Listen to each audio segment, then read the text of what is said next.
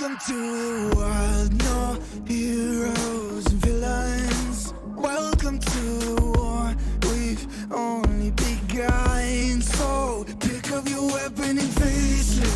There's blood on the ground, go and take it. You get one shot to make it out alive. So higher and higher you chase it. It's deep in your bones, go and take it. This is your moment, now is your time. So prove yourself and rise, rise. Make them remember you.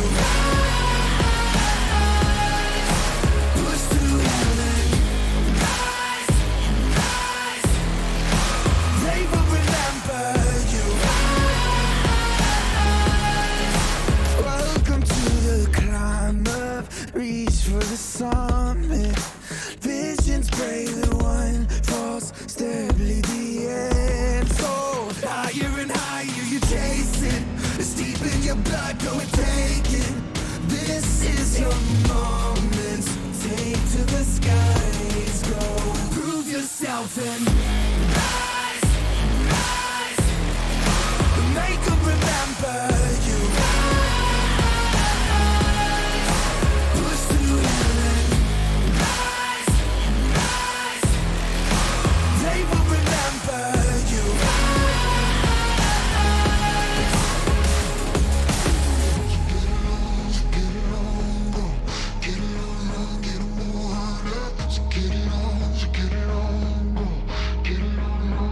It is you fight among the dead beneath the dirt. Or do you know yet? Or do you want it? And when the giants call to ask you what you're worth, or do you know yet? We don't die. Prove yourself and rise, rise. Make them remember you. Push through heaven. Rise, rise. They will remember you. Prove yourself and rise, rise. Pick up your weapon and face it.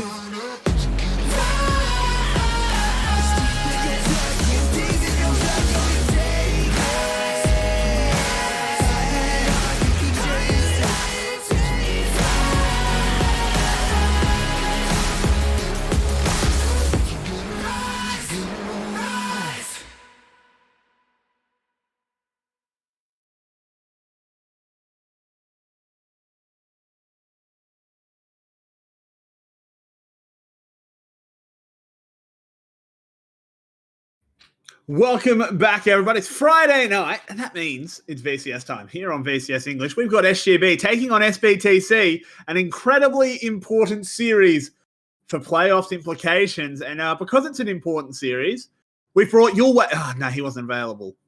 Rebel? Oh, no. Third best choice. Marby, how are we tonight? All right. No, not too bad.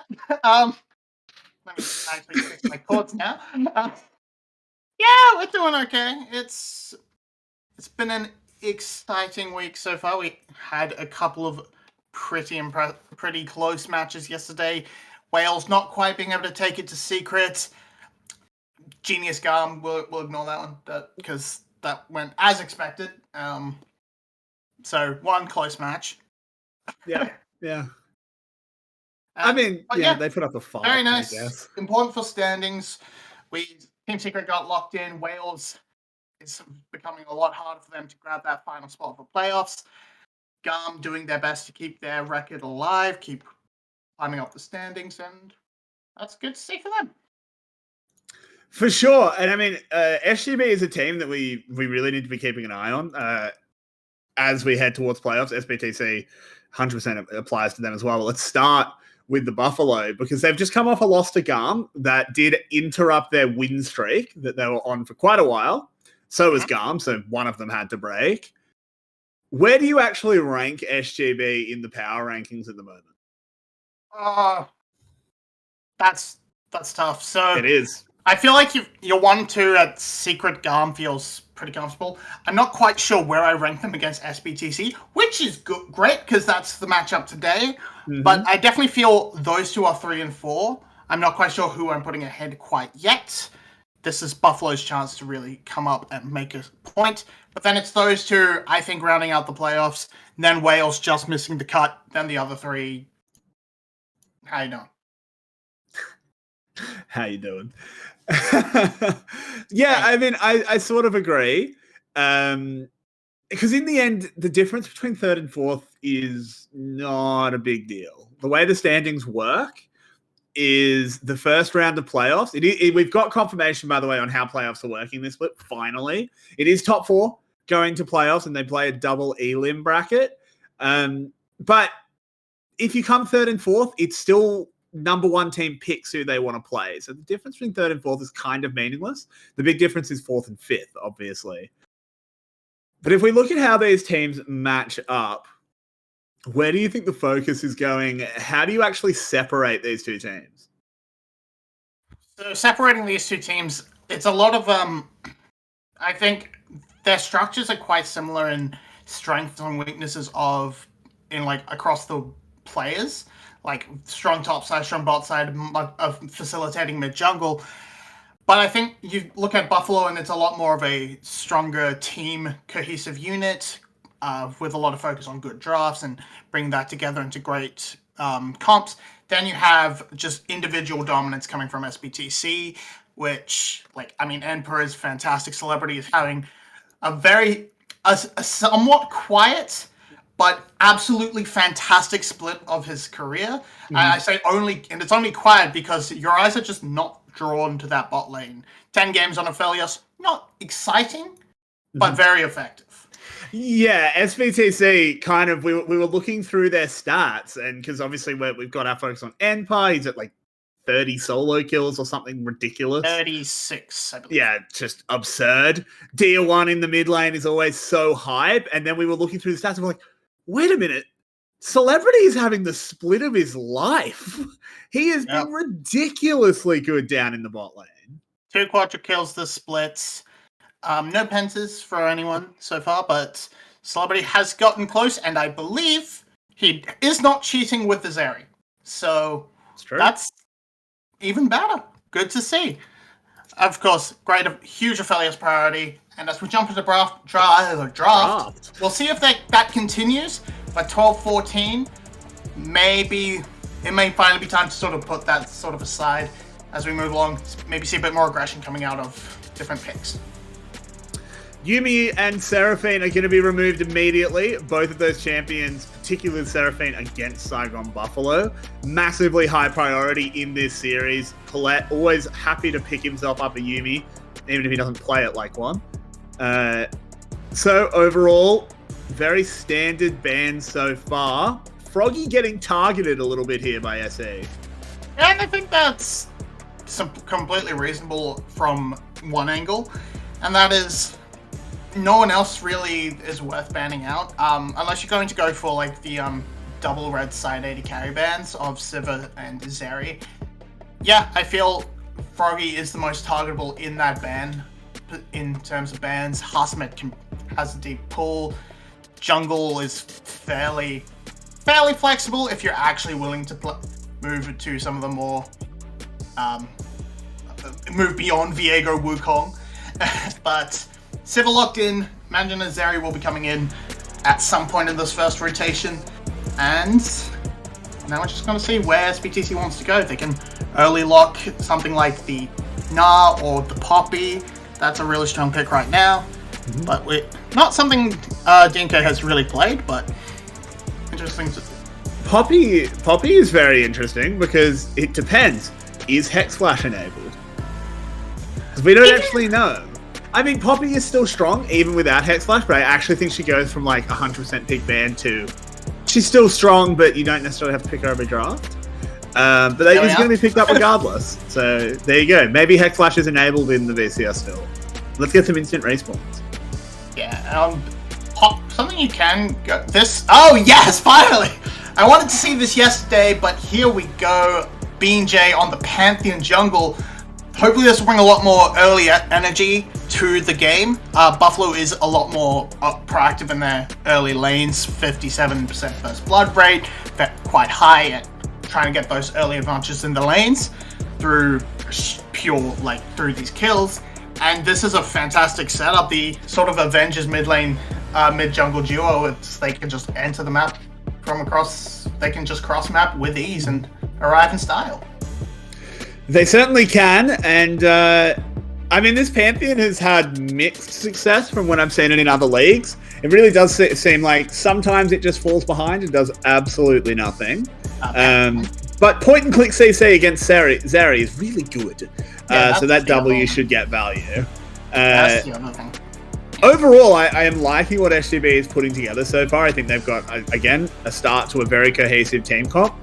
SE, though, the Nautilus is a little bit boring, but it's certainly still strong, and Poppy's area very high on the old tier list.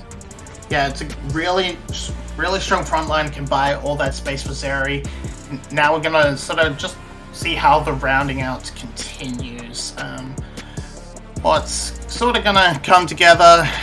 What are we missing? We're missing support and top for the jungle, for the side of SGB, mid, well, both solo lanes for SE. So maybe we see a Gragas. It's something Dia keeps taking into this Talia for some reason. It's not fantastic.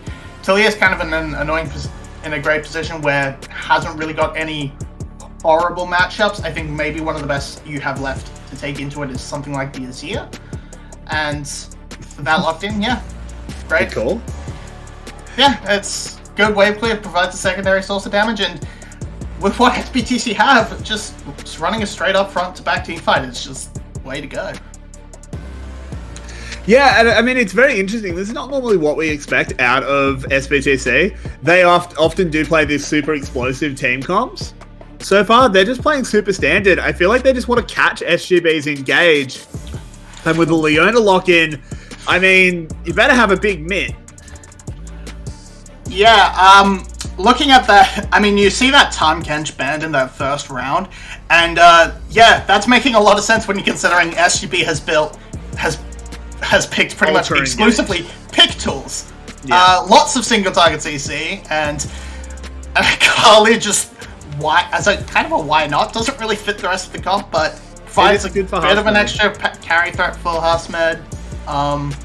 Feels like it's a safe option with no great counter matchups. Oh, Nyla. That's not getting locked in, though. They've already got a Zeri. Yeah, okay. Nyla top is a thing, but that's usually paired with something like an Ivern, so...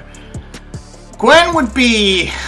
I think it's a fine matchup for the Gwen. It's okay. I think it's mostly a wash, but... I mean, it's Emperor's next most played after the Gnar, so can't really complain too much, I suppose. Yeah, look, I mean, Enpa, bit of a boring matchup, but they're both running Ignite, so I think they will go at each other. We know these players are pretty hungry for solo kills, particularly Enpa.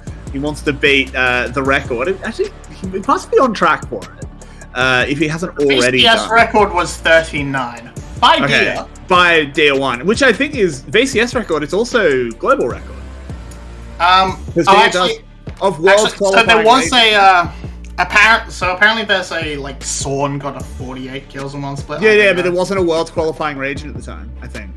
It was GPL, wasn't it?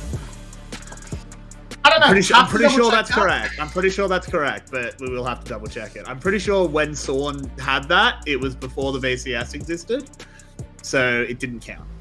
I think that's the stat. Before it was so separate from GPL, but anyway. Anyway, let's look at these team comps. Let's think about what we want to do. Pantheon returning to the meta. Do you want to give us the rundown on how this pick functions and what B&J is going to want to do? Run stun done? Not quite. Got a little boost to his early clear so he can actually somewhat keep up with some of the more meta junglers, but realistically wants to be ganking early, ganking often, trying to build up those leads for himself and the lane. Has a great support to work alongside. With that, also the point and click stun has beautiful setup for Talia, so Dia 1 is going to have to play very carefully, have to keep his vision up to snuff. Because he's gonna be, because Pantheon should be looking very aggressively to make an explosive early game. Because otherwise, he's not gonna be the most effective champion in the game. But point and click stun is always useful against something like Zarya, of course. But just beyond that, he's a little bit of a tiny meat shield with his E. Yep, anyway, into the Rift we go as SGB and SE face off. Again, this is an important series as we look ahead to playoffs. These two teams both need every win to fend off Team Wales. BTC, well, SGB definitely looking to fend off Team Wales. And SBTC, they want to fend off GARM. They want to keep ahead. They want to reach that level, second place, so you're not getting picked by Team Secret. You want to keep as far ahead of the pack as you can. It's not as drastic for them if they lose. It's not the end of the world, but of course, every win is important. Maybe if you can keep it's about form, playoffs, it's better for you on your run for Worlds. Yeah, I mean, I feel like Team Wales has got to be one of the softer best of 5 opponents. That team has really high highs, but I don't see them doing it 3 games in a series. So SBTC would love to try and knock SGB out of playoffs contention, but I don't think they're going to be thinking about it that way. I think they just want to get every win they can. Absolutely. Try and stay in that top 2 spot is where you want to go. If you can make that late push for number 1, even better, but schedule is not really in your favor in regards to matches compared to Team Secret, so it should all be fine. Anyway, let's put playoff speculations aside for the moment and look into the game itself. Both ADCs have secured themselves extremely strong picks. Oh no, my feed. Oh, no worries. It happens every now and then. I think the spot lane is actually, despite the fact that Leona and Nautilus are there, good job VCS, by the way, very interesting, should still be fairly quiet. Both of these ADCs just want to farm up. The real question is, when do Paulette and Taki abandon their partners? That's going to be the interesting question. We see a Hook come out. They want to get a little bit of something going, but you see the calls from the AD carries. Ooh, hello. Really interested. And this early aggression from BJ, not quite spotted, I don't think. They seem vaguely aware he should be on the top side. But full clear has come out from the side of DNK compared to just that bottom quadrant for BJ.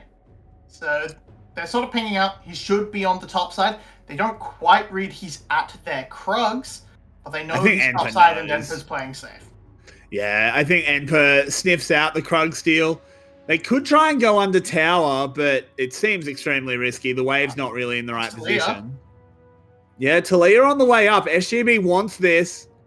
DNK is going to be close enough to join the fight a little bit after. They need a one-shot here, Marby. Teleport being called. They jump in. Froggy was on half health. Enper's ignited, but he has to run away. This is a disaster, SGB. Yeah, DNK. Why did they force that so hard?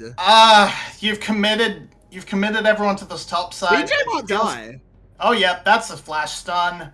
And yeah, puts up the shield, but now he's still on the run. DNK chasing him down. Needs one more auto attack. Good job, Froggy. The knockaway will save his jungler, but still, he loses a blue buff. They lose first blood. What have you done?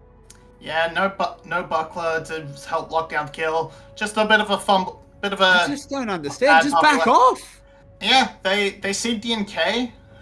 And then they just realize, okay, we definitely can't burst out Enper. We have to run away, and unfortunately, they kind of get a little bit blocked by the wave. But they still go for the burst. Way out. When the TP came in, they hadn't hit BJ yet. They hadn't hit Enper yet. He could have just walked away, and I think they all escaped. They go, okay, whatever. We wanted the dive, but we got the TP. Yeah, I definitely think they could have and should have backed off, but in the end, they go for it. It's not the end of the world. You lose a bit of pressure, but you still have the abilities to make more plays around the map. You can still it's recoverable. But yeah, it's rough, especially in that jungle position where Mm-hmm. you just feel on that pickaxe. It's not doing a lot right now for you. Yeah, I mean, he DNK feels lost. happy with his CS lead. Yeah, BJ lost his blue buff for just Krugs, really. He stole the enemy Krugs earlier on, so maybe he's not terrible. And there's a scoop. Froggy's gone. Yep, just really nicely played. Ignite to finish it off, and BJ and Taki just here to salvage that wave, I suppose. It's just I mean, I hate first to to the bring call, and we're seeing, and it's been a great split from this guy. Happy to see it. And I hate to harp on it, but the typical response when that Azir does get level 6 earlier is you just have to flash the first attempt at the Shurima Shuffle. But Froggy didn't have flash because they forced that dive in the top lane. That top lane dive has now resulted in another kill going over to SE. It's all spiraling now, and DNK lurking on the top side wants to cover the Gwen best he can. It's still a very good matchup for Hasmed. He's building up his lead, a bit of a CS lead, and they're just gonna try and keep it safe. And oh, here we go. Hasmed caught out a little bit, Enpa throwing out the needles, but in the end, SE have the good sense to just back off. Yeah, it's a bit of a fumble on that play. Ultimate use, but for nothing from Empa, and so this gives Hasmed an opportunity perhaps in the upcoming minutes, but Empa's just gonna keep playing it as safe as he can. If he sticks close to or under that tower, should feel safe. Should do. Looking back down at the bot lane, you said it before, the culls are in, it's farm o'clock. Need to see Taki getting out onto the map, having some impact. Oh no, Hasmed might have chosen the wrong time to use that E because DNK's now arrived. Hasmed not giving him an angle, but Templar's verdict will come in, and it's another kill for SE, and they are running away with this one. Yeah, really nice use of the crap, I forgot what it's called. The W from the Poppy. Steadfast presence. Well, yep, that's the one. As she walks behind for the pushback, does not give the angle to perfect execution through the Poppy as an escape. And then nothing left for Hasmed to try and dash through towards the bush and try and outplay that way. Nothing to be done. So the patience, the persistence, it is rewarded for DNK. It's given a little bit of room for BJ to catch up, about 10 CS, but that's only a couple camps for a kill. That's fine. You're more than happy with that. It's also not a true catch-up because DNK has a whole bot side of his jungle to farm. Sure. So DNK will go and get more of a CS lead whenever he has time. But it looks like SE are more interested in a Rift Herald, which makes a lot of sense. It's a much bigger prize. DNK here, he's strong. Already has the Barmies compared to just the Iron Spike Whip from BJ, a much weaker component, obviously. Hasmed, not really strong enough to move down. This should be SE's Herald. Still a little bit of pressure from the side of SGB. Hasmed has that priority in the mid lane. Oh, Taki lands the E, and that should actually be a kill going in onto Dia 1. Well done there by Taki, playmaker. What? Okay, flash, right. I didn't see the flash, and it just looked like Taki didn't get pushed back by the Emperor's Divide, so bit weird, but looked a bit funky, but now I see what's happening. Paulette is here, Zeri and the 80 carries have arrived. This should be SGB, so this feels like a bit of a silly fight. Maybe, you maybe commit to a steal, and that's about it, but here we go. Well, with that knockaway from the Poppy, you can put the numbers very quickly in your favor as Froggy is taken down. Paulette picking up that kill, but BJ moving forward. Shogun picking one up for himself. Paulette hooking to the wall, and now with Dia 1 returning to the fight, SGB will take the 1-for-1. Yeah, 1-for-1, but Celebrity going down for just another kill onto Froggy. I feel that's definitely just great for SGB. They also had the Rift Herald in pocket, so Hasmed with the first rotation, you can knock one away, but it doesn't really amount to much because you're only knocking away the support. That's not really all that great. And then just look at all the damage. Just the flash, the spear, and then the auto attack still carries through and takes out Celebrity despite the dash over the wall. And everything just comes up pretty nice for SGB. Empa can't really get anything done on the backside. He's just not involved with this play. now Pantheon's the top side, Rift Herald in pocket, gonna try and make something happen onto Emperor. Yeah, they're going to have a crack at the Gwen. The Ignite goes down. They should be able to lock him up. This should be free as easy. It is an SGB. They bring back the disastrous early game and bring themselves level. Yeah, they find a good pick. The misguided team fight from the side of SBTC doesn't go their way. They are going to pick up a dragon now. This is, I mean, a huge buffs to the individual Drakes. Cloud in particular went up about 100% effectiveness. They just straight up doubled all the stats on it. Unfortunately, if you lose the top tower, that's way better for SGB. It makes being Jay a lot happier. It brings Harsmed well into this game. He's well and truly ahead of Emperor at this stage. They're even going to get the second crash. It's all just going fantastic for the Buffaloes right now. Yeah, they really did recover from that very, very, very disastrous top lane dive. They have managed to bring it back. One thing this does do is, as you can see, Emperor, he now has a free lane to farm. Yep. If he decides to hold that freeze, it should just get him a decent lead. Then you have to play around where does Akali go and keep track of that, but it does not seem to be the typical measure of play. They want to be able to match priority. It's always something you want to do on this in the top lanes, try and get them into these fights.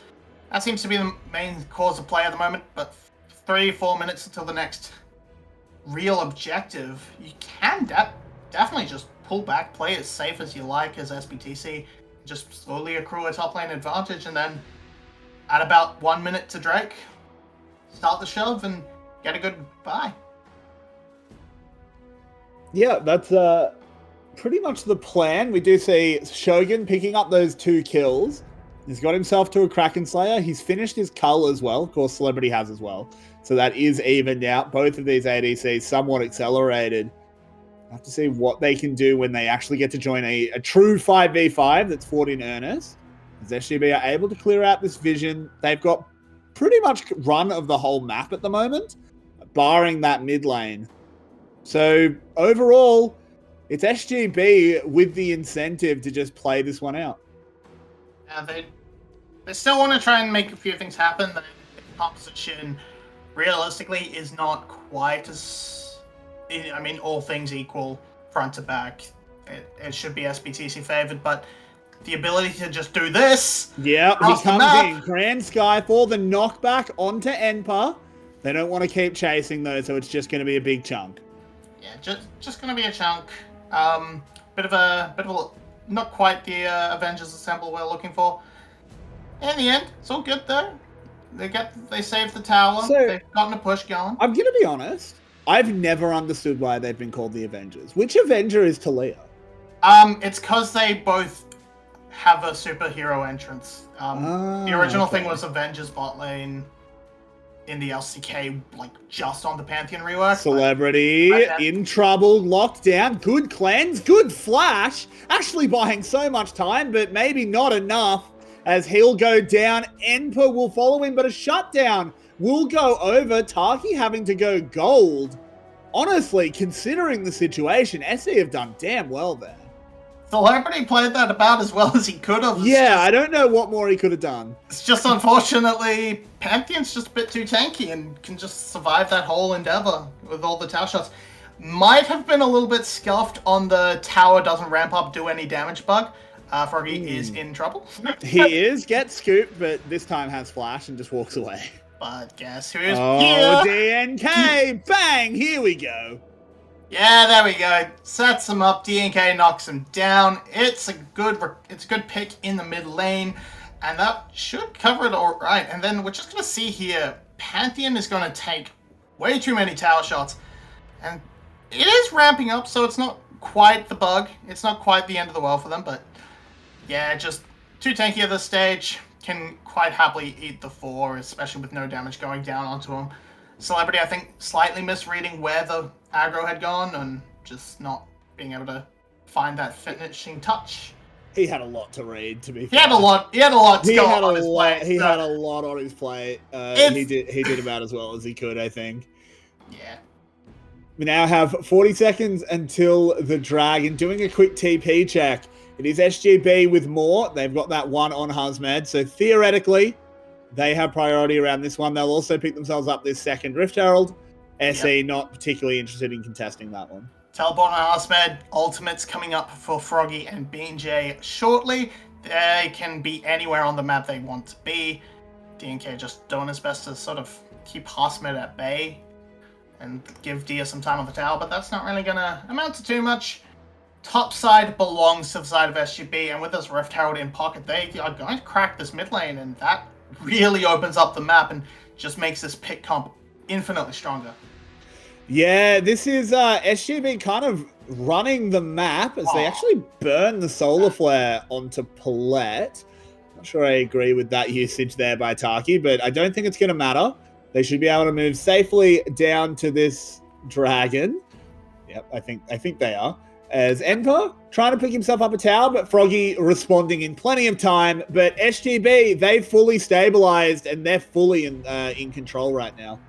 Yeah, right now they are running the show. It's so hard for SBTC to really do anything because SGB can make the plays, and then they have all the perfect tools to react and deny anything from the side of SBTC. So cross maps can't quite come into fruition. So it's all just sort of stem the bleeding as best you can for SBTC. They're doing all right with that. There's only 500 gold down, which is pretty much nothing. You're fairly happy with that. If you ever get a straight up 5v5, you definitely still have all the tools to win it. It's just a matter of can they ever get to it, because SGB have all the tools to get into the tower, jungle, find someone out of position, or not even out of position, just like having a little time of their own. One thing not next to someone. One thing to point out is that currently Azir does have the second most gold in the game. He's a little bit behind Shogun, but it's very far ahead of Froggy. So Dia 1, I mean, if you have to ask anyone to put on the carry pants, it's him and Celebrity, and I think both of them are in a pretty good position to do so. Yeah, all three carriers of SBTC are fairly comfortable. They're not too far behind their opposite numbers. Just like a small component for Hazmed. A completed item for the side of Shogun. That's of course the biggest difference. And then Dia 1 a little bit ahead of his opposing force. About 1,200 gold. That's a lot. Yeah, I mean it's a bit, but it's a matter of what that gold is converted into. The one needlessly large, the almost completed Shadow Flame, that's fantastic. The rapid fire cannon, also pretty good. I don't really love it, of course. I think RFC is kind of infinitely worse than Phantom Dancer. Just go that, but here comes Weaver's Wall. In comes the wall. That's the Avengers entrance. I kind of see why they called that name now. Yep, there it is. Not much Celebrity can do there. Gets blocked by the dash. Oh, never mind. Fight in the jungle as Hazmed doing his best. On the other side, we do see DNK going down. Hazmed successfully buying time. And SGB, they pick up the kills. They'll pick up a tower. And they're looking very, very good. Yeah, going to be traded on the top side. A little bit of gold back. Just some more for Dia 1. But just finding them separated. SBTC can't really group up. They can't afford to group up because if you overload bot side, they can, even if SGB is on that bot side as well, they can swap to top side. They can swap and take something across the map with ease. Yeah, just dives in. The minefield means the dash away from Celebrity gets interrupted. Then too much CC for that little Zeri to deal with, and it's starting to look a little dire for SBTC. SGB, they've got it rolling, and now they are not taking their foot off the accelerator. They really, really aren't. BJ has been ulting basically on cooldown.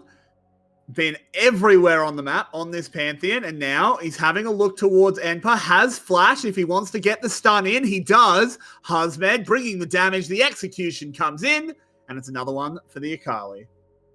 This Gwen pick, it's not doing very well. Didn't do so hot in the 1v1. BJ comes in, completely ignores the immune zone with his jump stun, and it just means that there's nothing that Enpa can do. Cannot ever get away from the duo if they try and kill him. So just another pick, another tower. The further extension of the gold lead should be just about 4K after this tower falls. With that, SBTC, it's starting to look dire. They can't quite bring it together. They can't find anything. It's up to Paulette and DNK. Marby, are you counting a Zeri comp out? So I won't have that. Oh, Dia locked up in the solar flare. Does manage to get out of there, though. This is a lot of ultimates being burned in a scuttle crab fight, VCS way. So, sorry. Run. Froggy putting up the wall. They're actually just sectioning Paulette off. He can't get away. He'll go down. BJ trying to continue the fight, but there was a big knockaway there by the Poppy. BJ going low. BJ going down. Hazmed could find his way in. Dun. We're waiting in suspense. And the team fight's over. SGB have somehow won it. I hope we get a replay. As Froggy finding his way onto Celebrity to be Hazmed that picks it up. DNK, last one to go down, and we need a replay. We totally do, and DNK is... And I think a lot of that is Taki went in, dumped all his CC on Celebrity, and then got to go home early. Very, very nice work from the side of DNK. They're going to quickly pick up this Baron. It's, oh my god, are we going to quickly pick up this Baron? Yeah, the feed. Find out next week with Dragon Ball Z. So we're going to pick that up. They can easily switch that into the Dragon Ocean. Soul is going... will absolutely shut out what SBTC can bring to the table. And here it starts off a little bit fuzzy.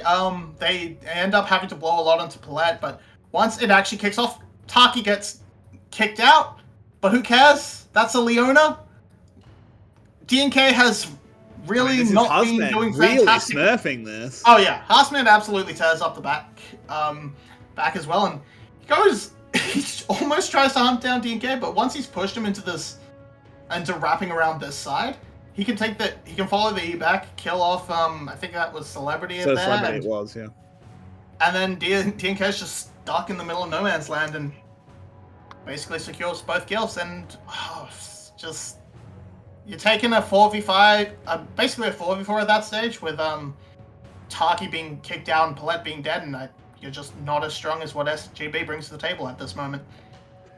It's very true. BJ as well did a good job starting the fight. I was a little bit worried when he got blown up, but SGB were able to navigate that one to perfection. Hazmed showed why we rate him so highly as an Akali player. Yulwei once again saying Hazmed is better than Showmaker. He's famous for saying that. As a wall once again going up, SGB wants this tower.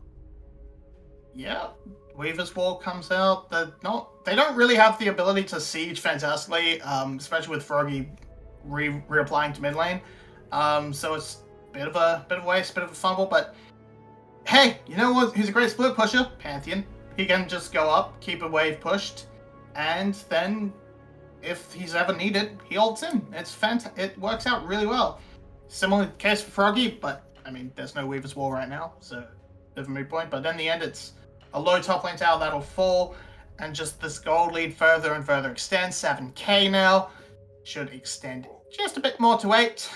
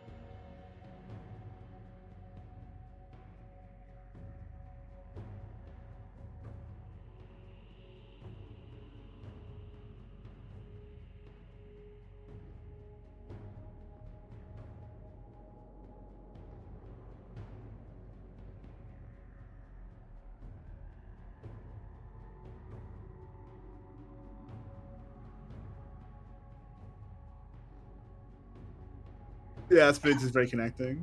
Boots may have just died. No, he said in Discord that he's reconnecting. Oh, we're back. Hello? Are we back? We are back. Hello, friends. In chat can hear us. We don't have a stream. No, we do have a stream. It's back. We're here. Hi, There guys. we are. We didn't miss anything. No, not really. Nothing happened. Where are we at? Nine. Dominus Rift. SGB This is League of Legends. doing a lot. They just need to close out their game. They don't have a really fantastic siege composition. They have a lot of dives, so they can definitely try and do that at any point, but if they fumble that, the SBTC has the counter dive available to make that a less appealing option, so that's why they're just sort of hanging out, waiting for the next dragon to arrive, going to pick that up. I imagine SBTC is not really going to contest an Ocean Drake at this point, especially because it's not Soul, and that gives them a little bit of time. Baron up very shortly after. That might be an actual site of contest. Otherwise, we're just going to wait and see Baron fall to SGB, and then a siege commences. Woo! I mean, I feel like SE has to fight at Baron. Like, you're going to lose either way. Like, take the 10%, not the 1%, as I always say. Timings are just a little bit annoying for SBTC. Yeah, they can't do a rush. And besides, there is no way you can burst down in time for Pantheon, teleport, and Froggy join and make your lives a living hell in that pit. They might not be able to fully stop you in a 3v5 situation, but they can definitely delay you long enough for the bot lane to show up. Mm-hmm. So Drake goes down. They're just gonna give this up. I don't like this from SBTC. I feel like you have a lower chance at winning the game after this Baron than you do at winning a Miracle team fight. So I don't think they're fully giving it up. I think they're just trying to sneak a little bit of extra gold onto Emperor, give the waves a good position. But we will have to see because of all the posturing.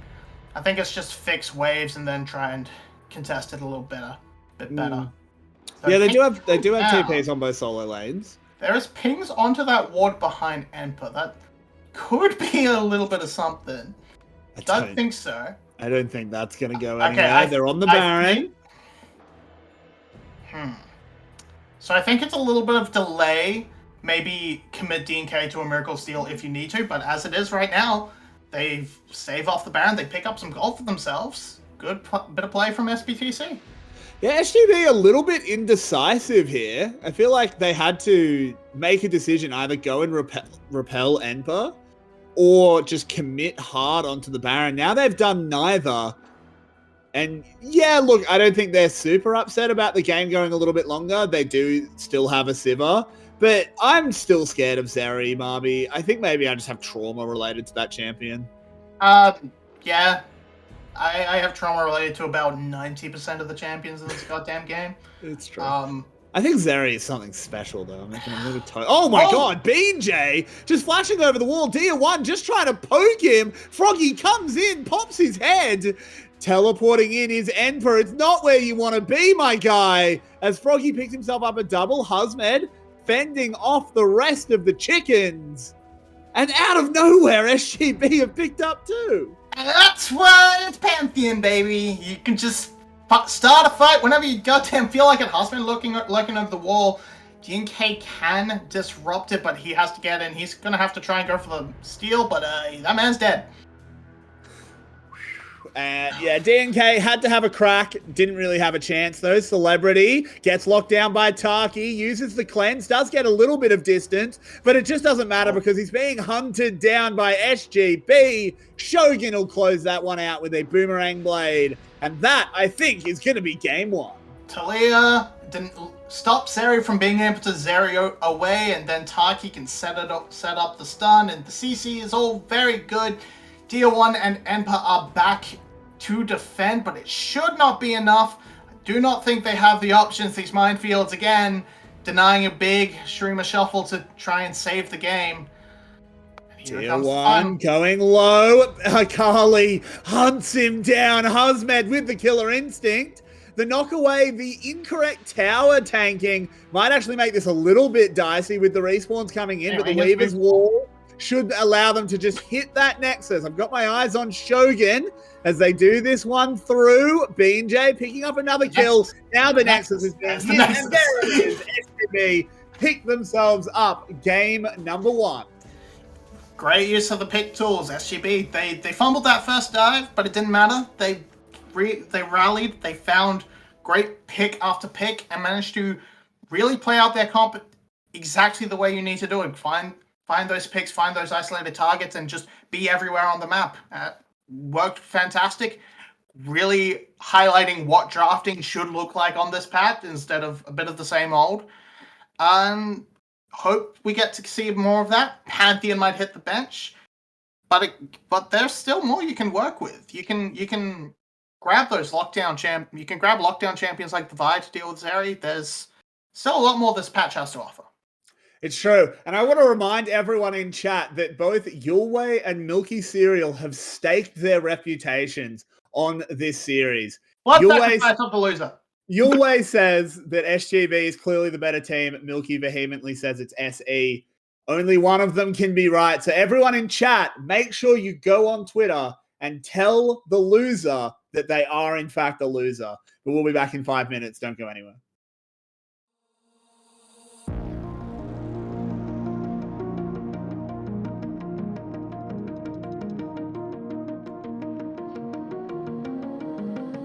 What are you willing to lose? You cover your wounds, but underneath them a million voices in your head that whisper, stop now. Another twist of the knife, a turn of the screws. It's all in your mind, and it's fighting you on yourself. The storm is coming. Wow, kid, what you gonna do now?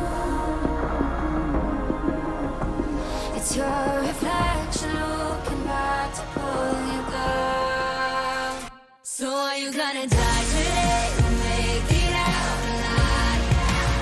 You gotta conquer the monster in your head, and then you'll fly, fly, Phoenix fly.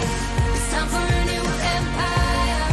Go bury your demons, then tear down the ceiling, Phoenix fly. And now you're playing with matches, come out of the ashes underneath you. A million voices in the crowd, they're screaming, stop now. Well, let them swallow the pride, you're turning the tide to true believers. Got them in the palm of your hand, you're playing God now. What you gonna do now? It's your reflection looking back to pull you down. So are you gonna die today or make it out alive? You gotta conquer the monster in your head, and then you'll fly, fly, Phoenix fly. It's time for a new empire. Go bury your demons, then tear down the ceiling, Phoenix fly. What you gonna do now?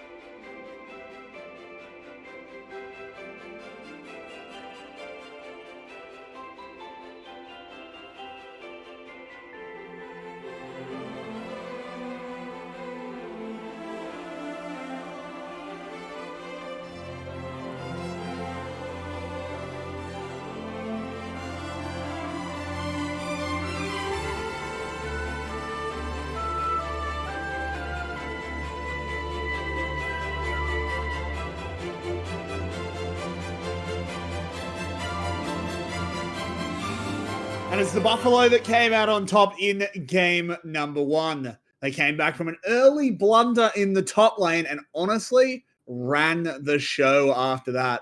My name's Carrix, and with me is Mabinogi. What the hell do SE do in game 2? So if you grab a lead like that, don't give it back around taking unnecessary fights at the Baron. Sure. I don't know. It's really hard. It's really hard to say because there wasn't necessarily anything I felt that was like absolutely, oh, this is such a huge problem. I mean, maybe you can say the Pantheon giving BJ all that priority, all that ability to start things off. I think that's fun. I think, yeah, that's definitely an option, but it's not something that, like, I see as, like, you can just fix. You can take Pantheon away. There are other pick type champions. Maybe not without making them move off the globals. Yeah. Taking away these globals from mid jungle might mean you have a little bit of a better time being able to set up, play the map how you want it. So that would possibly be my direction. Hard to say. We're on to the draft right now, and I guess just gonna see what SBTC comes up as their answer. They're going to keep that Seraphine on the ban list. I think that makes total sense. SGB do love that pick for Froggy. We'll have to see what else they can take. They do have first pick this time, so they could potentially pick themselves up the Pantheon. I wouldn't necessarily blame them for it. And then just ban it, I guess. Yeah, that makes sense. That also works. Yeah. Seems completely reasonable. Now SGB, they are going to probably go for a triple AD carry ban. I feel like you have to ban Zeri. Surely you have to, right? I mean, again, there are lots of lockdown options you could go for. Yeah, but if you wanted to go, like if you slammed in a Draven Nautilus bot lane and then picked a Vi jungle, I think that's more than enough tools to deal with it. Sure. Pushing off the board, I think just ban Zeri. I agree, just ban Zeri. But there are options. Maybe they're trying to bait SE into playing a weaker Zeri lane because you can't play Zeri Yuumi. That's bold. I really feel like if you'd banned Zeri with Sivir also already banned, do you even want to pick Yuumi anymore? There's the like you can just jump onto Lulu, which is just as good, really. Plenty of champions still work fine with Zeri. I mean, Renata is open, by the way. I mean, they ran Zeri Nautilus in that last game. They should be fine with it. Ari, I mean, it was banned against Froggy last time. So was Wukong was in like game 1 as well. That's a strong rotation for SGB. It's fairly strong, but I feel like it's not something strong enough to justify the order of bans, but because these champions are good, they are very highly valued in the meta, but they're also kind of just okay. They're not Zeri. In that everyone knows how to play against them. Everyone's happy playing into them. Poppy's going to get picked up. You can pick a Talia as well, and if you pick Talia here, you kind of shut down that mid-jungle duo very easily with your own. And it's a bit of just a draft fumble in my eyes. We'll have to see how SGB do round it out. There is, the possibilities of locking in something like a Draven and just trying to hard beat the Zeri in lane. Shogun is definitely someone that could do it, even go to something like Tristana. Dia1 needs to figure out where he's going this one, though. It looks like our feed is frozen. Yeah. Well, in suspense we wait. It's not frozen on the actual Twitch stream. What? So it's a Nazir and a Gwen. What? So it's stuffed for Discord, but it's not stuffed on. It's impossible. Okay, interesting. All right. Off the Twitch stream. So if we're really delayed, that's. Well, we're back. Sorry about that. Our production. Weird night. It's not actually our producer's fault. That's. Anyway, Jax and Nautilus now being removed in the second ban phase. Yep. I'm just trying to catch up a little bit. SBTC gonna kind of just sort of trying to run it back a little bit, taking away the Nautilus, of course, because SGB has that first pick. And yeah, I feel SBTC know their comp was pretty good, and they just wanted to run it back. Buffalo, I kind of just picking the meta go-tos, not really necessarily. It's kind of just generic good comp right now. Nothing really stands out as an identity. It's just strong top side of the map. For sure. Felios is actually the second ban for SE, so they're just trying to take out more ADCs. This Nyla is still a thing. Does SGB want to go towards this Nyla?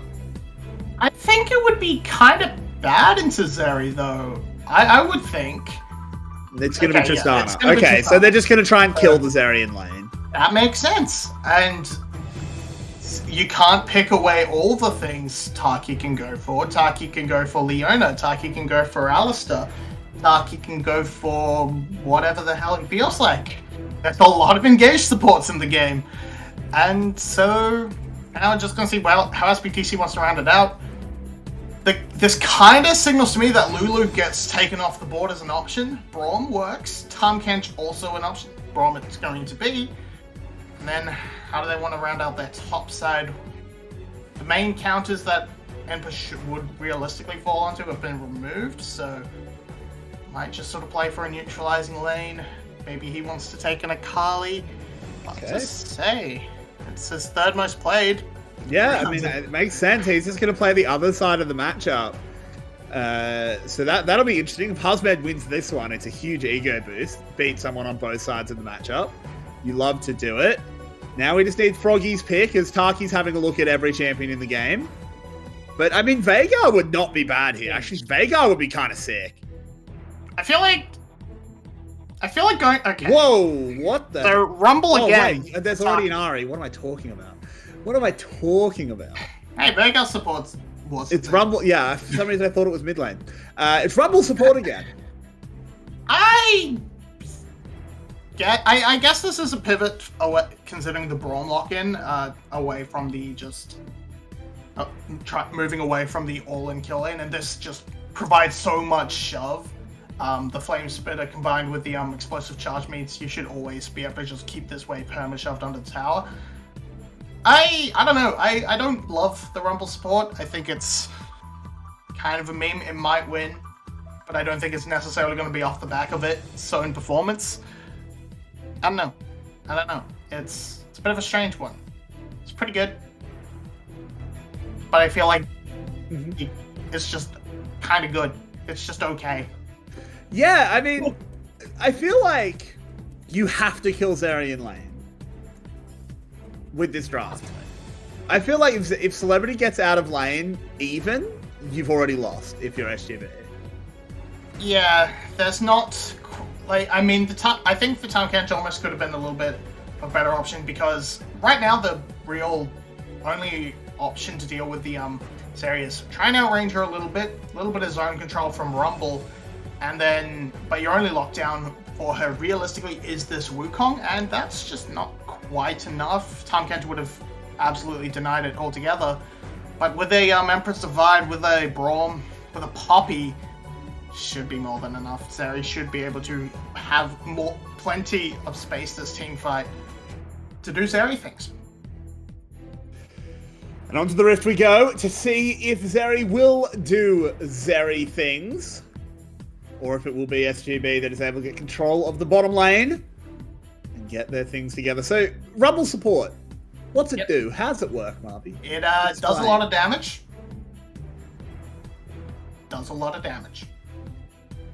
Is that it? Nothing else? Kind of it. It's kind of just a tanky Zyra. It doesn't even have the lockdown of Zyra. Like, I mean, the harpoons do provide a pretty decent slow, and of course, Equalizer is just good. Even if it is only going to be that rank 1 Equalizer, because Taki is not going to get the experience to really have that big devastating full build whatever Equalizer, but it's just kind of smashes the lane, and Plet can't really do anything about it because not a lot of it is projectile based. So that's really it. That's really it as far as I see. He can stand. The scrap shield lets you stand up to the fights a little bit better than more traditional mage supports. But Emperor and Husband having a biff at level 1. This lane, you know, there's a bit of ego in it. As DNK, what? Okay. What just happened? DNK was trying to take the red off. What just BJ's happened? just flashing on him, and he's still going for it. Yeah, he knows he wins this fight now, but he thinks he's at blue. He's now level 2 though. Huh. This is a goon fest. Oh wait, but he's Wukong. That's where the level 2 comes from. As there's an interesting play coming in. First blood will go over to Enpa.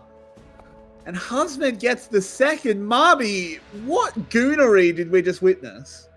So, PJ has 1 CS. He got 1 baby wolf. He doesn't have he doesn't really have a chickens camp. Okay, so yeah, BJ was trying to take the chickens. Gets most of them, but not all of them, so he doesn't level up. Froggy gets the initial push, and that's why the chase ends up favoring BJ, and then I don't know. I don't know why you continue like this. I guess if DNK does go to blue buff, he will take enough damage that you can easily cheese the level. I mean, really smart by DNK to not get blue buff. Going for the wolves means early level. Just picking up that single baby wolf was enough to pick up level 2, and then Buckler comes in a little bit clutch, and it's a bit of a shame. Enpa has to do the whole jump backwards to jump forwards thing. And I didn't think it was Red Nose Day. To be honest, but I'm seeing a lot of claims. It's always Red Nose Day in the VCS. It's true. We're the best circus in the world. Looking down at the bottom lane, we do have Taki facing up, as you very wisely predicted, able to play super aggressively, but it's not going to translate to anything until Shogun finds an opportunity to press that W button. I think if they did pivot, as I said before, they're not really going for that all-in try and kill you lane. They're just trying to keep the waves hard shoved, keep them under tower, just chip away at the tower plates. Seems to be working so far. First one's almost down, and Colette just can't really stand up to it. So walking. King Gale wants these raptors. They're his raptors. No one else's raptors. He's doing Red buff has still not been taken on the top side for it hasn't. Like, BJ is getting bullied out of his own jungle. This is just rude. Yeah, that's real rude. This might be a bridge too far. And I don't think it is. Husmed doesn't seem to be able to get down there in time. He smites away that Krug, and DNK just walks away. Yeah, because, it's not like there's a pin under tower. Froggy had the pressure in the mid lane to move as well, so DNK being very aggressive. I think the step too far is necessarily challenging on the Krugs instead of just taking the red buff. He's going to try and take the red buff now, and this is just absolute nonsense clownery. BJ completely on vision, so Enpa should be pretty safe. Gonna grab a Gromp, they know the blue buff hasn't been taken either. They know he's in that side of the jungle, so now look, they're pinging him. Here it comes. BJ's getting read like a book. He is getting collapsed on. He needs to make his way over to the wall, but Enpa's not going to let that happen. Solo 31. That's another solo kill. That's oddly enough the best case scenario for BJ, because it doesn't give up a assist kill. It didn't give up an assist, sure. I mean, I think the best case scenario would have been not dying. I mean, correct, but there was no chance he gets out of that. So not giving up the assist is good. True. And I mean, Husband is furious. Here's the trick, right? If you keep being a clown on the top side, DNK does not get to come help his bot side. That's a good point. Because that's 2 turret plates already being mined by Shogun. So strong Tristana. And I mean, you have to think the mid laners are just kind of, they've just put the duct tape over the rest of the mini map. They're just playing a 1v1 game. Don't want to look at what those clowns are doing. Yeah, this is one of the games where it's just like, I do not acknowledge my jungler. I do not condone his actions. I have decided that 4v4s are the way of the future. Rito, please. Also known as every solo queue game, I'm playing jungle. Speaking of jungle, did you see the pets? Ooh, Yeah! Might have to come back to it. It's Froggy flashing forward. Lovely charm, but an even better scoop by Dia1, and he's out of there. A real solo queue hero would have... Taki! Does a lot of damage! Does a lot of damage! A real solo queue hero would have scooped them under the tower and tried to get the kill back. I'm just saying, Dia, you flubbed it. You stuffed it. You ruined everything. Anyway, Taki comes up big, secures the kill for his team. And onto pets. Look, it doesn't replace the little spirit wolf boy. That's the only jungle pet I believe. We don't know that yet. Maybe it'll be cuter. It sits on your head. Overall, I hate the idea. Stop making jungle more accessible. Thank you. I think they're logic. Three junglers should be able to clear it. Bring back harder gold junglers. Husmed getting attacked as D&K goes under tower and Marby rages about season 2. We get it, you're a boomer. Whee! Support press ward button and do nothing else. BJ caught in the brush. Has to use that cyclone, just like Marby has to deal with the memory of Oracle's elixir. But in the end, nothing happens. I don't miss it. I actually really liked Oracle. I miss it in ARAM. I hate the ARAM system. Anyway, good control on the top side. Should net a Rift Herald for D and K. This can hope them swing around some of this tower gold. Maybe open up a first brick opportunity for the side of SBTC, because right now the spot side, it's not looking good. Equalizer just to zone them off.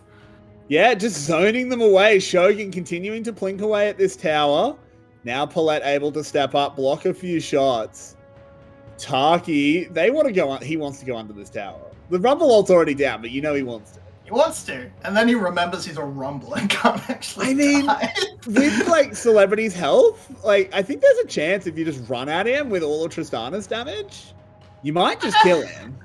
I mean, there's probably Dia1 finding a play. BJ gets scooped on the run, has flash, so he gets away into the dragon pit. But Dia1, excellent roam timing. The mid lane. Oh, okay. Okay, Paulette. Blocks the Buster Shot. That's probably enough to save Celebrity. That might even be enough for them to try and kill Taki, because D&K is here. The rocket jump has to be used just to get away. Taki's going to be fed in as a sacrifice. So that was just individual outplay there by Paulette. Yeah, finding the opportunity, finding the step too far. Now Emper's on the wrong side of the map as Hassman wants to finish it off. Emper's blown everything, cannot continue the fight, and it's just gonna fizzle on the top side. And I wanna commend hero of the ages, Dia1, who comes down and uses his ultimate just to save the red buff for his jungler. Absolute King Chad, forgiven for the mid lane scoop. I don't know. I don't know what's going on there. Oh man, this is the most SGB versus SE game ever. But yeah, huge Paulette. Yeah. Huge. That Buster Shot definitely would have been enough, and we are not going to see the follow-up. It's not much to talk about. It was just Land's concussive blows into Winter's Bite into concussive blows into Den. So the mistake that Dia1's made is he's using the SKT skin. And of course, you know what happens when Froggy sees Faker. We saw it in MSI. He gets killed. He gets filled with a lust to solo kill. That's not Faker. That's not Faker's skin. Is mid lane is not Faker? That's Easy Hoon. Oh shit, you're right. I forgot Easy Hoon existed. Crap, yeah. I genuinely forgot Easy Hoon existed. Yeah, okay, fine. I take it back. Whatever. But plus side for Froggy is Easy Hoon is a lot worse than Faker, so he actually succeeds in the killing this time around. And it's just D1's a bit far up. It's a 3-man gank. My man's couldn't do a damn thing. But they have a Rift Tower now, and they can try and make something happen. They can try and break open this mid lane a little bit. They're not gonna finish it off, but it's a bit of a just more gold into this Azir, trying to catch him back up into the game. If any T1 fans are upset with me not knowing that, by the way, please direct your trucks to VCS English HQ. All right, don't send them to my house. I think half the T1 fans aren't even old enough to remember Easy Hoon. That was 2015. I said T1 fans. T1, yeah. That's right, yeah. Anyway, T1 is an SGB. Getting back on track. We do have a very even game at the moment. Only 200 gold separating these teams right now. 3-3 in kills. This one's hard to separate at the moment. It's very, very hard to separate. A bit of a lead on the top side, on the side of SE, but this bot lane is just slowly getting better and better for SGB. The kill back is nice for Celebrity, but this tower more than makes up for that. The small CS lead as well. There's just not much they can really... They cannot stand up to this pressure, the push from this SGB bot lane. They just need to try and catch them out somehow, but it's not working out very well. BNJ and Ari working together as well to punish DR1 wherever they can. It's just DK. He's farming up a little bit, but he's not a very fast farmer on the Poppy, so I want to see him try and be a bit more active, try and punish the overaggression of the bot side of SGB. Maybe catch him in the Baron Dragon Pit. Yeah, Dia is sort of looking for an angle, but I think the call's gone in to not go for this one. It's the first Drake being picked up at 13.5 minutes. Any potential Dragon Soul is so far away and so late into the game that I don't think SE are particularly concerned. And the out of combat movement speed will really just make BNJ be able to play around the map a bit faster. Oh, good job. Catch. Yeah, fantastic use. Steadfast presence to deny the rocket jump. Easy catch. And that should be maybe a plate for Celebrity. No, maybe, guess not. There's no wave. There's also 14 minutes. Marby in shambles. I'm devastated. I'm retiring. No. You have to have a career for that. Anyway, BNJ moving in. Rumble ult here. Another fantastic steadfast presence. DNK shuts the play down. Yeah, pretty much just ends up as a Rumble ult to clear the wave, and they don't really want to take the 3v2. No, they don't. Would be bold. So just gonna waste some time is old Taki, and good playing to the best visibility. Emper still having a pretty good time in this top side, trying to make this counter pick work. Feeling quite happy with those 2 kills under the belt, courtesy of BNJ. Yeah, Rift Herald up very shortly. Maybe we see a big kerfuffle up there.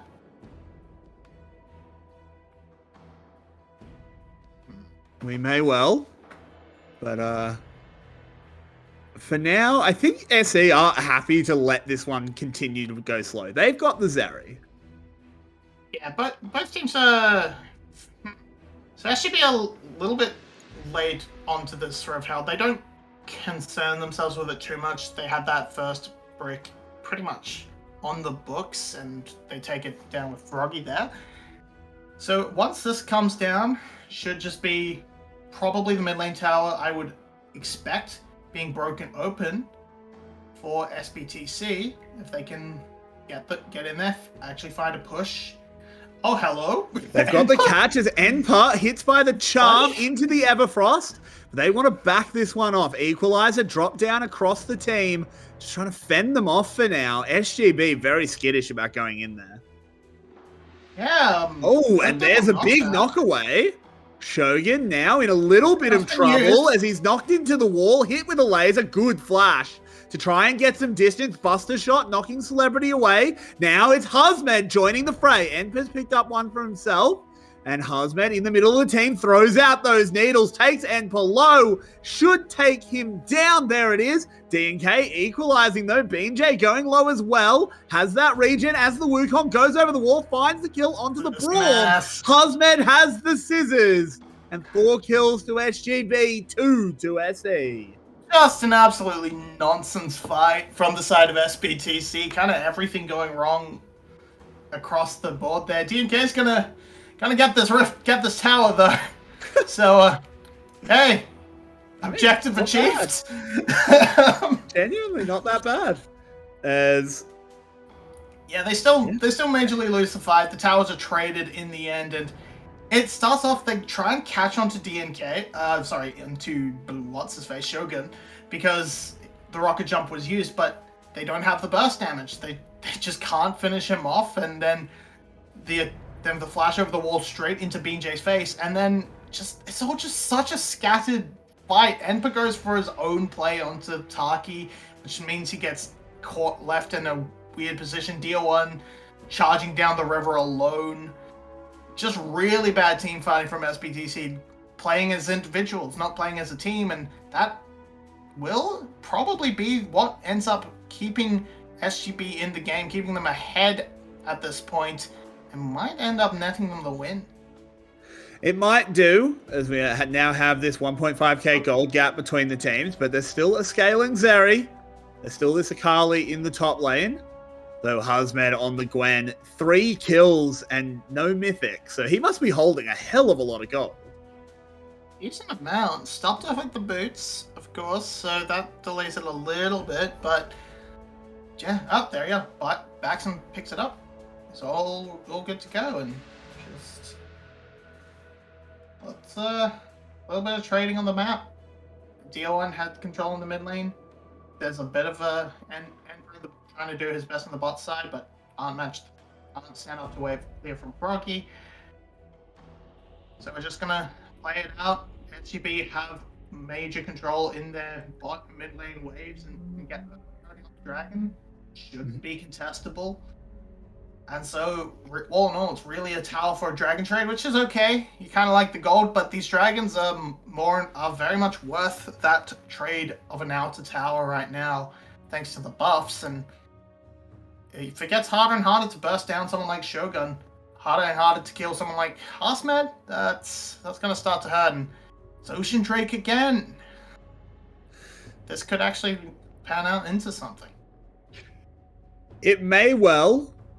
I mean, I'm still interested to see what Taki wants to do as this game keeps on going. Yeah, they got that Night Harvester, I think. Night Harvester on a support is so funny. What else are you gonna do? I mean, no, I'm not even saying it's wrong. It's just hilarious. Yeah. Honestly, Arna's being completed over the board. The one person who's been really shut down this game is honestly DO1, 0-3 at the moment. Yep. He actually had a very good game 1 despite the loss. So the fact that they've managed to shut this Azir down completely is a huge boon for SGB. Yeah, I feel the Azir pick was a little bit of ego, kind of just saying, yeah, I did really well on it last time, I can do it again. Not quite considering the matchup this time around. It was a really nice pick into the Talia. It's less so into the Ahri. Maybe they're going in onto Froggy, but Spirit Rush is a good spell.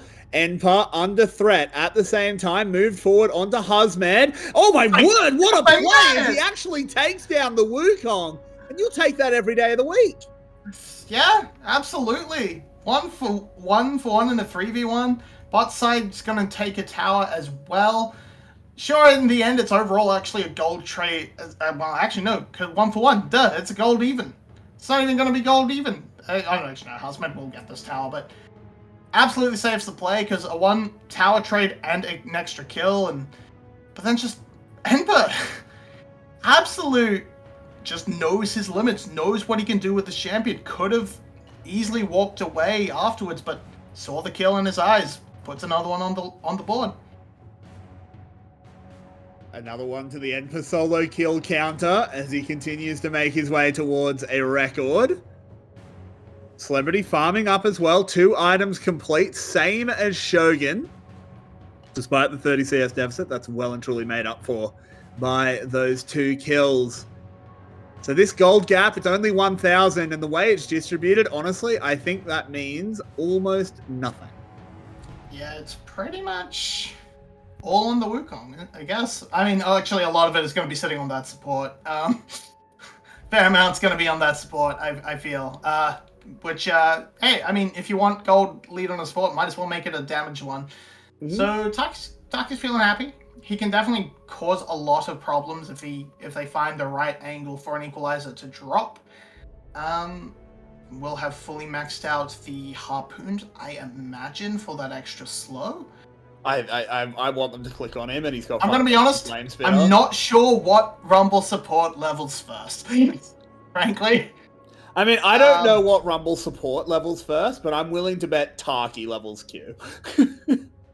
Yeah, that's fair. So we're just gonna keep sort of ping-ponging waves across the map. Very much, it's just so even. We just they can't quite put together an actual advantage, a pressure point that they want to push. What either team would have to group up, and the solo laners of each team have very good split push potential. That it just makes it. Oh, hello! It's a 2v1.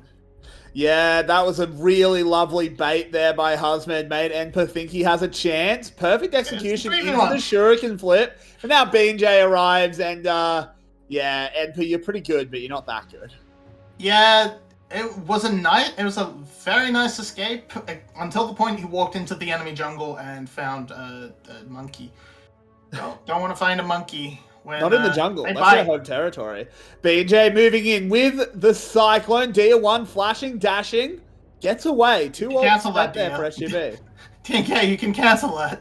You can just let it time out. You don't have to try and kill last hit of chicken with it. Alright,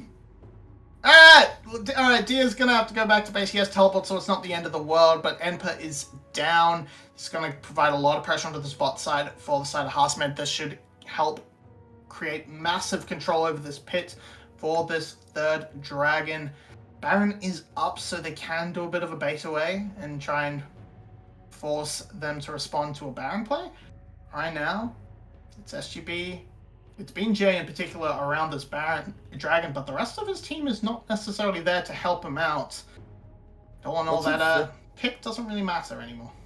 BJ actually getting corralled here a little bit. Good charm there from Froggy. Stops the collapse, but I feel like this is going to be SE picking up this dragon.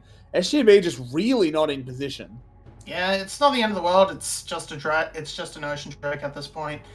Very much stops the go for a dragon soul, but it's not the end of the world by any stretch of the imagination now. BJ actually moving in. They want to try and take a fight on the way out. SE trying to navigate their way. That Braum shield doing a whole lot, but Froggy acting as the gatekeeper. They won't actually find anything. Dia thinks about it for a second. Doesn't pull the trigger. SE get the dragon and get out. Nice, clean.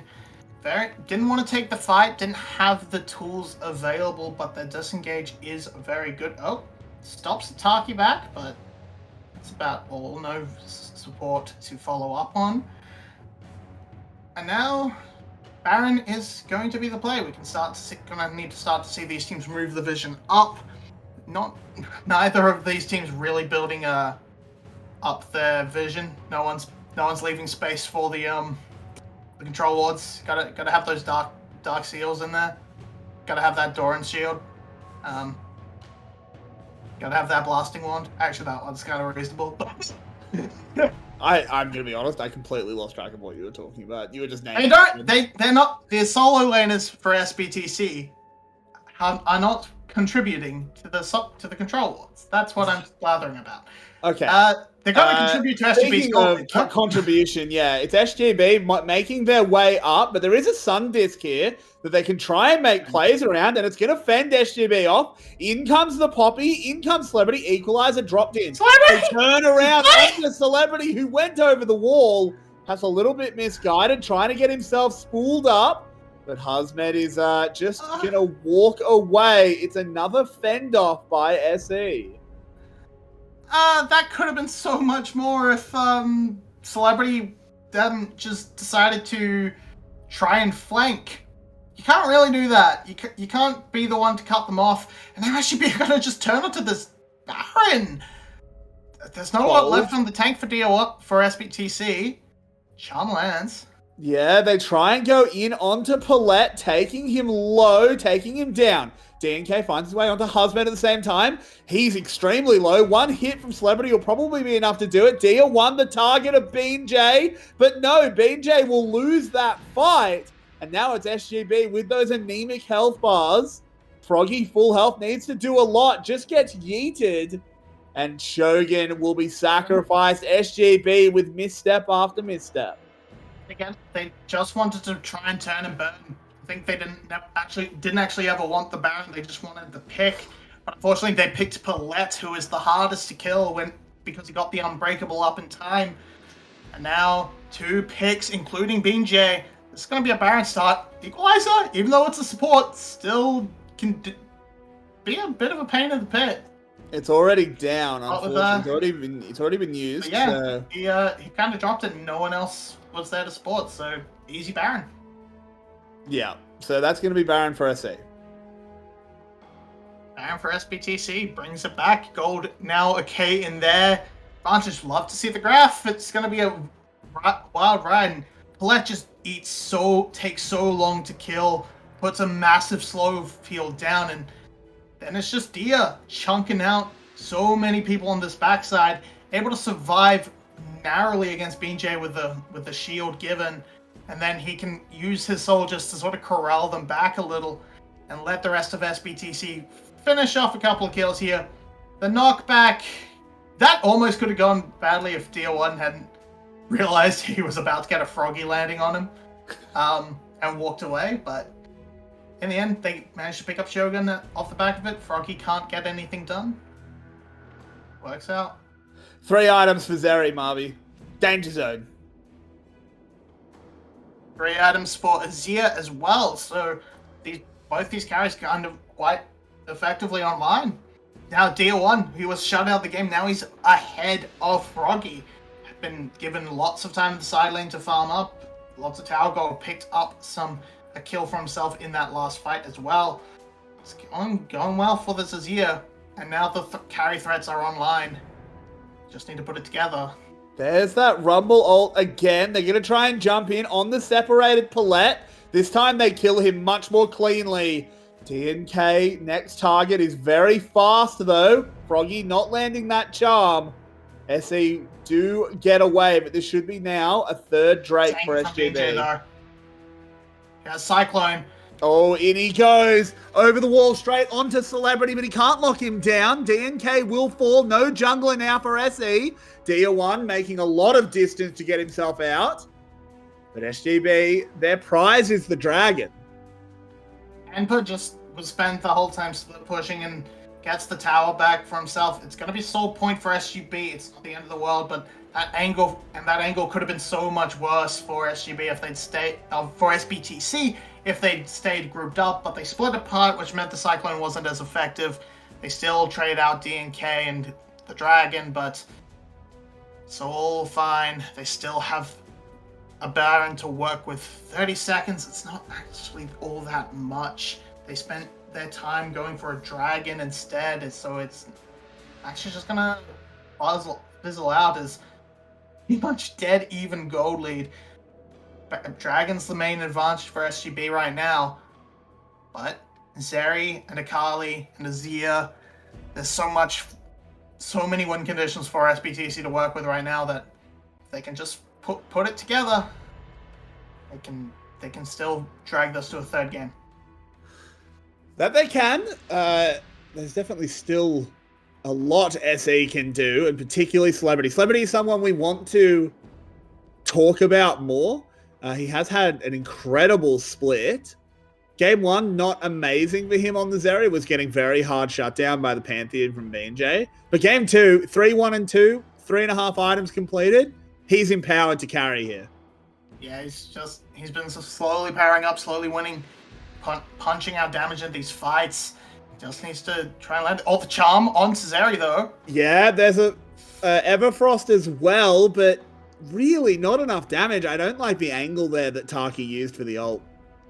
Yeah, bit of just trying to get anything onto that target to follow up on, but the Glacial Fissure is enough to pull it back, keep Zeri safe. The Siege is just there to try and buy as much space, buy a distraction for Emperor to really get something done in that mid lane, because there's no more Baron anymore, and the wave clear on SGB is very good between the Ahri and the Shogun caught out, gonna be taken down. Yeah, they sent someone to try and stop the Emperor push. They sent the AD carry, the most assassinatable target. Yeah, I mean, he tried to use that Buster shot, but with DNK there, it just wasn't enough. It's just strange to me. I understand wanting to try and keep Froggy onto the main thrust of SBTC, try and keep that wave clear. DNK wrapping around, will get on top of Hazmed. An equalizer is dropped down. BJ moving in with some knock-ups. They'll save the Gwen. That's about it. They'll save the Gwen, but lose the tower, so SBTC still achieve what they want. We're going to get some Krugs as a parting gift, and the gold is now at an actually functional number that you can call a lead. It's 3k, and it is 32 minutes, so it's not a big lead, but it's a lead. It's something. It's something they can work with. It's something they can take and feel confident going into further fights. But here, it's a nice equalizer to just put in a lot of pressure and say, we can't stand on top of this and continue to try and kill Hasmed. So they end up backing off. It saves the Gwen's life, but it's not enough. And this Rumble has sort of outlived its effectiveness. It really does feel like, unless somehow Taki is going to steal enough experience to get to level 16. This is about as strong as this Rumble is going to get, and I don't think that's really enough to justify its existence at this point. No. I mean, it still will be a strong slow, even if the equalizer will kind of stop being a relevant damage threat. It still will be a good slow, try and slow this Zeri down, but you can see the difference in SGB playing against this Zeri when they have point-and-click CC like they did in Game 1, and then they don't in Game 2, and this champion is able to just run wide. Yeah, and that's why I'm just very confused. Kind of baffled why it didn't get banned. Yeah. I definitely saw the angle for like the bait. I mean, there's lots of point and click CC within the game. A lot of it on viable champions too. So I'm just a bit confused. This is what they want to try. This is what they went for. They can pretty much find themselves a means of winning the game in 30 seconds if they can get this final Drake. So this will definitely be the big showdown. It absolutely SGB will. Decide. SGB, they're backing off, but I think that's only momentary. They're just moving around. BJ spots everyone of SE, but gets spotted himself. Are they going to be able to find a way in? Look at the tracking on BJ. A little bit of damage goes across. There's the equalizer. Doesn't really do anything. The knockaway onto Froggy. SGB now need to buy themselves some space. BJ still getting tracked. Dia1 a little bit caught out. Flashing away. DNK surfing through the team. Can SGB find an angle, or will it be Enper that gets it started as he dives into the backside? Look at all of this damage he's putting out. He should trade his life for it. He does, but the dragon goes down. No soul secured. Dia1 caught out by that Everfrost, but they turn it around. Celebrity now has the movement speed, moving forward, and this is about to be a wipe on to SGB. No, they fend it off for now, but Celebrity says no. Moves forward, takes down another kill. BJ on the run, Taki on the hide as SE win out huge. Yeah, Taki's going to get away, but this is a Baron setup for SBTC. BJ is still alive, so Polite is going to try and find him. Teleport from Dia should encounter him, and that means they can feel a little bit safer. Oh, they just have to be careful. They just have to be so careful about BJ, though. It's easy Yeah, to get on they're the just pit. tracking him. And Haasmed Yeah. as well. DNK is so low, it can be in danger. Got a little bit Needle scared work there, looks but not close. quite. Not quite. The smite does come in. That'll be SE with the second Baron of the game. Second Baron and 5 more minutes onto the Dragon fight, and it starts off pretty good for SBTC. They keep Dia out of the fight. It looks like BJ has some means of getting in, but Enpa plays so well in distracting them, gets heaps of damage down. It's not enough to kill anyone off, but it drags them all away. It gets them all on low health bars so that when they try and come in, it's enough for a Celebrity to try and clean it up. The Buster Shot stops it from being a quadruple kill right here, but there's enough there that Celebrity can pick up Shogun, and that's a Baron. That is going to be a Baron. SE now in full control of this game. I can smell a game 3, Marby. Definitely. I mean, I would have been a little bit disappointed if we didn't get one, but it's coming close. Celebrity's got his carry pants on. Empa's got the big numbers in the kill column. Decent number in the deaths column, but that's what we love about this boy. He's willing to go crazy. Speaking of crazy, there go. That's a huge scoop by Dia. One massive glacial fissure to stop Haasmed getting in as well. They can't get back onto Celebrity. They take down D1. They take down the Braum. But now they have to deal with the rest. 2 for 2. Celebrity still a huge threat. Moves forward. Froggy does dash away. Might have been Haasmed's first death of the game, it feels like. Now they're trying to siege up. They have the Baron in tow. Have to be a little bit careful. A good charm could turn it around, but they're breaking open the base. I don't think they have enough to push for it, but the base is enough for now. Respawns will have to come in sooner or later. Enpa is back. He's saying he's here. So I don't know. He's just having a good time. Doesn't have a Baron, but feels confident. He's feeling good. See how we go. Let's have a replay of this last attempt by SGB. Yeah, it's a really good separation of the carries, but unfortunately Haasmed is like 5-0, 6-0 at this point, so he still does a lot of damage and takes out 2 pretty much by himself. Fortunately, the one he doesn't take out is Celebrity, who turns it around. There you are, 7-1 on the board for Gwen, so still a huge threat they have to concern themselves with, and Haasmed is putting it together and trying to carry this to a 2-0. It's not quite coming together, though. He is, 7-1 and still losing. That feels pretty bad for Haasmed. I'm sure he'll continue to do his absolute best, but it really feels like all of the wind is out of SGB's sails. SE, full control of the map at the moment. All 3 lanes are pushing in their favor. Paulette just able to hold this. Celebrity getting more gold funneled into him. 50 seconds on this dragon. I don't think SGB will contest this one. No, I think at most they try and send BJ in for a steal, but it's a little bit harder to do on a red side team because they will be in front of your angle of approach. Yep. So, yeah, should just be a bit of a freebie for the side of SBTC.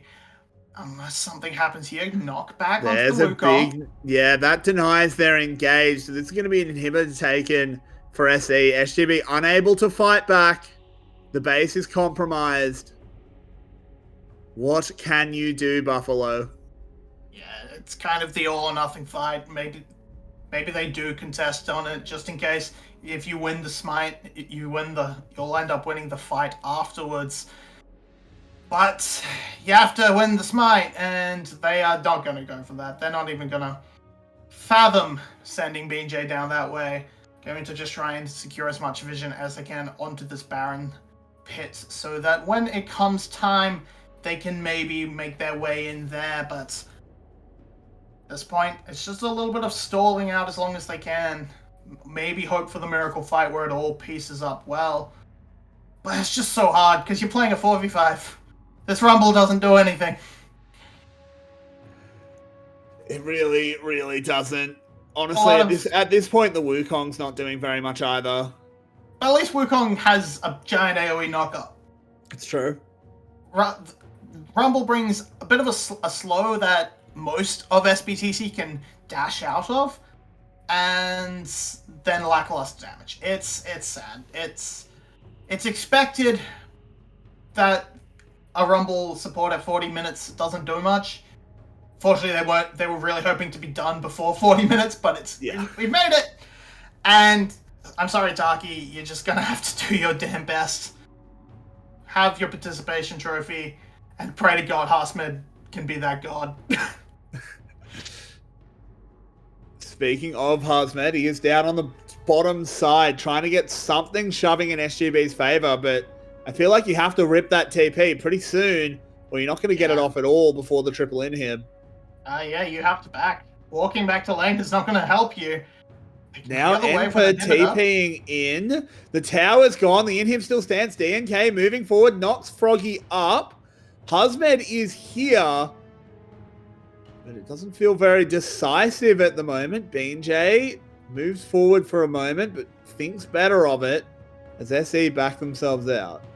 And DNK saw an angle that wasn't quite there, and that will keep the inhibitor alive as SBTC Esports backs off. But all in all, they just sacrificed the inhibitor tower. Now minions are going to be raining onto that inhibitor. Are they going to ignore that too? Looks like it at the moment, because there's Baron in play. And that wants to be the focus. Someone has to go back for it. Wave will keep it alive and long enough for Froggy to respond. Yeah, they do manage to keep it there. Froggy has TP. So as long as there's something near the pit, I feel like this Baron's already gone. It's now 43 minutes as SE are going to get themselves another Baron. Rumble ult dumped on the entrance, but now Glacial Fisher onto BJ. SE, they know they don't actually have to engage. They're just going to back off and walk towards the enemy base. They're pretty much unstoppable juggernauts. Bot wave has supers coming. There's a wave in this top side that they can empower and break open that top inhibitor. They can then move to clean up the third as well. SGB has to try and find the angle, has to try and find the fight, and the moment is now when Dia isn't there. Yeah, I mean, you have to pull the trigger at some point, SGB. Now Dia's here. You can't win the fight. They're going to lose their third inhib. I always think once your third inhib goes down, like, you may as well FF. Of course, they're not going to do that. Unless you're dumb. It's true. Enper taking a little bit of damage. Shogun desperately trying to do anything, but this Tristana just not able to find its way into the game at this late stage. It really looks like... I mean, I really think SE could just go in. BJ is going to try and make something happen. They get onto DNK, actually dealing a lot of damage. They will take him down. Can Harsmed continue this fight? The rest of SE, they have pretty good health bars, but that is still a pick going in the favor of SGB. They have to move back to save their Nexus towers, but this should keep them alive for at least a little bit. Okay. Shogun, careful! As BJ goes incredibly low, Enpo with that Zhonya's keeps himself safe, and he's going to steal. Flash, scoop, and that should be it. No, never mind. They're still playing it very, very safe. Harsmed full health is the really scary thing. This is a big Gwen. Down goes the last structure on the map. Enpo going low. Doesn't quite fall to that blast charge. Harsmed desperate, but no, the Nexus falls. And we have ourselves a game 3. So, not the cleanest. SBTC, a little bit there, sort of realizing they don't have great engage besides trying to get Dia to shuffle. And so that's why it sort of took way longer than it really needed to actually close out. But all in all, pretty good game from both teams. SBTC, they held on strong and they helped put together a good team fight, and then once the lead started going their way, it just kind of stayed there. Harsmed, of course, put up a great performance, but in the end, not nearly enough. And that's game 3. That is game 3, and to get ready for it, we need to go to a bit of a break, so we'll see you soon here on VCS English.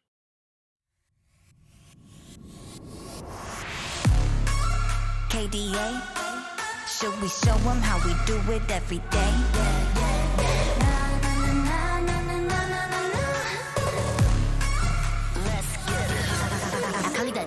Kali gon' girl, Kali gon' stop, Kali gon' skirt, Kali got a job, Kali got a word. 뜨거워 언제나 don't get burned. 넘쳐 흘러물 든 a buffet, 죽여주잖아 like a buffet. 누가 감히 on my hotbed, 그 문 열지 마, that's a rock day. I'm giving you more cause I'm greater than. 필요 없는 시험들 다 뿐이미. But all of my numbers are talking babe. 부루마법 메시지 monopoly. 눈종이 돈이 나 money 필요 없대. 너네들이 만든 돈들 go get it, go get it, go get it. 또 미션 눈을 못대 못해 그래 너도 그래 cause I got it different. All I ever know is life upon the throne. 시작하면 끝을 보는 거야. You want more? No, I got it, so keep going. You look like you could use some more. No, I got it and never running low. Yeah, I got more than enough, let it up and away. You know I got it like boom, boom, blow your mind. Never giving less, and that's how it'll stay. You know I got it like all day, all the time. When I go, it's so cold, get it cool, but I'm cold. I don't fit in a mold, I'm a rebel. I don't do what you say, making moves, I don't wait while I smile in your face. I got different DNA. What's higher than the top? That's me. Come take a look before falling on my feet. 조용히 몸을 숙여봐. So take a look, 나를 기억해요, queen. All I ever know is life upon the throne. 시작하면 끝을 보는 거야. You want more? No, I got it, so keep going. You look like you could use some more. No, I got it and never running low. Yeah, I got more than enough, let it up and away. You know I got it like boom, boom, blow your mind. Never giving less, and that's how it'll stay. You know I got it like all day, all the time. Way out，感觉犹如海浪的微浪，不断往前，oh you never way down。This is how I do it every day。Wow wow，这一路上的奇迹都记住了你的每一个瞬间，无比的耀眼。I know you want some more，准备好就一起走，Giving it all more。No, I got it, so keep going. You look like you could use some more. No, I got it and never running low. Yeah, I got more than enough, let it up and away. You know I got it like boom, boom, blow your mind. Never giving less, and that's how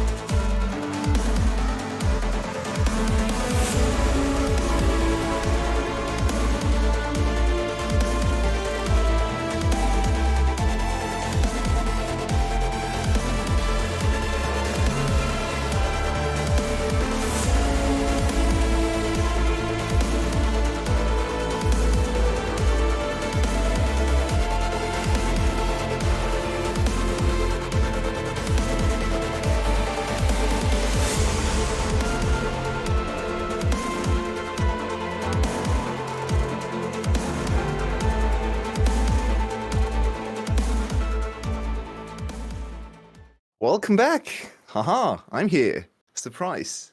This is my first Friday in a really long time. I've had my sneaky Thursday experiences, but now it's Friday as well. Welcome back to the VCS, to a super important game, because we are going right into Game 3 between SGB and SBTC. And of course, SBTC sitting on 7-3, one more win, one more game win here, would probably secure them players, and SGB drops down to 5-6 if they lose, so they really can't afford another Tristana experiment. Mabi, what are we looking at for draft number 3? We're looking at blue side for SGB, so it should be a little bit easier for them. They don't have to ban the Zeri. They can pick it if they want. They can also they can also not ban the Sivir and go for the trade again if that's what they so desire. I imagine SBTC are going to pretty much go for the bans from game 2 of Seraphine Pantheon. Maybe not the. Maybe they won't go for the Lucian again. We're gonna have to see depending on what the other bans are, but should be okay for SGB. Time Kench off the board signals me they're gonna try and go for the pick composition again. So this might sound a little bit biased, and I know I've been a big SGB supporter, but even trying to be just neutral as a caster, looking at the last 2 games, if we just look at the gameplay and the interactions between players, apart from maybe the first 5 minutes from BJ, which have been consistently very confusing, to say it lightly. Yep. SGB to me looked like the better team. Game 2 was much more scrappy, and they basically just lost because of team composition. Would you agree? I think, especially in game 1, we definitely saw a lot more cohesiveness, and there were definitely moments in that second game where we just saw SBTC not cohesive. They were very much playing as individuals, not grouping as a team. So I agree, SGB are a better team unit. Does that do? But I mean, there are just of course the standout players on SBTC that can bring them across the line. I don't think the draft was holistically the problem. I think the Rumble support fell apart. Absolutely. But I think if they'd gone for a much more traditional support, the rest of the composition would have worked out fine. And pretty What's an solid. opportunity for Zeri Gwen here, but instead they go Wukong. That's kind of confusing to me, considering how bad BJ played in the last game, at least in the early game. So leaving Gwen open once again for Hasmid, is that a wise decision? I'm not so sure about that one. I think the idea of it is, if they go for the Gwen here, you can lock down your counter pick, but never mind that. They have the Vi. That's the answer to the Zeri. I've been looking for a little bit, and I mean they took the Poppy off the board, so that removes a big thing. And Vi Talia can do so much in shutting down what SBTC Pantheon has Talia, right now. right? Yeah, it's in some ways it's better. In raw skirmishing power, I think. But definitely in terms of backline access, you don't have the globals though, so yeah, a bit of a budget. It looks similar to their first composition though, with the Sivir component, the Talia component. Maybe not quite the same engage range, but maybe easier to lock people down. And Vi, of course, into Zeri. There's a little bit of a fun interaction where Zeri can maybe force the Vi to dive too far. Kind of like Zeri is not actually that bad against Nautilus ultimate, because she just gets away and then waits for the Nautilus ultimate to abate way away from the enemy team, and the Nautilus ultimate basically goes away without doing anything. The Akali ban is interesting to me because, yeah, Hasmid won that exact same matchup pretty hard in game 1. So they're focusing on giving this Gwen a free matchup. And so far, Hasmid really being able to contain Enper for the most part. But of course, Enper now close to 40 solo kills. So if he pops up off in this game, they could secure players. I like the strategy of banning the top laners. Yeah, definitely just...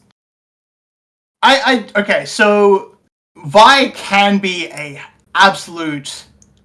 So rather, Gwen can be an absolute not nuisance. Just the absolute worst for Vi. Because if you pop if the ultimate is clicked onto Gwen and you hit W, but before Vi hits the hexagon, it cancels the ultimate, puts it on cooldown. Ooh. Yeah. Yeah, Oh, yes. And- Yes. They've watched some Watch Wales playoffs. games. This Yeah, is Nagia's counterpick. I love this so much. I get It's- to cast the Lily again.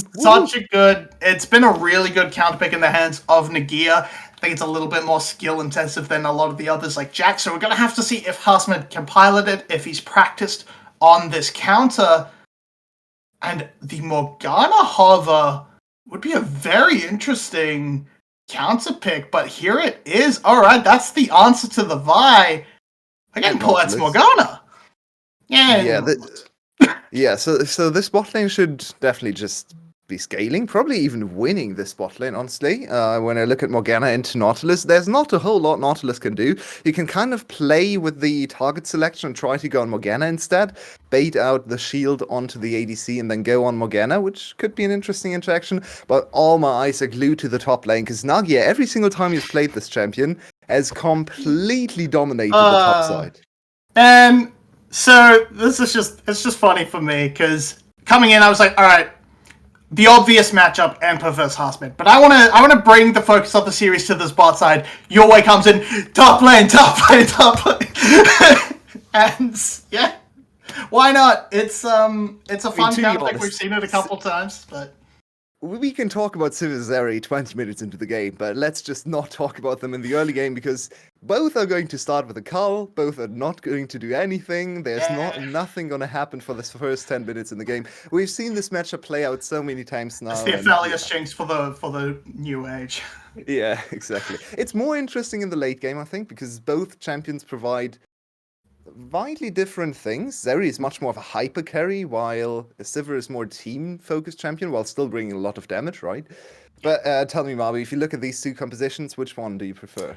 I love the I'm very much in love with SGB's top side, but I feel like all around it's just such a both drafts are just good. I'm very happy with both of them. I feel like the mid jungle from Avari Wukong can definitely get things done if they can break themselves out of lane. But I've been dying to see this vibe come to the VCS. It's been going crazy in the LPL and the LCK, so it's about time it made its first appearance. And of course, Lilia top lane is always a treat. I much prefer lane Lilia to Lilia jungle in terms of watching it. Okay, in terms of watching it, I don't know. I just find it a lot more interesting, maybe because it's got that little twinge of novelty compared to the jungle. It's just, yeah. We might see a lot Farming of Lilia junglers jungle aren't next as patch interesting for me. I'm because sorry. she's very strong.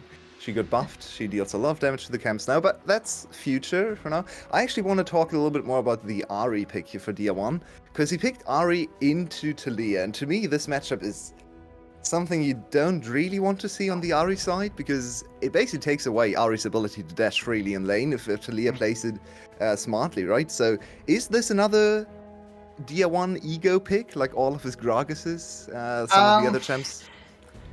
Yeah, it's definitely it's definitely not the ideal pick for the lane. It's also not going to have anyone be able to match the early priority. You really need those levels in your Orb of Deception to get things going. So it's just you're going to be a little bit behind Froggy for the early games. And yeah, that's kind of the nature of this matchup. It's great. It's great for the Lilia to just keep Shillelagh distance from the side of the Gwen. Bit of an interesting hook, but well, we started Carl, but we're still looking for a little bit of action here. Nice accuracy from Palette so far on the bot lane, but both of these side lanes have some potential to be explosive, but I don't really expect anything to happen. But now that I've said that, it's an Emperor against Hasmed, so some solo kill is probably going to happen over there. My eyes are much more focused on the junglers, though, because both of these games so far, BJ has kind of lost his mind in the early game, and this is the most quiet of jungle early games we've seen so far. Just a little bit of trading of sides, as we see DNK actually rushing over to his top side, so we might collide at top Scuttlecrab at the current trajectory, I feel like. Yeah, so most of these games we've had DNK trying to mess with BJ a little bit, and it's worked out all right. It's forced him into a bit of a strange positions. This time around, just easily clearing away. DNK skipping these Raptors signals to me he wants to try and punish Hasmid, which absolutely fair enough. That's a completely reasonable thing to do up against such the amount of shove this Lilia is putting out. Don't necessarily know if he can convert that into a kill, but can definitely ease up the pressure onto Enper. As both crabs. Look at this move. Alright, but by not doing that, yeah, both crabs secured for the side of SGB. It's not a double crab for the jungler, but it's denial. Yeah, and it's so much vision to work with as well. With Froggy's constant pressure, Taki unfortunately spotted for the side of SGB, so no early gank. But that's just full control. That also puts DNK basically on just a cooldown, because there's nothing for him to do in the jungle. Everything is taken down. He can't invade the enemy jungle. And with all 3 lanes priority for SGB, they are feeling really confident in this early game, and finally getting out of the first 5 minutes without casualties on their side. Yeah, and this should definitely give BJ the opportunity to just feel pretty comfortable. You don't have to scale till 6. Taki feeling the downside of Nautilus. You miss a hook, you're going in, baby. And that's just really unfortunate. It gives a really nice trade to the side of SGB. But yeah, BJ's more than happy to play it slow until 6. At that point, you have great gank potential on the Vi pre-6, but 6 is great. You love it. You want to be able to take that opportunity, go straight towards DO1, and you can't dash away anymore. Yeah, and both teams actually playing well with vision. Yeah, I think Hasmid should be able to just stack Qs and run away. Oh, I'm saying that. Enper proc goes. That's a chase, but Hasmid still a lot of movement speed. He has to flash. Enper, I talked about the solo kills. Hasmid, whoa, he's playing with fire. Yeah. That's a really good win for Enper though, because look at the position in this lane now. He can freeze under his tower if he so chooses, and Hasmid already spent his teleport, so that's... And Hasmid also instantly investing into MR, so it seems like Enper is winning these early exchanges. Just in terms of pressure, Hasmid with a counter pick, not really successful in the first few instances. It looks like he's definitely not quite as adept with this one as perhaps Nagira is, but still should overall throughout the existence of this lane build up that advantage, still be more than fine. But yeah, no flash now, gives the target for DNK to try and make his way up there and convert that into a proper kill. It's a much slower game, small CS advantages of those off the back of the lanes.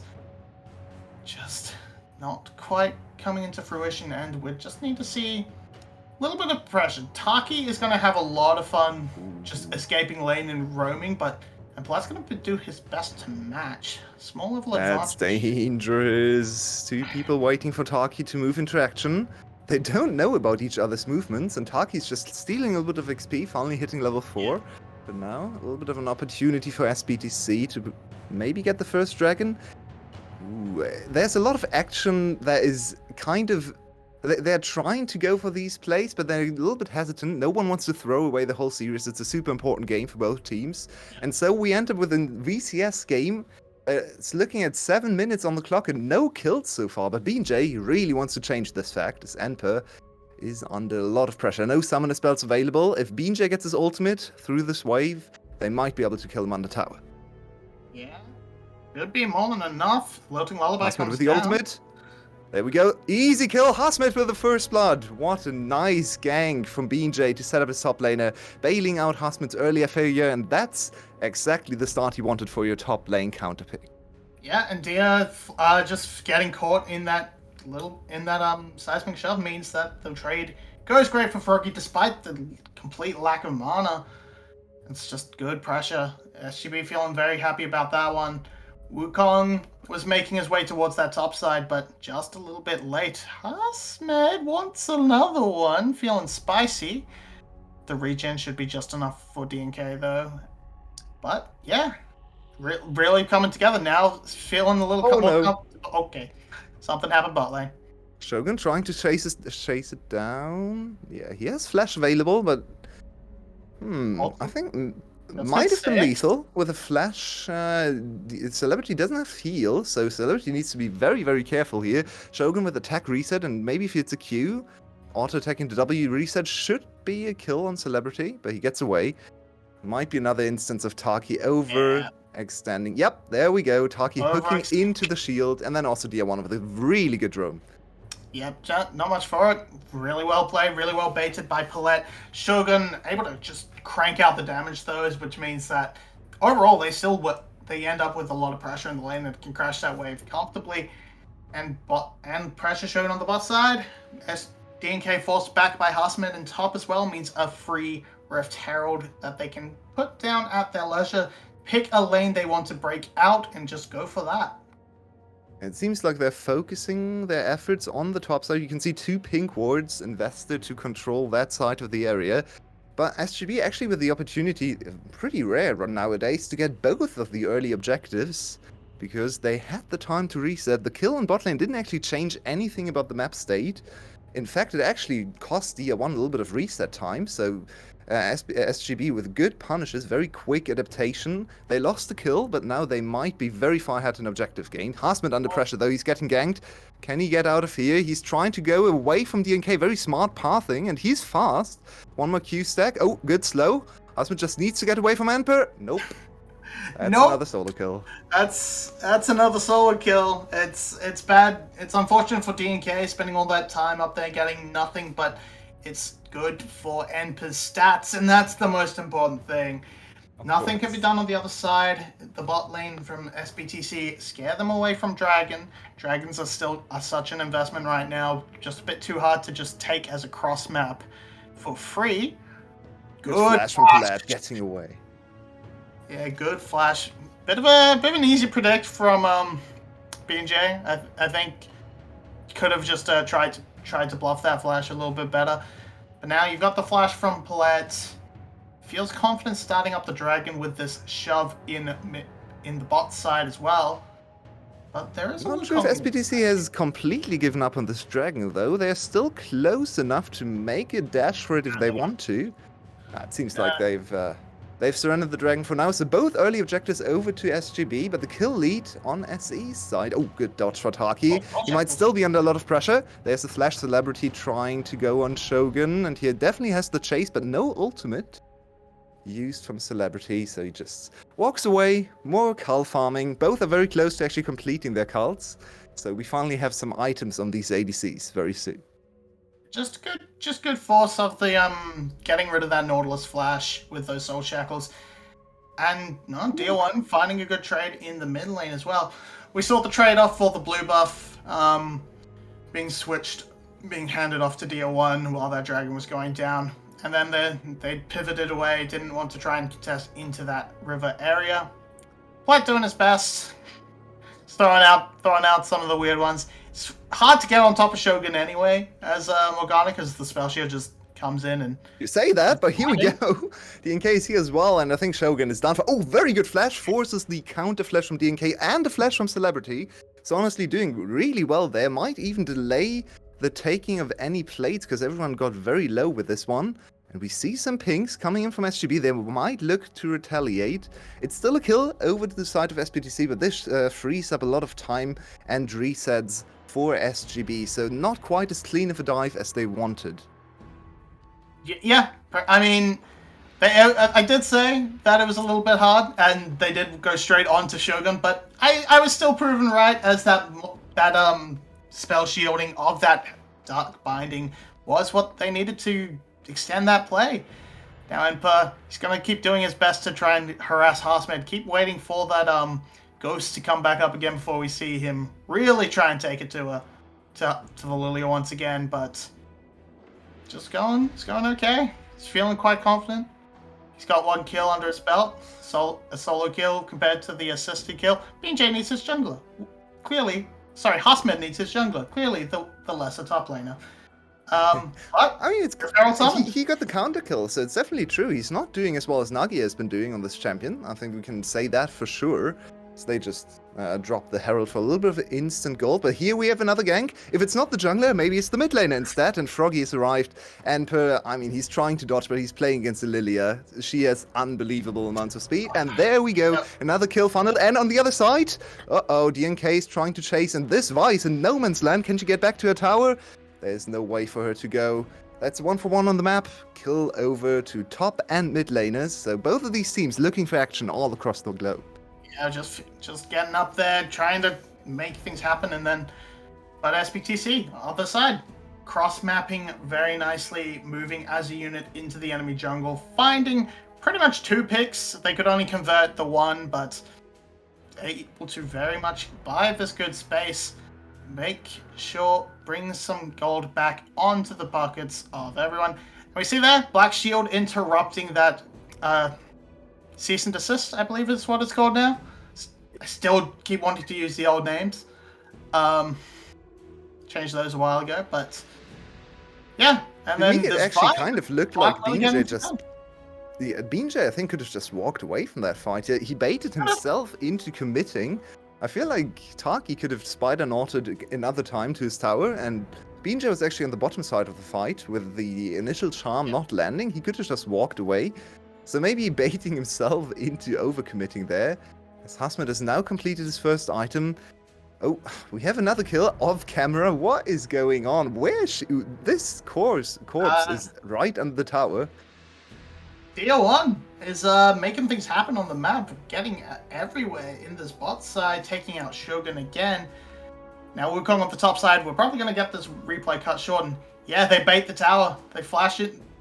Spell Shield must have already been used, just on cooldown? I don't know. I don't know, Maybe it not, feels like but that should have been an easy block on the charm, but it must not have been available. It was hard to see. You have to consider his vision range is definitely not the same as ours, right? So he did only see the very last little bits of that charm, I believe. So maybe he was focused on resetting his attacks for the tower. A little unfortunate for Shogun. Might have died anyway, to be honest, because he was very overextended with only a Nautilus as his backup plan. We have another objective going over to SGB. So SGB still very focused on the neutral objectives here in this game. Losing some towers and losing in gold and kills, but still playing the objective game and the long con, maybe. If they can turn this Rift Tower into a broken mid tower, that should really opens up the map for them. And, what? There he goes. The tower is still alive. They need to be careful. They kill the tower, but now Enper overextended. The spell shield comes in. Palad lost his mind. But everyone is here now. This is a huge scrap. There's DNK on Shogun, but Shogun trying to run away. DN1 here as well. Oh my god, everyone is dying. Shogun with a double kill out of nowhere, and Froggy just needs to get away. Very good cleanse, but DNK is still trying to chase. This is a complete disaster. Everyone is down. But in the end, I feel like both teams can walk away rather happy. I mean, SGB got the objective, but SBTC absolutely cleaned up the fight. It looked like absolute madness, but the 4-man Soul Shackles brought it together. And if they can put the dragon to cap this off, it's really good for SBTC. They're feeling really happy right now, evening up the dragons, getting that lead, finally breaking it open, and gold onto Dia, gold onto Enper. We just see it starts off with a nice wraparound from Taki as called out, and there's just so much CC. Poor Celebrity cannot do a damn thing. And it looks like madness from Paulette, but he's got the stopwatch. He gets a huge Soul Shackles. It separates the whole fight and gives gives this top side of SBTC time to just get in there and clean it up. It's really nice, really fantastic. Cleanse forced at the end there by that charm. Dragon on top of it. 3. Yeah, I think they got the 3 4 for kills. 2. Shogun for 2. Oh, okay. 4 for maybe, 2. Yeah, I mean, 4 the for... bot lane died for SBTC, and True. yeah, huge big win. Only 2. Yeah, okay, then it's actually an advantageous fight probably for SBTC. They also finally broke that streak of neutral objectives, so we're looking at a Hextech Soul very far away, but now that individual dragons are buffed, Hextech Dragon is my favorite. Whenever I play the game, I look at Hextech Dragons, I look at 9 ability haste and 9 attack speed, 9% attack speed I should say, and I just love this dragon. It's useful in almost anything I play. I like my 14% out of combat movement speed. It's pretty good too. It's pretty that is big. very fair. Yeah. They buff the numbers a lot. Yeah, the individual dragons really feel nice now, so it's a little bit of a bigger objective now. Let's see which of the two teams can establish a little bit of a lead in the next 5 minutes, or 3.5 minutes, I should say, rather, for the next Hextech Dragon. We have some items trickling in. Marby, can you walk me through your favorite purchases so far in this game? Oh, never mind.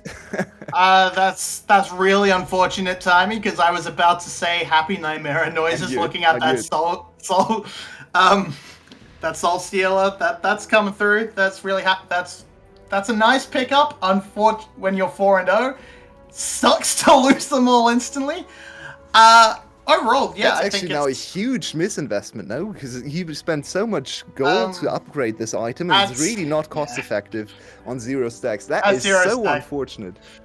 Yeah, at 0 stacks is not much, but yeah, this CC chain. We saw it as Celebrity earlier. There's just nothing you can do. There we go Oh my again. God, Hasmet Enpa. trying to run away. Enper on the chase. Oh my god, Hasmet! You have so much movement speed. Step to the side. No, it's hard. To be walk fair away to him, for it's really it. hard.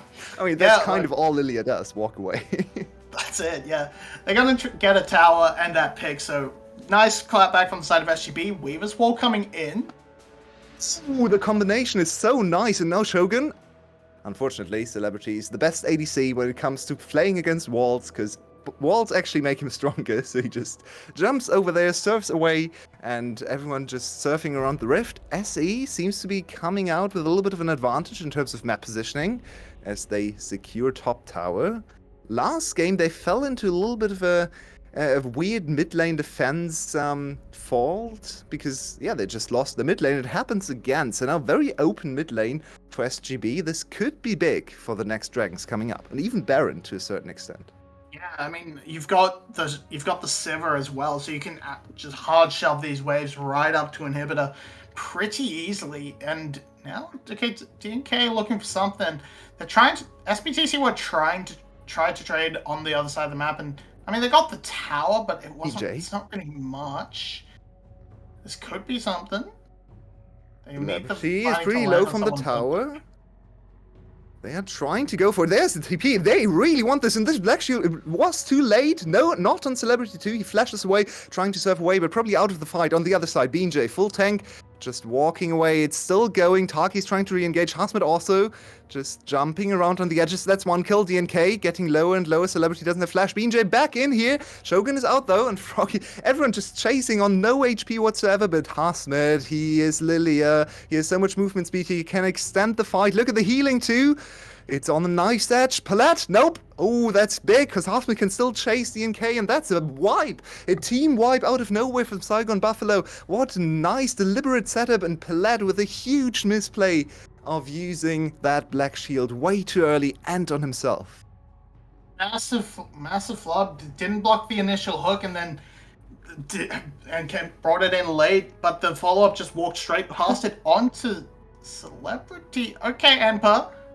There are a lot of low health bars. He has seen those montages, but he's not actually going for it. No ultimate, no ghost. He can't really deal the damage. But look at this again. Taki, he was on a ward, but this is still unexpected for him. Half a second too late, and that means nothing left for Celebrity. And then from here, Hasmed pretty much redeeming himself from these shocking lane performances, able to actually come alive in the team fight, completely winning the top half by himself. Shogun scraping away, but with the bare minimum, it feels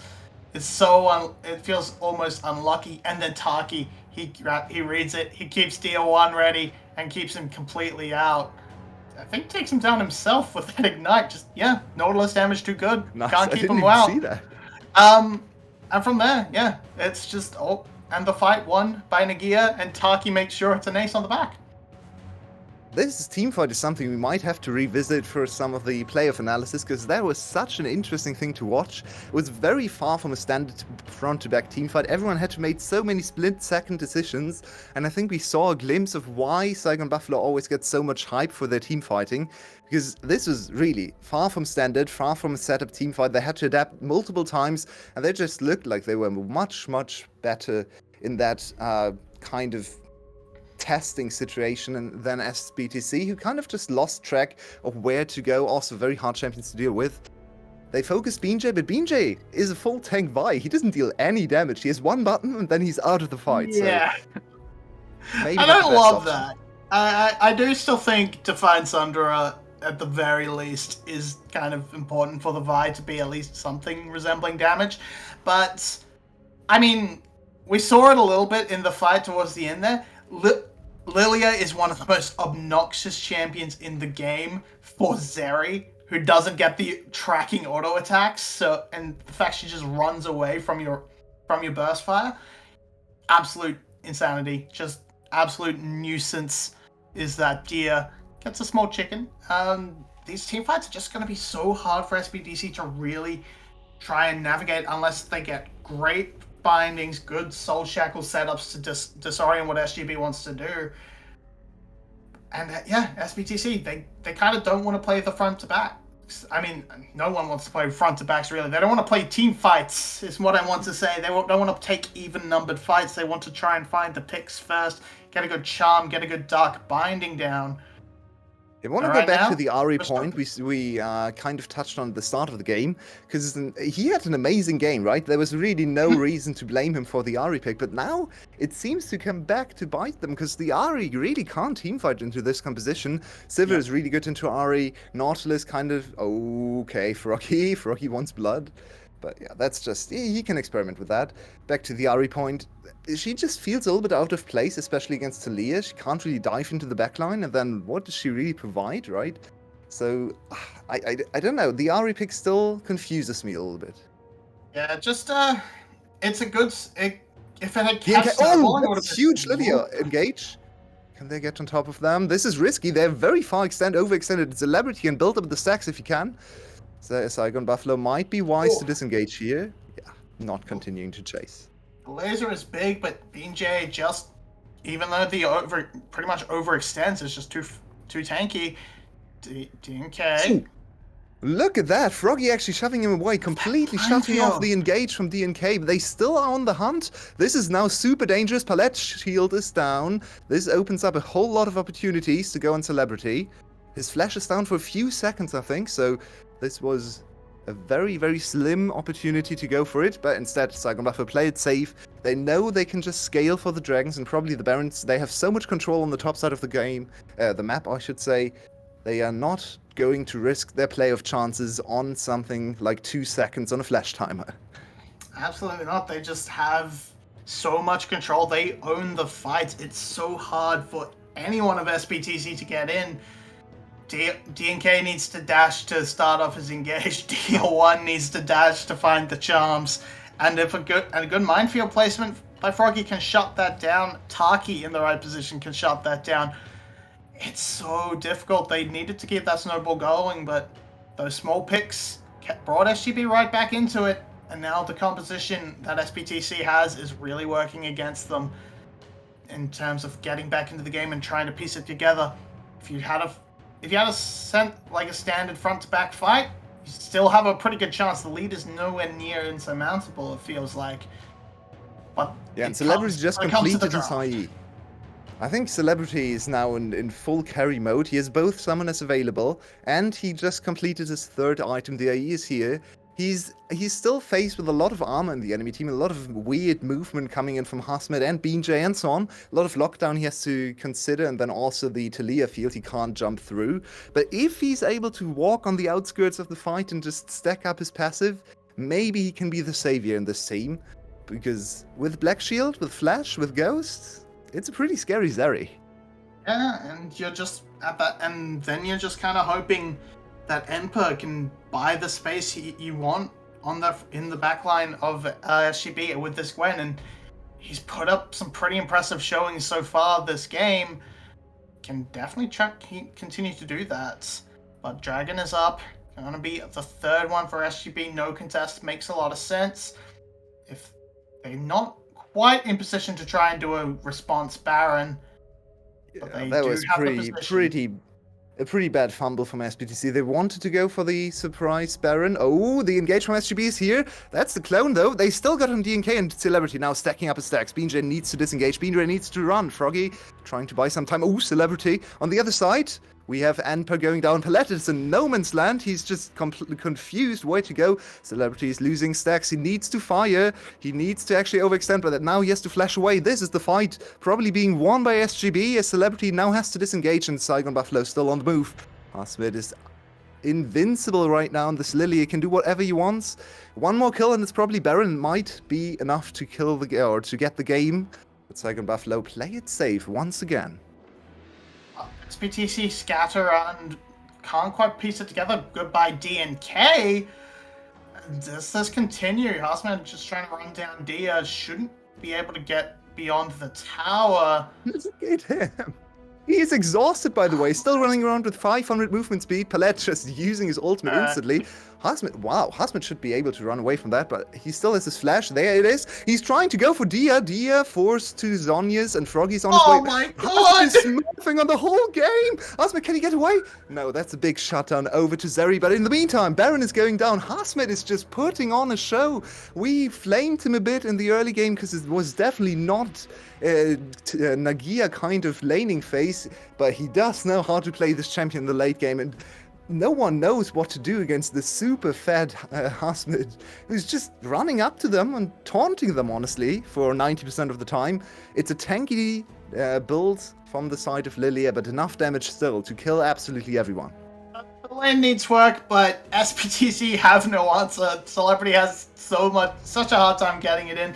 The pixel perfect flash as well to avoid the dark bindings and charms and all that. Just fantastic play from the side of the Lilia. Really well put together. Is running these team fights perfectly. 6-4. Not the most impressive flashy scoreline. You want to show your parents that report card, but it's good. It's looking good. It's looking absolutely fine. And Sometimes that's it's what they not in need. the sets. And Sometimes it's definitely not in the stats. Yeah, and to be fair, you can almost say the same thing a lot about Emperor in a lot of games. He buys so much space, he buys so much time. He often ends up getting pretty big death scores, but he does so much work for the team, and Harsman is pretty much doing the exact same in this one. Feeling like he's putting down a lot more, having a lot more presence, a lot more pressure with his 4 deaths than the single death he had in that second game. PJ is locked down for ages, but he's so tanky, he's just chilling. No problem whatsoever. This Vi is a full tank. There comes the nice zoning ultimate, as they just get the inhibitor for free. Harsman is just wreaking havoc on the left side of the field. And at this point, SBTC needs to find a way to fight, because it's getting harder and harder to get into this. 1 minute 40 seconds till the soul, and that soul is probably game as well. Oh, Dia 1. That's a good Zhonya's. Dia 1. This could be a good counter engage. DNK is trying to go for the most elaborate flank of all time, but SGB just focuses the inhibitors, spams the Teemo, and runs away. I get the desire, the brain function that makes you go, I need to get a really big wraparound, because that Unraveled Earth is just such a low cooldown that he just throws it in your direction and you're entirely cut off. Here comes the teleport. This is it. Final chance. Here comes Emperor. And Emperor together. Oh, but they just engaged on the other side. Celebrity, that's the Black Shooter. That's a 5-man ultimate, and now that's... Oh, so many knockups. Can Celebrity deal the damage? He is trying. He's half HP. SBTC is definitely winning this fight, but Harsman still has a lot of potential. 45 seconds to the Dragon. I don't think... Ooh, if Celebrity can lock down these 2 kills... Oh, Celebrity! Oh, so risky. Harsman needs to stay alive, though. Oh, he gets Celebrity through his passive, and now this Lilia is rampaging through them. That's the Conqueror stacked. If he can dodge all the skill shots, he can kill absolutely everyone. No, he can't dodge the... Oh, this is so dangerous. Everyone gets going so low. But Shogun out of nowhere, and SGB won the fight. Marby, how? That's out even, and Wallet, I guess. A little bit of Wallet, a little bit of Harsman. It's just too damn fast for skill shot champions. And by the time the charm lands, the mana's running out, the cooldowns aren't aligned, he can't convert. But it's such a good setup. This is about as good as SBTC can ever hope for. So much AoE damage tearing through this team. And then, yeah, you can take your win here, but they feel they need to push more. They know Shogun's so low. If that Ultra Shot laser lands, it's so close. And then the Krugs are just playing bodyguard. They may have found BJ. Actually, they found DNK. This guy is in no man's land. Yeah. Now the booty squads are left. Yeah, but they don't really want to fight. They just want to secure the soul. Because may I introduce Hasmid on full item Lilia with Hextech Soul? That sounds like something you can kite away from, right? I hate it. Ricochet with bounce with the thing as well. Here with another big good. engage, but Dia1 might die instantly. DNK doesn't bring the damage, and BJ still the tank. Yeah, he's just walking away every time. Hasmid might have overextended, but Shogun has finally arrived, and they are ready to fight. Look at this damage. DNK getting lower and lower. Where's Celebrity? We need Celebrity's damage, but he's just not dealing it. Where's Celebrity going? The tower's doing the job. Participate in the fight. And Shogun is just killing absolutely everyone. BJ lost his mind, but almost carried that fight into Celebrity death. Dia1's come back though. No Spirit Rush quite yet. Can't quite join in, so it's gonna fizzle out. But Emperor saving that fight under the tower. Bit of a miscommunication. Bit of a lapse of certainty. Just nervousness coming out from the side of Celebrity. Did not feel confident to step up. Means that in the end, it's gonna be safe. But they could have almost gotten the wipe there. In the end, they hold against the Hextech Soul, and SBTC are definitely putting up a fight worthy of their position at the current second place, just about third place. But SGB, they want that title back. They want to get back into the top ranks of the VCS. And from here, this huge lilting lullaby, it looks so good. It looks like it's just going to be a nice cleanup, but they go onto Enpa under tower. A good Ultra Shock Laser does do a lot of the damage, but the AoE is too much. Picture. It's going on again. VCS action never stops. We want to contest the Baron, of course. Saigon Buffalo with Soul, 2 inhibitors, and Baron would probably just be enough to brute force the way through top side. DNK is way too far away. That's Baron over to SGB. Now just go top lane. Yeah, the pinks are coming in. Top lane is the target. They want to secure their player spot. One more win would do a huge amount for them. Also actually helps Team Wales to catch SBTC, if not Saigon Buffalo. Remember, Hunk actually predicted Saigon Buffalo and Wales to make playoffs over SBTC. And SBTC is starting with 2 serious advantage, but they might be reduced to just 1 in a few seconds as the final push might have started. Yeah, Weaver's Wall comes in, but DNK, he gets red like a book. Dia1. Whoa, DNK and Dia1 completely separated. Oh, Emperor is also on the chase alone. What is going on? Hasmid on the other side. It's so confusing for SBTC to find a way to fight. If Emperor dies, they can probably just walk it in. Yeah, there he goes. That's Shogun now with another kill, and Hasmid isn't even close to dying, so that's a man advantage on the top side. 2 people down for the side of SBTC. Can they make a final stand? Celebrity has to try everything here, but I don't think he has the damage. He's half HP. Oh, the flash. He has to go back to base. Oh, will he go down to his GA? No, he's still alive, but he's not even close to fighting. He needs to fight, but the Nexus is going down. Celebrity just on this Zeri, not able to really be the team fighter everyone expected to be. Really hard composition to fight into, though. So hard to really step up against this Lilia, against this Vi, and then you have your mobility, your ability to dash and weave through a fight interrupted by Talia. Rough for Celebrity to play that one out, but in the end, it's great for SGB. They rise up the standings. They feel secure in their spots. Mathematically, of course not, but they should feel secure overall. And with that, I feel that we're seeing this cohesion come together. SBTC sort of starting to fumble in high-pressure situations.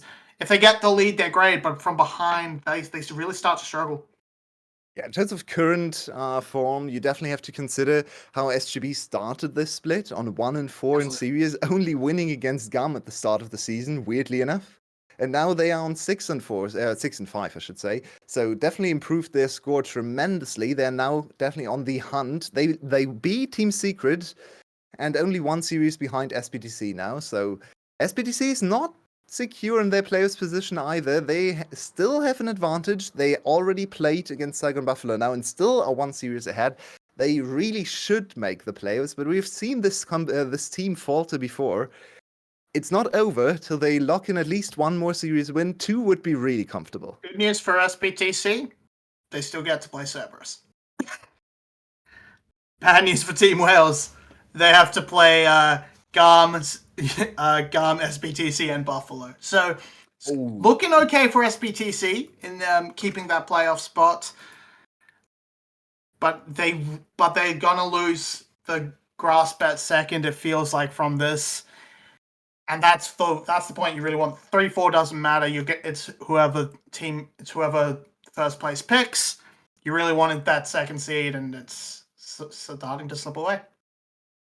Yeah, definitely. And we still saw some glimpses of good play from this team. I think the biggest issue is still their team fighting. We definitely saw them be not quite as good at team fighting as SGB in this whole series. I'd say even game 2, it took them almost 50 minutes to close it out with a huge team fight advantage.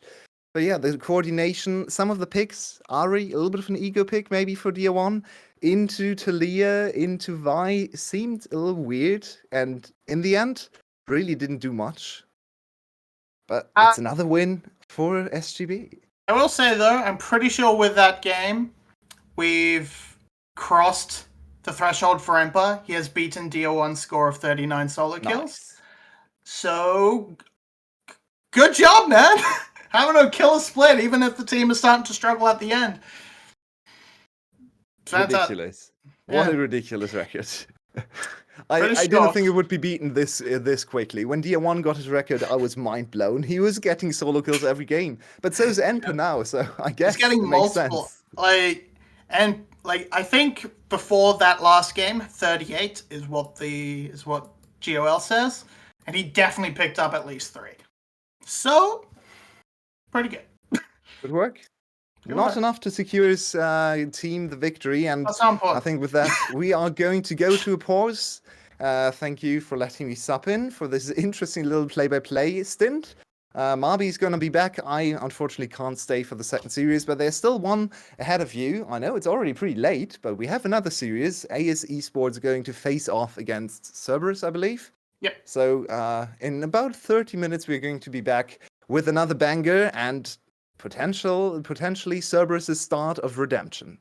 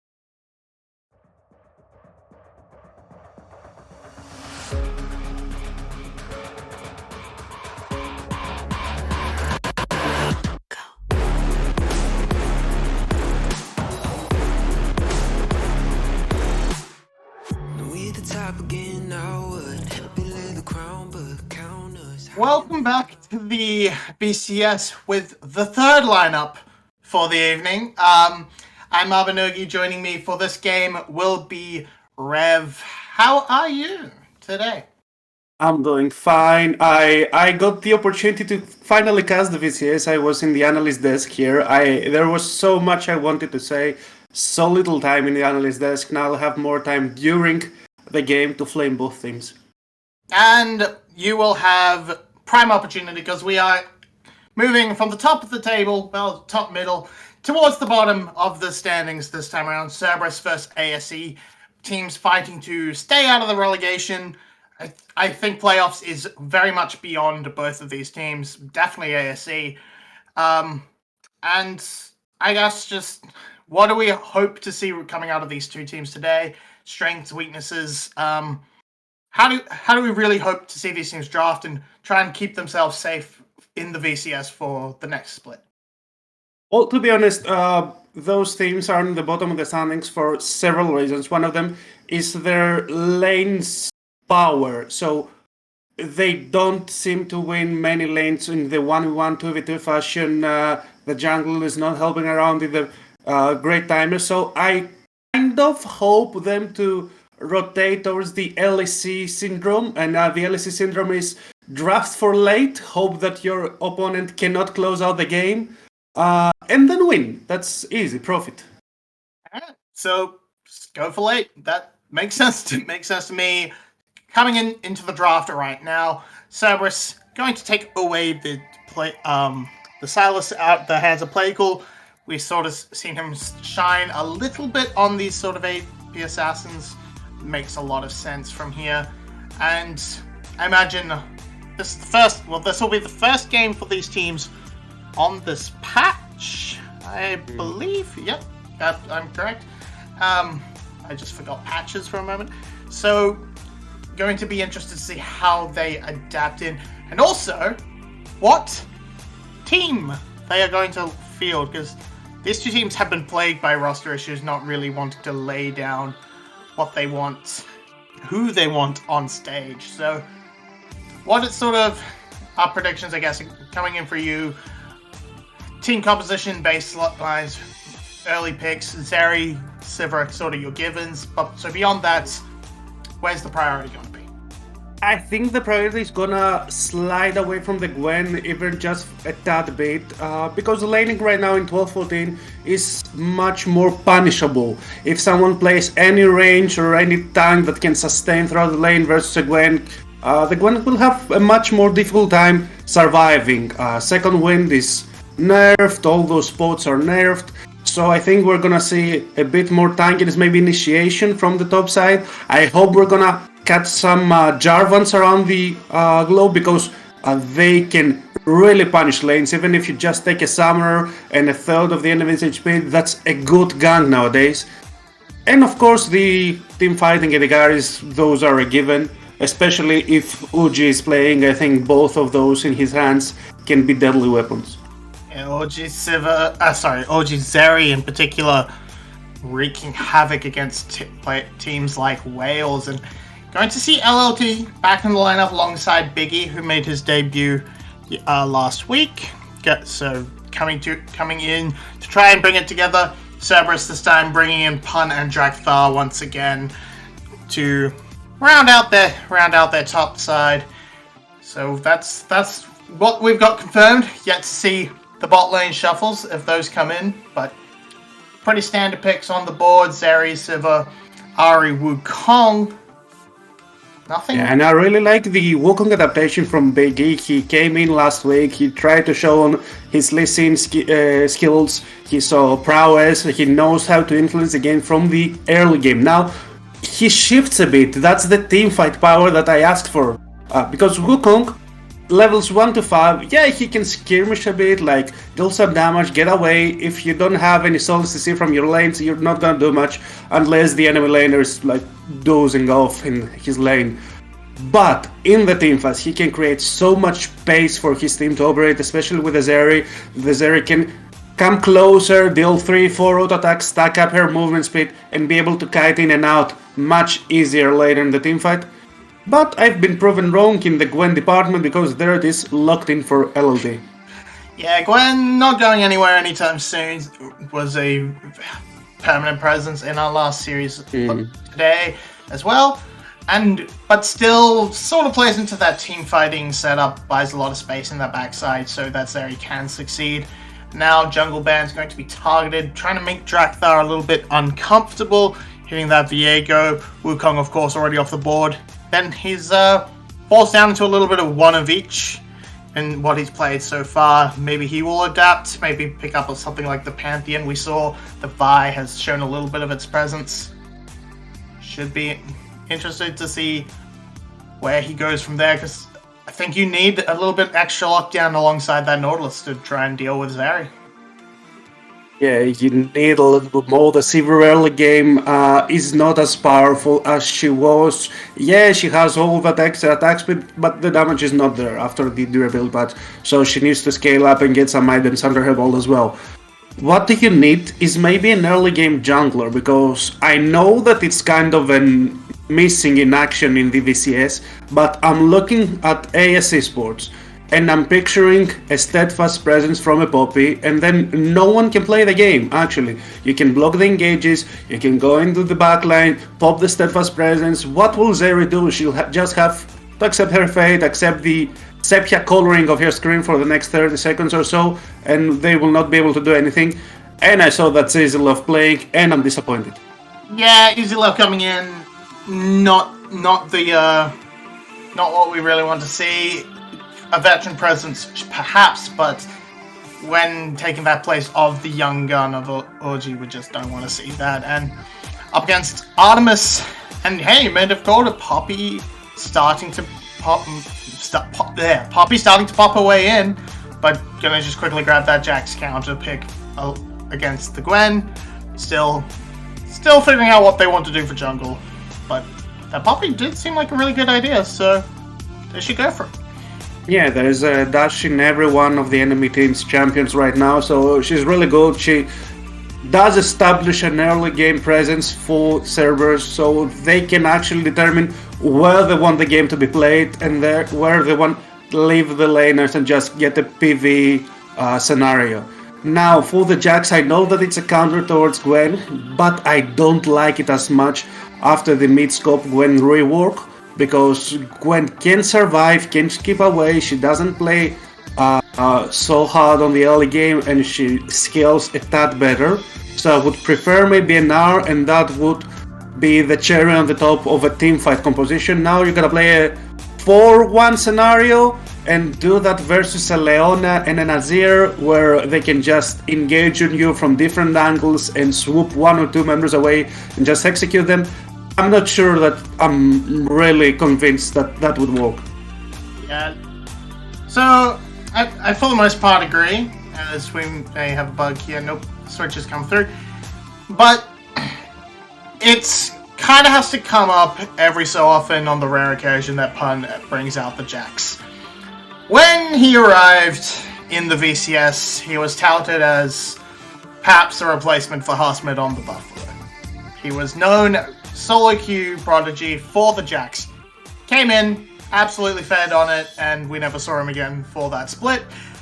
But in theory, the Jax was meant to be a good Pun champion. But of course, we know him as this weak side top laner. But so can he shine on this matchup? Perhaps. I mean, LLT might be the sort of player to do it against. But I definitely think it stands out a little bit alone in the team composition for sure. And this is what we got. Pretty happy for both sides, I would imagine. Yeah, I'm pretty happy for both sides. I'm not sure where to toss my coin of a prediction that who will win this match, because yeah, I'm not that happy with the Jax, but I mentioned before that the laners are not the greatest, so tossing in an explosive factor that may have you a Gwen that you'll have just a difficult time dealing with in your backline. You'll have an ultra fed Jax and no one will be able to play the game from the enemy team. I think some teams will take that.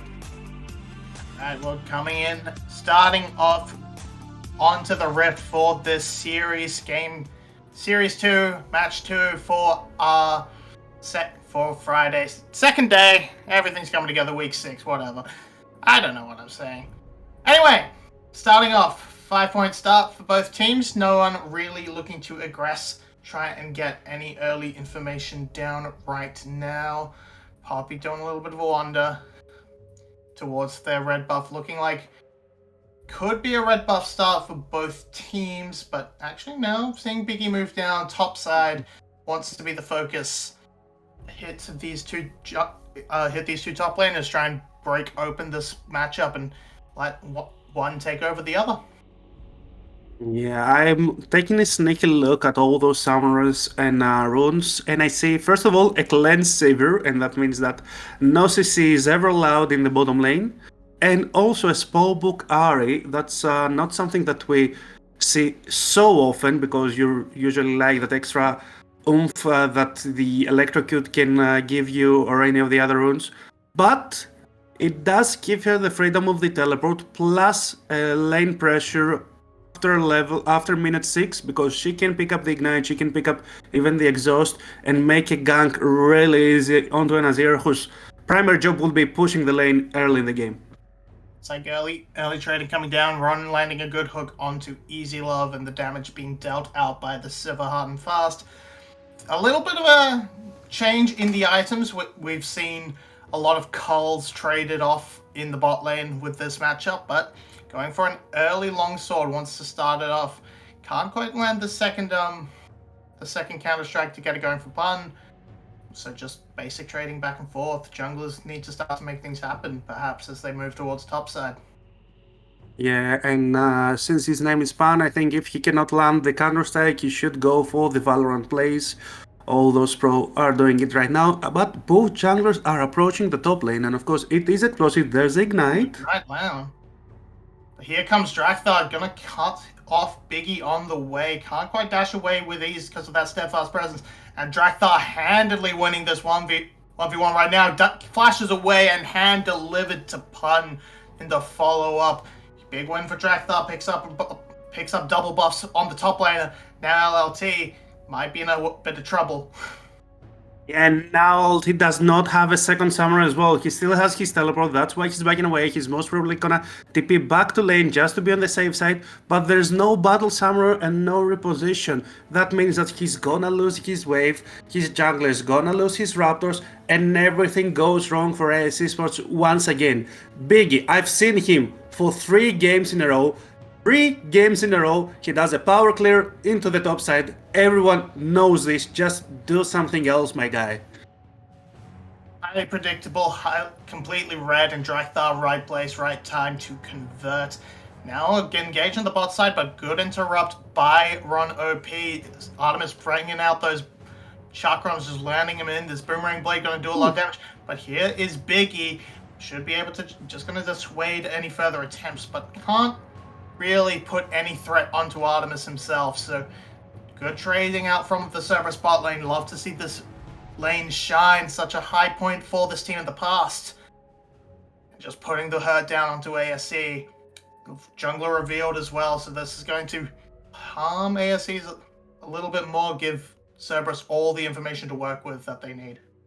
And I love this slow push. They're not just shoving the wave in. They don't want to give Islov all that wave back. They want to get more of Biggie's attention. They still have all of their summoners up. Islov has spent his go, so he cannot chase as effective. And they're pulling Drakthar and Yado towards the bottom lane just to pressure more. There's no wave in the mid lane. There's nothing for them to lose. But look, they just cancelled Zin's report, but on the top side. On the top side, everyone's bot. Pun is just going to do a little bit of dirty farming.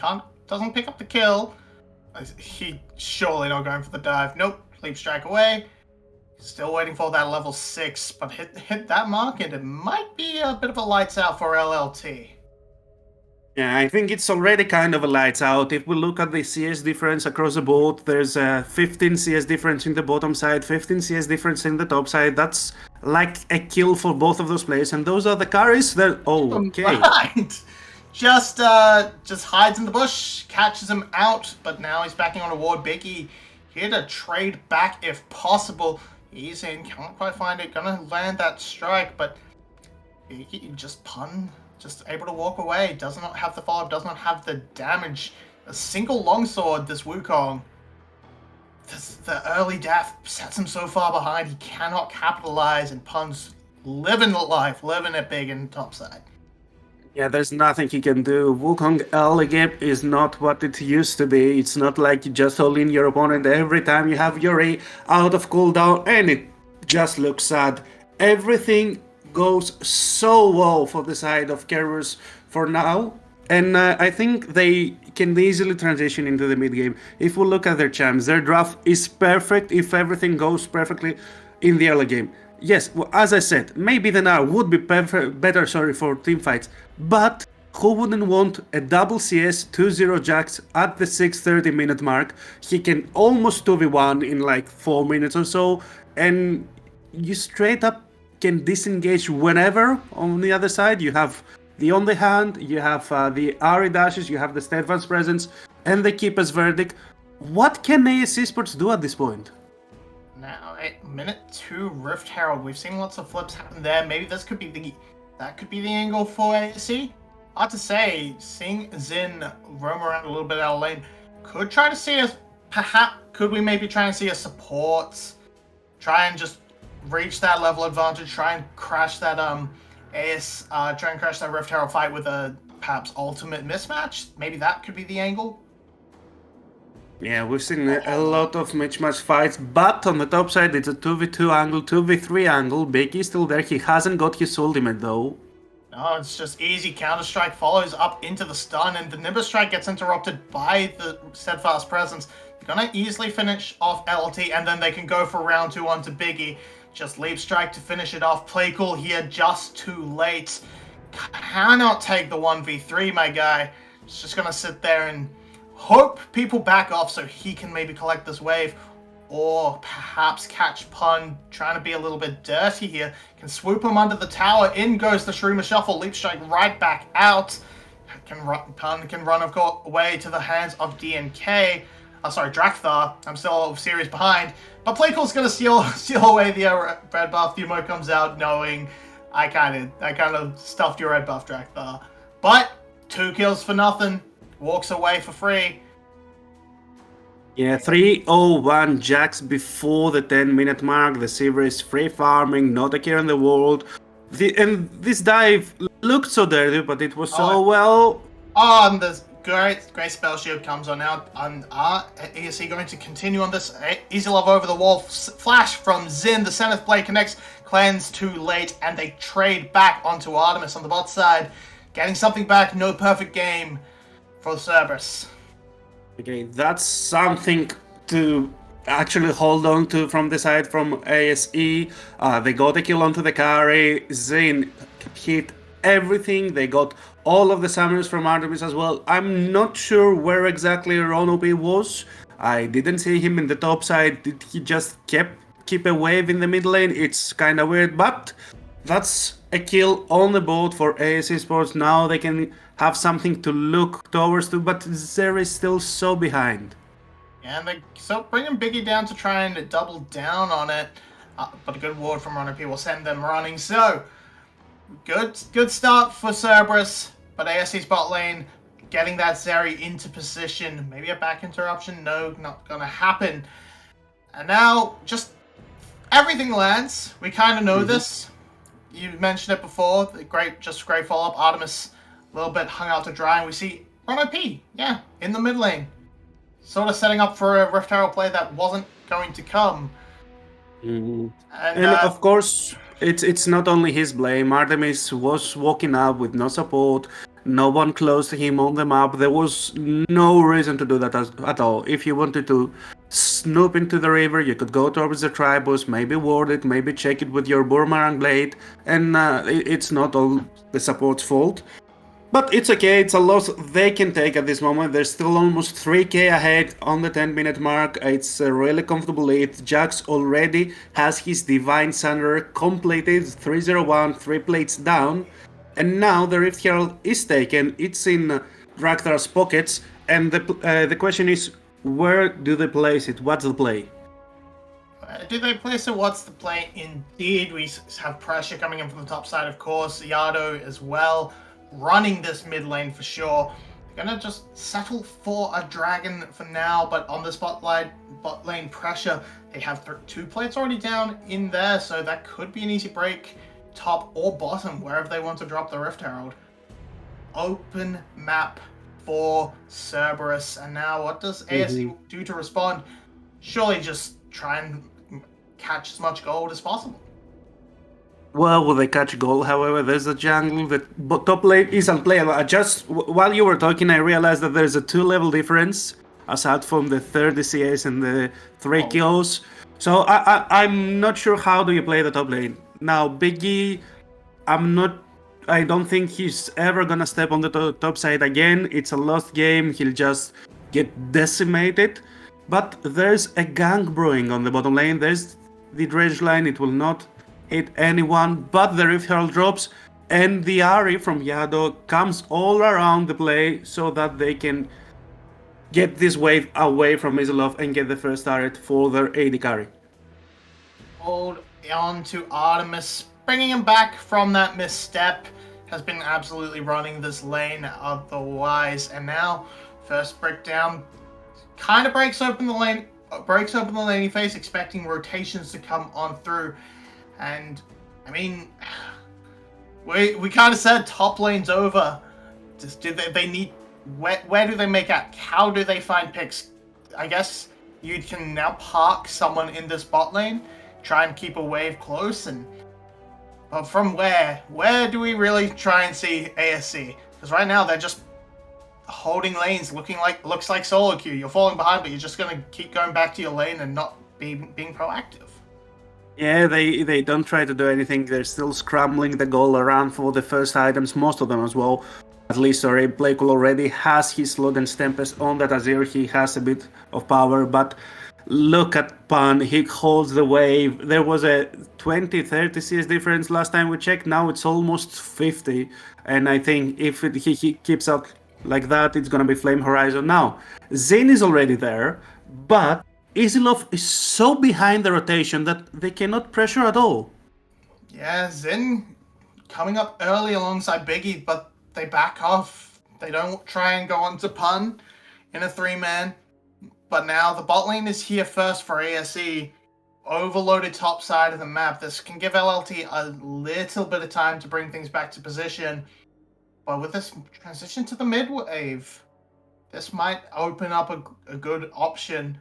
Oh, but ASE, hook lands, can't find the full engage. That steadfast presence denying 2 engages in. Biggie so low already as the orb runs down. Artemis flashing over the wall to finish him off, and Zin left in no man's land on the other side of the fight. Easylove is doing all he can, but can't get over the wall. Another kill for Yado. That cleans it up beautifully.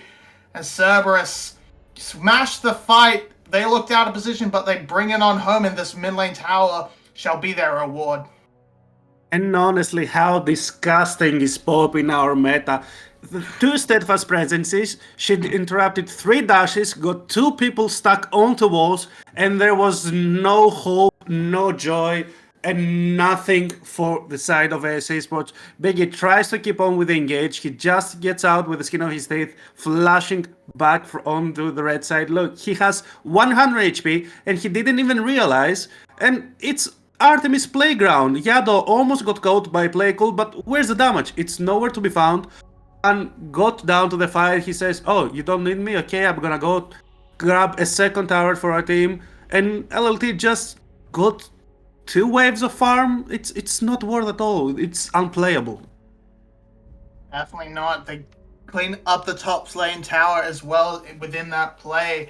And now just gold has broken up, has just exploded. 5k in the lead. Where? I mean, what am I gonna say?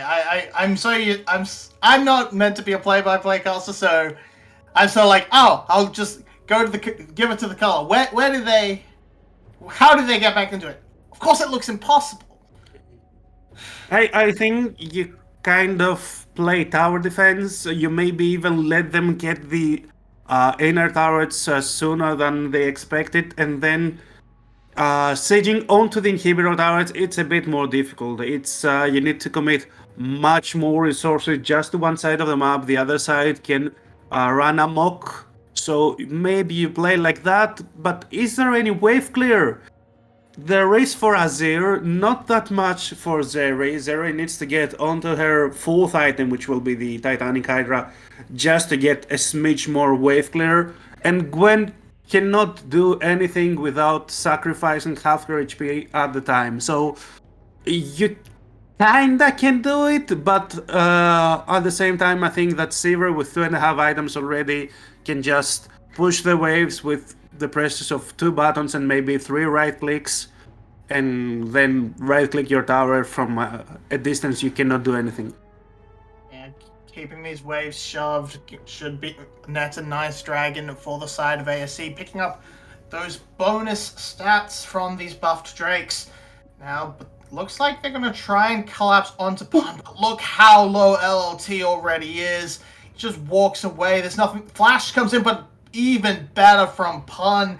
Dodges the Shurima Shuffle, and now he's feeling happy to walk right up. Committed 3 members. They got his flash, but it was a trade. And Easy Dragon, no response. Yeah, I'm not even sure that he needed to flash. Did he see the W damage onto LLT? That's 1/3 of his HP with 1 enhanced auto attack. God damn. Could have just been knocked into the team, killed LLT, and then used the flash to get away. But Yano not going to be quite so lucky, as Xin is here to drop the stun. Ignite just going to be enough. Xin picks up that kill. Not the target you really want to get the gold onto, but at this point, anything's a win.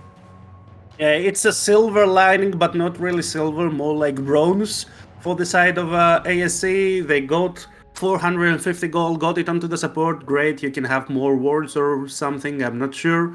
But on the other side of the map, you ask what's the cost of that play. The cost is an easy 2nd tier turret. They can guide the Herald just to crash into the inhibitor turret, but they don't seem to want to. There's a play again. Lovely CC chain. There's no hope for Yado. No hope for Yado. Just not quite enough damage to pop him by the Azir and get the gold where you want it, but still it's something. Pun able to teleport to the top side and defend that tower as well. And I understand kind of not wanting to crash the inhibitor and break that open at 18 minutes. Super minions right there. A little bit too early. No Baron to pressure or anything along those lines. But just absolute dominance from this team. 8k in the lead already. All objectives. Only these kills keeping ASE in the game. I'm just... how you doing? I don't know. How you doing, buddy? It's I don't know as well. Every time that I look only at the top lane, I'm face palming already. That's 2 items onto Pan, not even the Rift Maker onto LLD. The minion difference is over 70. The level difference is 3 levels, and there's no jungle catch-up XP. You can't do anything to save your soul. You just need to stay there and suffer for I don't know how many minutes are left in the game. But Drakthar wants to dive. If that was Malrank, he would have flashed. Yeah, I was half expecting it too, but playing it safe, playing it cool, around play cool. Not gonna try and go for that, but this is just a slow choke out. It really does feel like Cerberus are just waiting for Baron, and I mean, Rev, you came in an emergency fill, and you got one of the most outrageous stomps we've seen in a while. Knock away from play call, easy tower. So I guess you get to go early. It feels like. Well, that's not what I signed it for. I signed it for a bloodbath, 20 kills for both sides. Now it's not even half a kill per minute. That's not the VCS I know and love. But on the other side, it kind of makes sense when it opens so wide from so early in the game. You need to respect it, you need to play back, you need to just catch waves. And on the other side, there's not really that much of a forcing from the side of Kerberos Esports, because yeah, you have the Poppy, but after a point she's just a tank, her damage is flat, she cannot execute anyone. The Nautilus can engage, but there's this misconception that Nautilus is a tank, and he's not when he plays support. He still struggles to get to his first item. He has a measly shield on his W spell and nothing more to just keep him alive. His stopwatch is already broken. And then you kind of expect people to run into Jax or run into the Ari, Charm, which is not the easiest thing to do if the enemy team has more than 5 brain cells. And it seems that ASC, although they do not play the game very well, have more than 5 brain cells indeed. Yeah, just gonna keep playing out. Gold might be coming back some way soon, but wave clear is just good. The response is there. But now it's gonna maybe kick off. Flash hook comes in. The charm did not land from Yado, but huge knockup from the depth charge. But the turn is great. Biggie jumps straight onto Yado and blows him up. The ultimate ends up saving Playcool's life. Oh, never mind. Oh, an auto attack made it through. Falls down. 1-for-1 overall. Both mid laners gone. And then just Punch just hanging out in the bot lane split pushing. He's having a grand old time. Yeah, he's just chilling, just PvEing. He's ready for the next raid. He's ready for the League MMO that's coming out in I don't know how long. But on the other side, how good is Zin? He's the one member that can take away this match with ease. He has played every good play for the side of ASE. It's been him. He's the MVP. He knows where to turn. He knows how to layer all his CC perfectly to just get one member. And full play. I really want to see this replay. I want to see the end. I'm not even sure that was an auto attack. I think that was a ricochet. Because right now Artemis has all that attacks, but has all that little tempo. Oh, it's a ricochet! It's a ricochet! Oh my god! I cannot imagine the roller coaster of emotions from Playcool right there. You get knocked out by the Keeper's Verdict, you're like, ha! I survived! And then a ricochet comes and takes you out and just ruins your whole afternoon. Not even a spell. I'd AFK. Yeah, it's not even a skill shot. It's not even an auto attack, but there's span 1v3. He's going in. He's going back in for it. What? Flash from Playcool will get him out, but that was so close to winning a 1v4 scenario. Doesn't happen. It's gonna trade for Baron overall as they see everyone on the other side of the map. You take that. Why not? You deserved it. Yeah, and he's the actual raid boss of the game because they needed the Needlework, they needed, I think, the Emperor's Divide, they needed the Solar Flare to get him, plus a Flash, and it was so much. If Zin hadn't stepped in, I'm pretty sure that he would have taken at least one with him. The shutdown goes to the other side, but it doesn't matter. They get the Baron, the gold lead is still over 10k at the 24-minute mark. The last Elemental Drake of the game will spawn in 3 minutes, but I'm not even sure we'll get to see his death because right now there's so much individual power and so much team power into Kerber's team fight potential. Finally, Baron in hand then just can finally start to set up these final sieges onto the inhibitor turrets. Pun going back to the scene of the crime. He wants more. Can't interrupt. But he's still going for it. Drakthar gonna force Easy Love over the wall. And now these teams just back at it. Gonna just bring these waves up, try and crash them, trying to look for something. Not the most range in the composition, so sieging isn't their best suit. But the damage is just so much. Look at these towers melt. Zin takes a charm and loses half his health bar. That's one tower, and a wave being set up on the bot side by Pun should be an easy 2. Yeah, and it just makes sense. Look at the silver items. There's already Infinity as a third. He already is 950 goals away from the Guardian Angel. He has the stopwatch, has the BF sword. Everything is going so well for them. And there's not much that AS Esports can do right now to stop it. Maybe if there wasn't a Baron buff, Azir could have done something. But as we know, Baron has minions are mostly immune to magic damage. Their Mar skills so well, so there's not a lot that they can do. They can just wait and maybe catch out Pan again. Yeah, looks like it's been a big engagement upon, but he's going to not quite survive. The Zonias comes in, stopwatch, but I traded again. They're committing everything they want to hurt Pun's KDA, if nothing else. They're going to do so, but they just lose the map in the process. Look, Pun's just drawing so much attention. Both times he's nearly gotten a kill. This is just feels inevitable. One more tower left.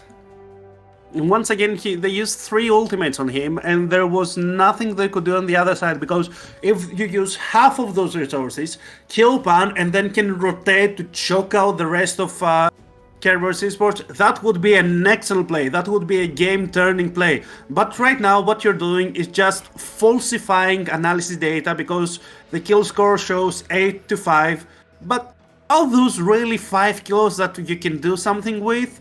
No, I think maybe the 2 deaths on Tuyado are kills that they can actually get something from. But apart from that, they're just catching out Pan with the cost of the whole map, of all their structures, and there's almost nothing left for them to defend.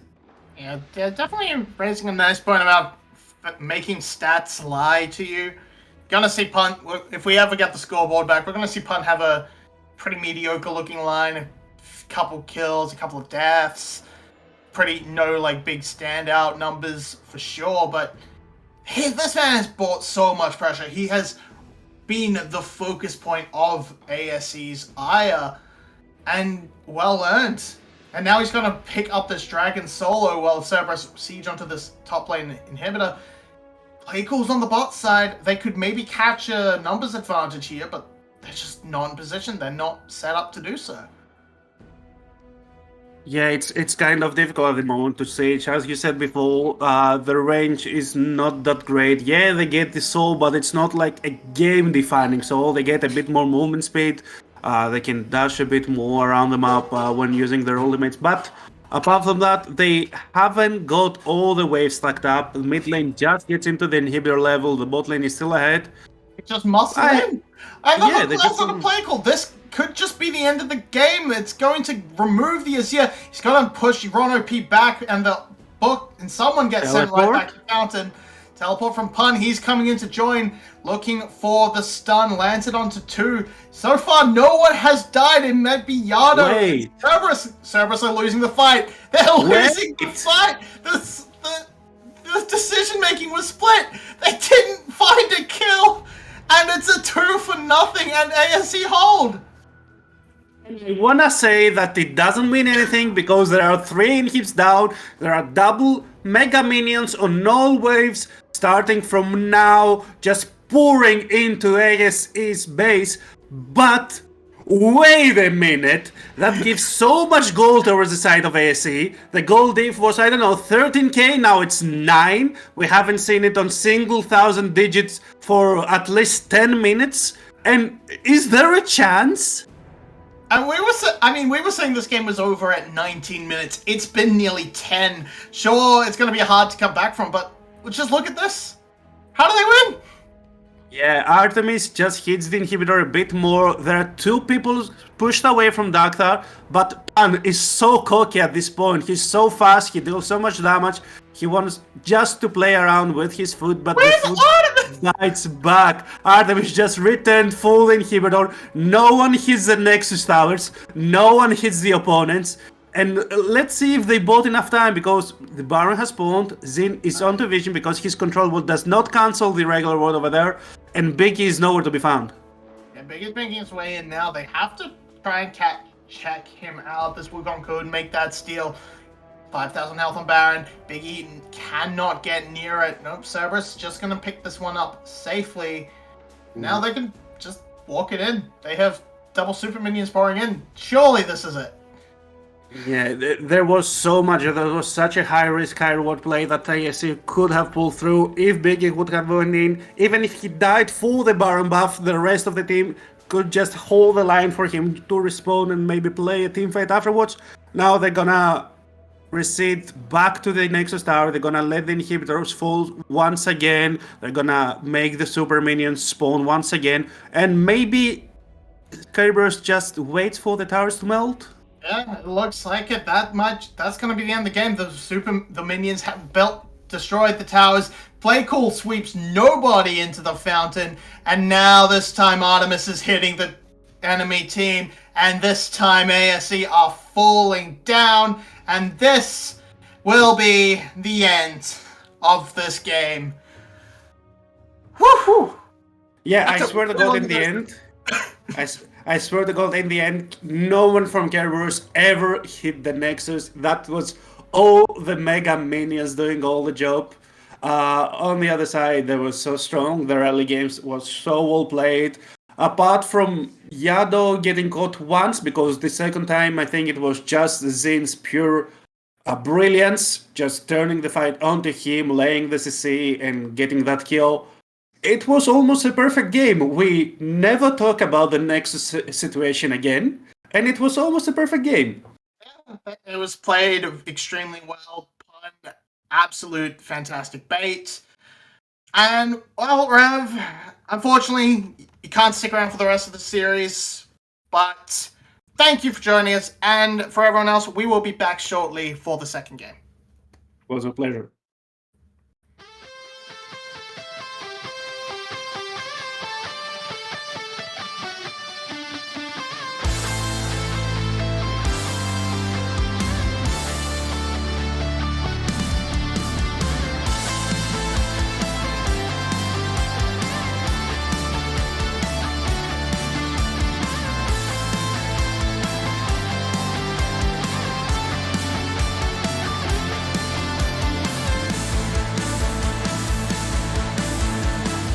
In the brooding silence, by the light of the moon, running through yesterday's gone wrong. Plant a seed of violence, it's the same old tune.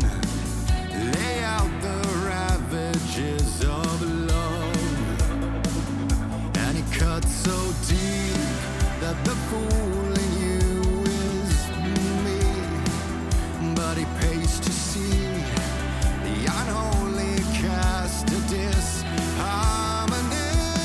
Bittersweet revelations, let the mirror come alive. Glorified sensation, your name in the headlines. Oh, revelations, salvation is poison we mystify. It's love with a black eye and no alibi, no illusion to save you this time. You are asylum to my solitude, playing charades all along.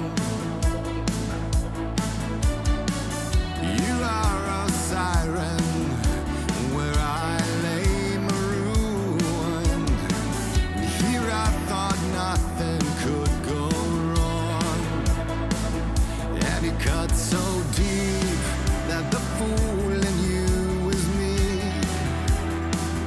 but it pays to see the unholy cast a disharmony.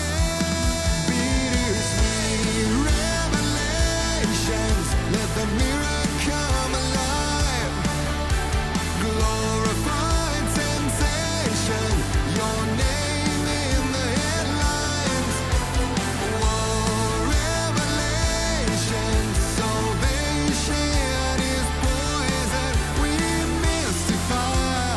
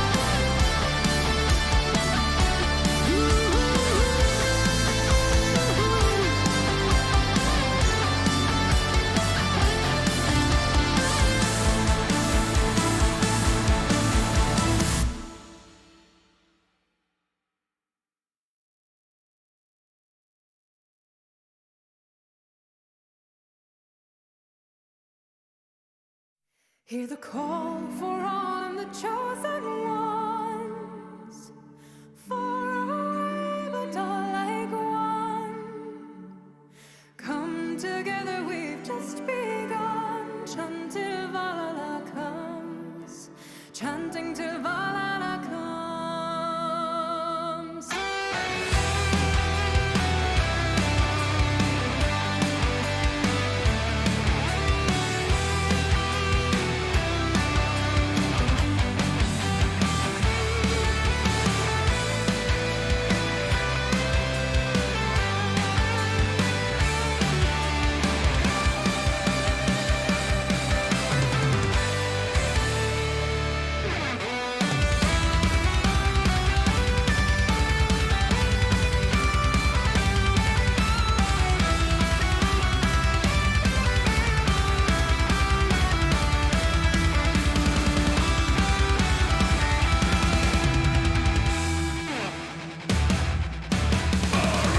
Into the final battle, there's a fire in my blood. Let's fight through the shadowland. There is light to lead us all.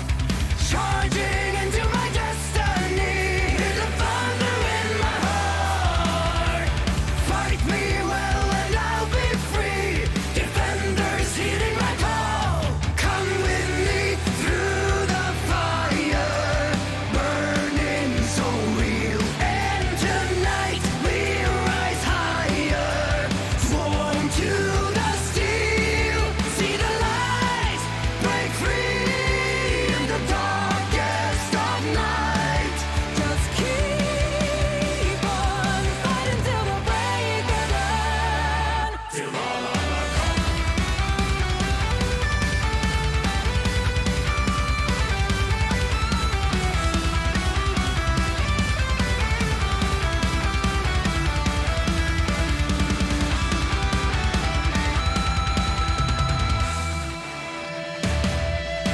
We strike out on the battlefield. There's a fire in your eyes. Ignite, burning for your life, and the will that never dies.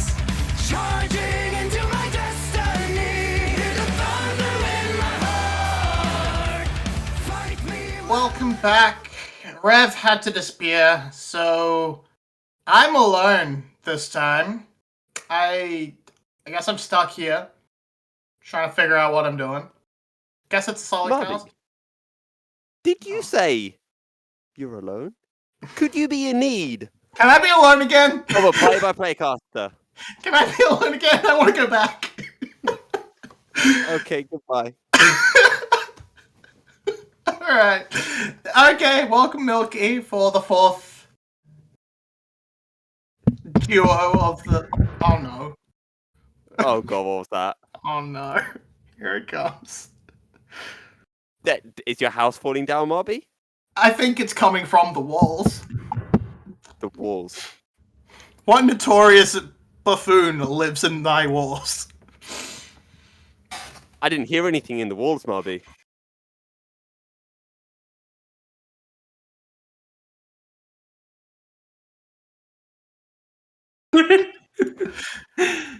So welcome Hello, back. Rebel. Welcome, Rebel, to It came right everyone out of on your walls. VCS.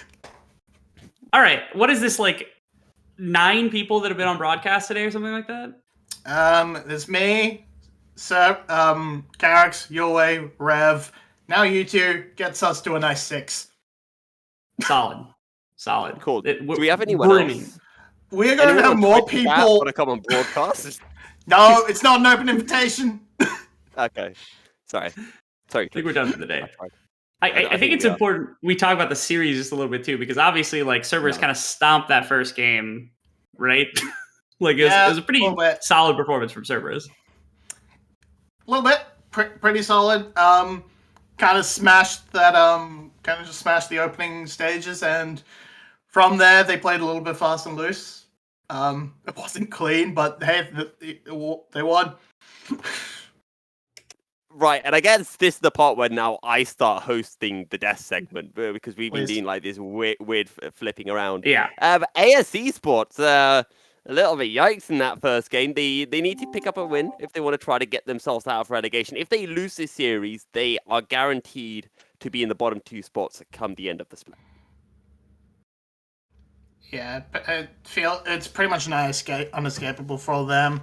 2-9 at the record, tied with Genius Esports, and at 5 wins for the next 2, they can only ever tie Wales and Cerberus from that point forward, and that's just not going to happen. So, seems rough, seems very unlikely, and we are taking a while to get into that second game. Sure are. At least waiting to get it this to happen. Yeah, I was kind of expecting it to happen pretty quickly here. It was really nice. It was play around topside, which is something we haven't seen link up super well the majority of the split. There have been a number of circumstances in which, like, I think Drakthar's played well. I don't think Pun has played particularly well inside of the split, but this was a game where both of them kind of popped off enough in the early game to really make quite a bit of a difference, and you can appreciate that. They didn't play around Yado, they didn't play around Artemis, which is usually their kind of go-to. Instead, it was the top side of their map that was really stepping up for them, which is a bit of a different look. And I want to talk a little bit about some of the AS Esports players, Rebel, because kind of when we were in the break, we were discussing looking forward to following splits and like players that you think have been stepping up for AS Esports and players that you think should be either remaining on the team or remaining in the VCS to some degree. I, at least in my opinion right now, and it's going to sound really harsh, I feel like Playcool and Uji are the only 2 I would like to keep along the roster. We haven't gotten much of a sample on Biggie quite yet, but I haven't been so impressed that I've been like, yeah, this player definitely deserves to be sticking around, definitely deserves to be doing quite a bit more, and no one else has really been, piquing my interest. And I find it very strange why Easy Love has been playing the last, sets of games or so when we saw such profound expertise from Uji, a couple of times. So I don't know what opinions are of him, but obviously I think all of us were high on him when this team was finding a minor amount of success. And ever since he's been gone, it feels like they've just been lacking that once again. Yeah, I pretty much agree. I could see Zin sticking around a little bit, but overall haven't been super impressed with him. Biggie, yeah, he hasn't played much, but overall, yeah, he's done the same sort of path all 3 games. And we know there are other junglers that are just sort of lurking on other teams' benches on and in VCSB that were maybe not necessarily top tier junglers by any means, but they should be. They're fine. They definitely. I think they perform a lot better than Biggie has so far. Bit of a network issue as they are bringing in 2T. That seems to be the issue. They are subbing out presumably LLT for probably. 2T. And so that's why we have a delay. Yeah. 2T back in, presumably going to be going into the top lane to replace LLT. And kind of going back to Biggie Rebel, I'm sure you can still remember, maybe you still have nightmares about it, our cast on Sunday, where I was essentially asking you every 3 minutes for your opinion on Biggie's debut. Yeah, it was something else. Because he had good starts to the game, but it was like mid-late game, you just watching him like, what are you doing, son? Yeah, like I said, I feel as though it was interesting watching Biggie's first performance because mechanically he was there and then also was making solid decisions. Like there were good moments. And even in this game, I think actually had some solid potential for plays. Almost, if I recall at the beginning of that game, there was actually a little bit of a scrap between himself and Drakthar as he was trying to make a gank towards topside. And he won that duel against Drakthar. The problem was that Pun showed up at the right time because Pun was winning the one-on-one up against LLT, which was what kind of prompted the gank in the first place. And if it weren't for that, things would have actually gone quite a bit better. Again, the intuition is there, which is why I'm not counting Biggie out as being somebody that could be on rosters in the future. Just that, again, hasn't shown enough for me to be convinced of that as, hey, look at that draft. Let's go. Yep.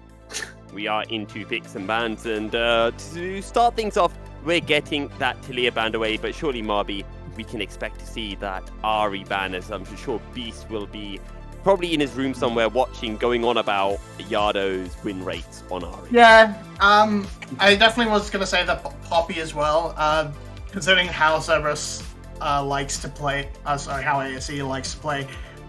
Pretty much every team likes to play. These two champions just shut a lot of that down, and so taking those off the board makes a lot of sense. ASE does not seem like they want to try it. It does not seem like a team that can properly adapt to these two champions, and so take them off the board seems fine. Fortunately, they've left up the Ahri, unless they want to take that for play cool. It's one of the most played there, so could be an option. Feels like a bit of a letdown on a first pick, but I mean, they can't pick both Zeri and Siva. So what Cerberus should have done is banned one of them and then said, all right, pick it. We get Ahri. We have a mid laner this game. Okay. Ooh. Okay. That probably, I don't know. This is a tough call because usually this would they probably would have put it up on screen that Uji was subbing in, unless maybe the technical problem was coming from 2T instead of Uji if they're just subbing him. But traditionally, he's been the one playing Kalista Draven in the early laners, and that's something that we would like to see from this team. So hopefully that substitution has been made. Now, that's not going to be allowed from Artemis. Artemis is just going to pick up the Draven, not give it over. This actually might indicate to me that it could be. I would like to see Uji in this game because I feel like this is the matchup we wanted to watch, is just these two playing early game champions against each other for the majority of the split. I mean, absolutely. These two, the Draven counter coming out against Kalista, we've seen it a few times. And if your AD carry can play Draven, absolutely slam it down. Mm-hmm. Do they follow it? Do they maximize it and put in the Pyke next to it? That was the original duo. But hard to say. Hello, bye. Back for Biggie. Okay. This didn't go well last time. So I just want to highlight a couple of things here. First of all, we've had none of our traditional bans of the Zeri, Sivir, Kalista, and the Zeri and Sivir just flat out didn't get picked up. This is also, I would like to highlight, Artemis's first competitive Draven game. Mm-hmm. Interesting. I know that we were talking about a little bit in the split, but any champion that's capable of running forward with damage is usually what I want to see from Artemis. I don't think Artemis is, and not that Artemis is bad at kiting or team fighting or anything like that, but when he's the one that can walk forward and put out damage as opposed to the rest of his team buying him space to kind of kite backwards and play front to back, that's when Artemis, to me, gets the highest value out of it. And so Draven does that, Sivir does that really well as well. Which is why those two champions, the one I'm looking at, when they started popping up in the meta, I'm like, okay, maybe Artemis can start to have more of an impact. And I think that's been more of the case as of lately. I'm also going to throw a long shot out here. We have a player in NA Amateur that likes to play Vi support, and I know it's a long shot here, but it could still be a Mumu jungle if they decide to go for a strategy like that. I had Easy loves it, and I hate this game. I don't think it's an Mumu jungle ever. Boo, no creativity, boo. Can I just say, so far in Summer Split, there have been 218 games of a Mumu. 216 of them were in the support role. I realize. Most of them was jungle. Mm-hmm. Yeah. Anyway, of course, I would mention the hope for the Pyke, but of course, Ron OP only plays one champion, and it goes Moo. So, Artemis is going to pick up his Victor. Just sort of a safe one. The lots of CC coming out from this mid-jungle duo means a control mage like Victor is just super targetable, I would have thought. Definitely provides an option for something you could have been a bit more aggressive on and tried to snowball. But ASE hates everything considered potentially useful and picks an Orianna instead. Orianna can be a useful champion, let's be real. Against it? Yeah, like Kalista throwing in a Mumu with a Mumu ultimate, with Orianna Ball, with Gnar ultimate. Like, they just have Wombo comp. Like, that's all that this is coming out from ASE. It's like the most basic of basic Wombo comps. You put Orianna Ball on something, you throw it into the middle of the team, and you get everything else. And all these other champions are literally just simplistic ways to do exactly the same thing. Pretty much across the board. Cerberus also don't have the most crazy of compositions, but at minimum, they do have enough to fight back with this. Pun, for the first time ever, surprised me by getting a solo kill in the one-on-one in top lane. And if he did it against LLT, I'm certain that he could probably do it against 2T as well, although 2T's Gnar has been a little better than most of the split. Let's go Jack's jungle. Draven top. No. I don't think the Jack's into the Gnar is better than Wukong into Gnar. But is the Jack jungle better than the Wukong jungle is the question. Yes. No, it's not. Yes. No, it's not. Because Wukong jungle is kind of bad. Okay,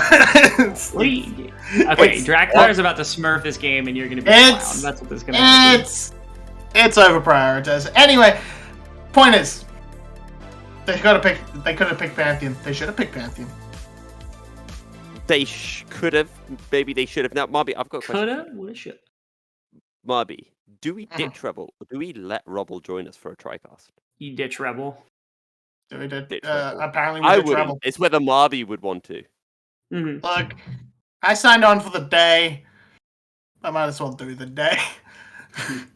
It wouldn't be right to just not complete the caster hot seat without me in it, you know? Yeah, Mhm. that's true. Fair enough. But One other thing I wanted to mention is, you know how I started up that discussion of what do you call the Amumu Callista combo, and Rebel was like, "Oh, it's sarcophagus," when it's not. It's Fate of the Sad Mummy. But now Wrong. that we've got an Oriana, we can call it the Fate of the Sad Shockwave. I'm gonna Wrong. call it that. I don't care about you guys. It's Yeah. What is it, Rebel? Shockophagus. Shockophagus. Like, Shucks. I think whatever it is, it's certainly not Falco. As What? what Wombo combo? That ain't Falco. Classic that Smash reference has memes. gone over my top. I'm gonna have to. Yeah, I don't know educate you Smash. later. I cast League of Legends. I also Not cast Smash. League of Legends, but I know the It's true. classics. I actually despise Smash as a game. I hate it. One of my mates, Sure. Technovin, Sure, if you but happen to be listening, it's he like the forced big me to play Wombo all the combo time. call. Okay. I'll try to keep that in mind. I'm gonna be honest though. I'm probably going to forget it in about 10 minutes. And with that, we are back into the game. 2T trying to just bully out Pun a little bit as we make our way on to the Rift for the second game between AS Esports and Cerberus. Yeah, coming out strong. Pun trying to bully this Minino as best as he can early on, and now, interestingly enough, we're going to see yet again bot side to top side clear for Biggie, going to just trying to get into the top side and make something happen there, but.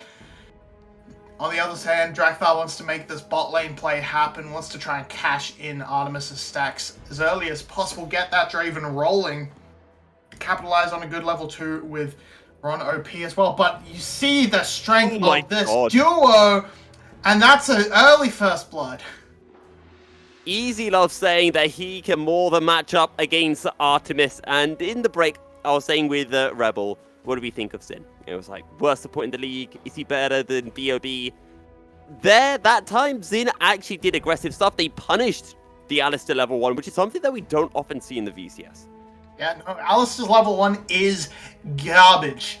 Amumu's level 1, absolutely banging. Just double stun, huge amounts of damage. And Callista ain't no slouch either. The Ignite comes down, the Rend is huge. And the Triumph stops the trade back. If that trade back comes through, that's actually just a big win for Cerberus. Get a few stacks onto the Draven. You get first an early kill there. But with that win, that's huge. And now 2T taking it to Pun. This counter pick. For a second, I thought that Hot was going to take him under the tower, but it didn't quite. And 2T showing Pun, hey, look, I know you beat LLT in lane, but I'm a lot better than LLT, so you better give me some damn respect. And also, this just works out a little bit better. And Biggie coming from the top side, catching Yado unawares. Oh no, he's overstepped. And Paycool is there saying, bruv, why you give Yado double buff? How am I meant to lane now? Yeah, you've given Yado double buffs. You've given him stacks towards that first upgrade, and if that laser comes through early, you can actually just keep Playcool shoved onto tower for quite a while. So that just completely fumbles everything. The rest of the map going so well for ASE, but now that you can see, there's looking at the this bot lane is not going well. They look know. At that CS difference.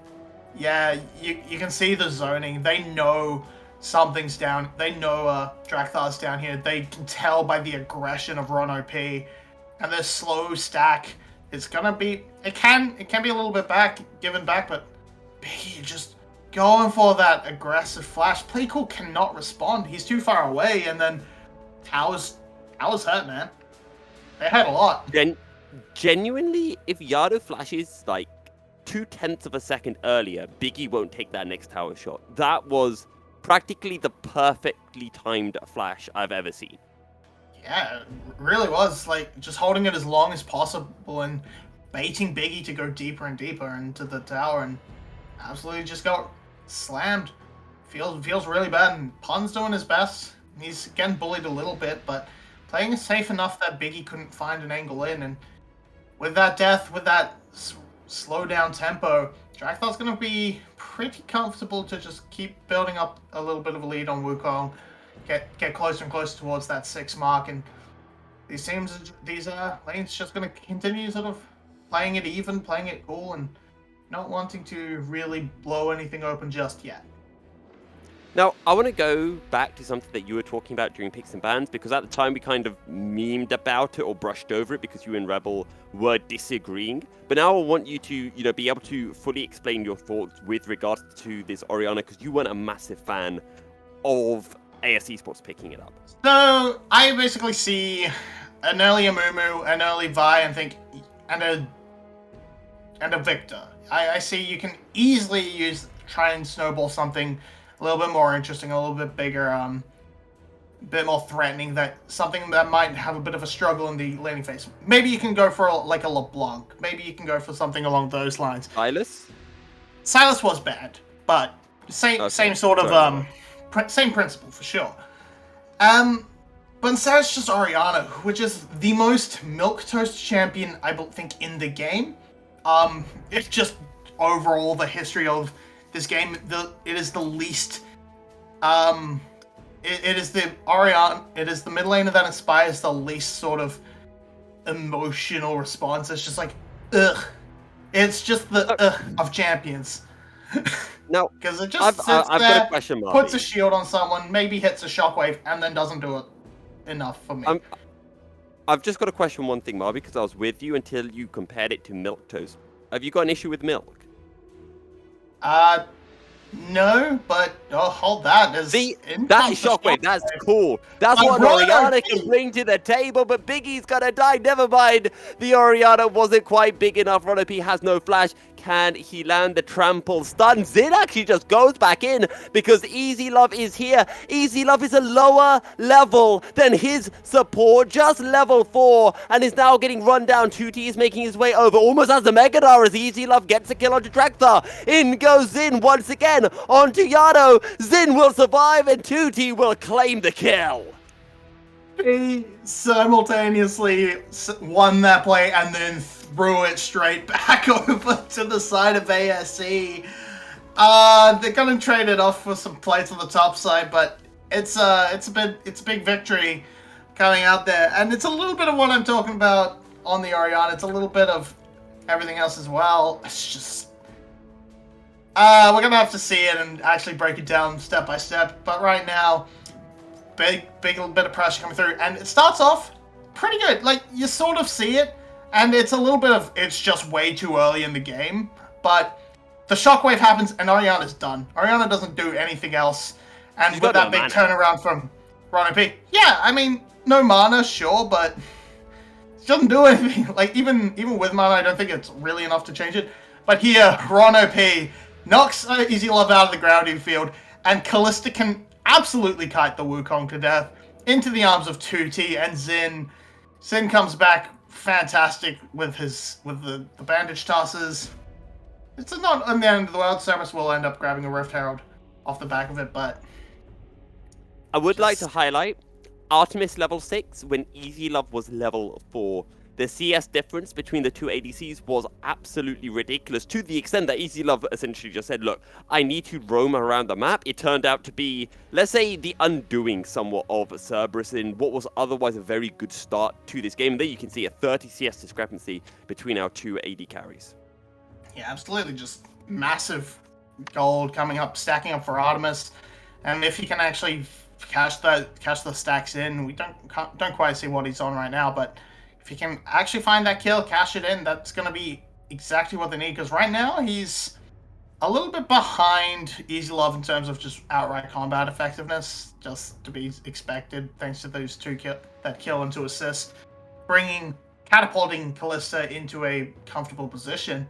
Now Ron's just off on the room again. It's what he knows best. See if he can lock it down for Cerberus this time.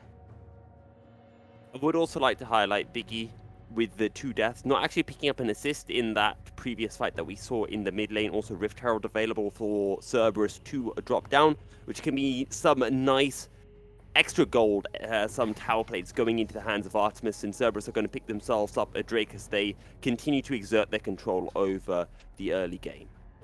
Yeah, and just interesting to point out towards Biggie, going for that Divine Sunderer, wanting to be a little bit more of a threat, hoping to realistically sort of trade 1-for-1 with Artemis in the sort of team fights, and that should be quite fine. We saw BJ go for the full tank version of Vi earlier today, but I think this works out a little bit better. And Pun in a bit of trouble. There's a lot of CC. You cannot get away.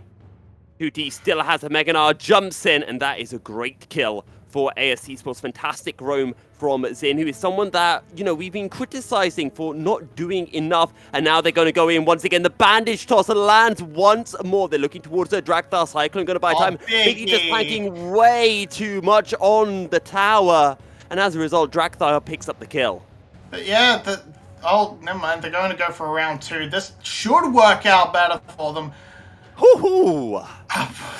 Just narrowly on the dodging the ends of those trades, but man, Drakthar buying a lot of space, buying a lot of time in those dives.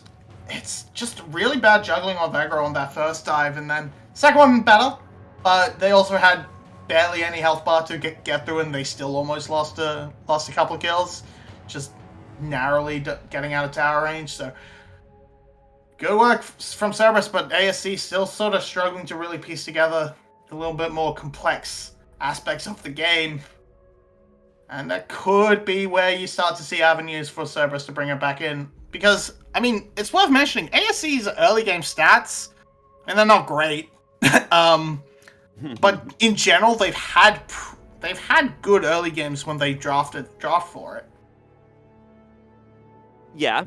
And, I mean, Cerberus have just been weird. I think AS Esports have been also the kind of team that if they do well early, maybe we can see something, but most of the time we just see them struggling in the mid to late game. Their laning phases haven't usually been a big issue, and Cerberus have, I don't know, I feel like Yado has been a big question mark for them. They've had a lot of question marks around them, as this replay is painful to watch. Yeah, we just see 2T. He just drops the tower aggro so early. He could have taken at least another shot, and that might have been enough to really bring it together. But No. But the thing is, I think 2T was right, because 2T essentially said, hey, look, Drakthar's used the Cyclone. Let's just disengage, and then we can re-engage once the Cyclone ends. But instead, Biggie ulted on into the Cyclone and then just died.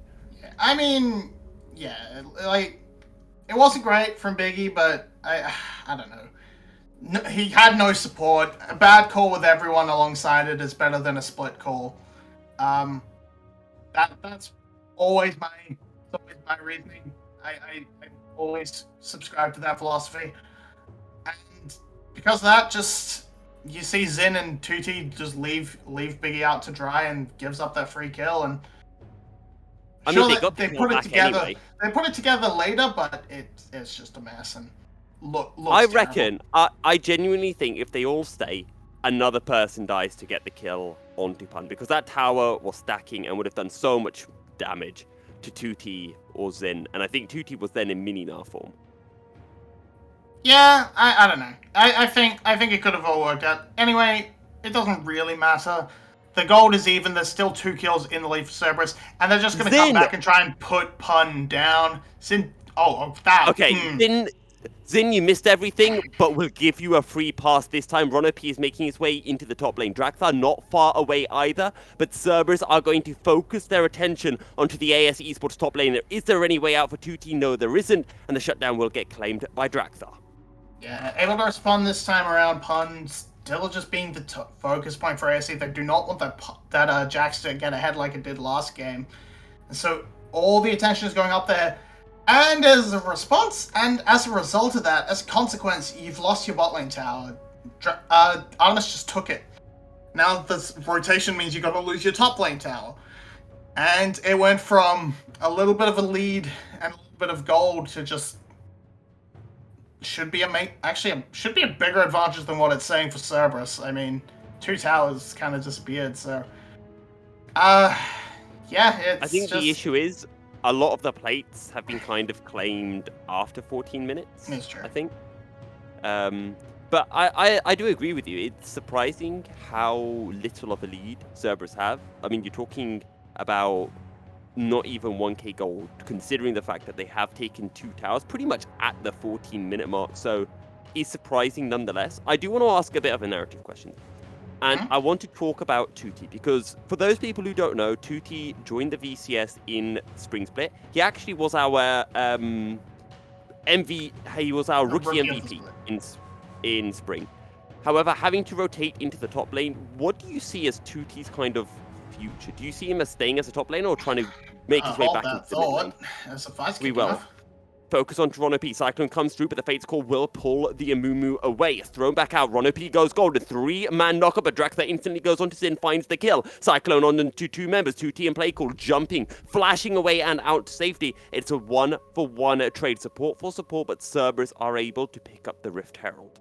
1-for-1, and that was a 4v5 because Plun's only just now joining in and jumping on top of 2T, so Cerberus kind of just winning. They're going to rotate straight to the Dragon as well. And I don't know, I feel like 2T, it's hard to say. He was mediocre as a mid laner, wasn't really a big standout by any means on SBTC, but I feel like I can't fully write him off yet as a top laner. He was sort of hot swapped into the position, and he's on a bad team, so he's always going to look pretty bad.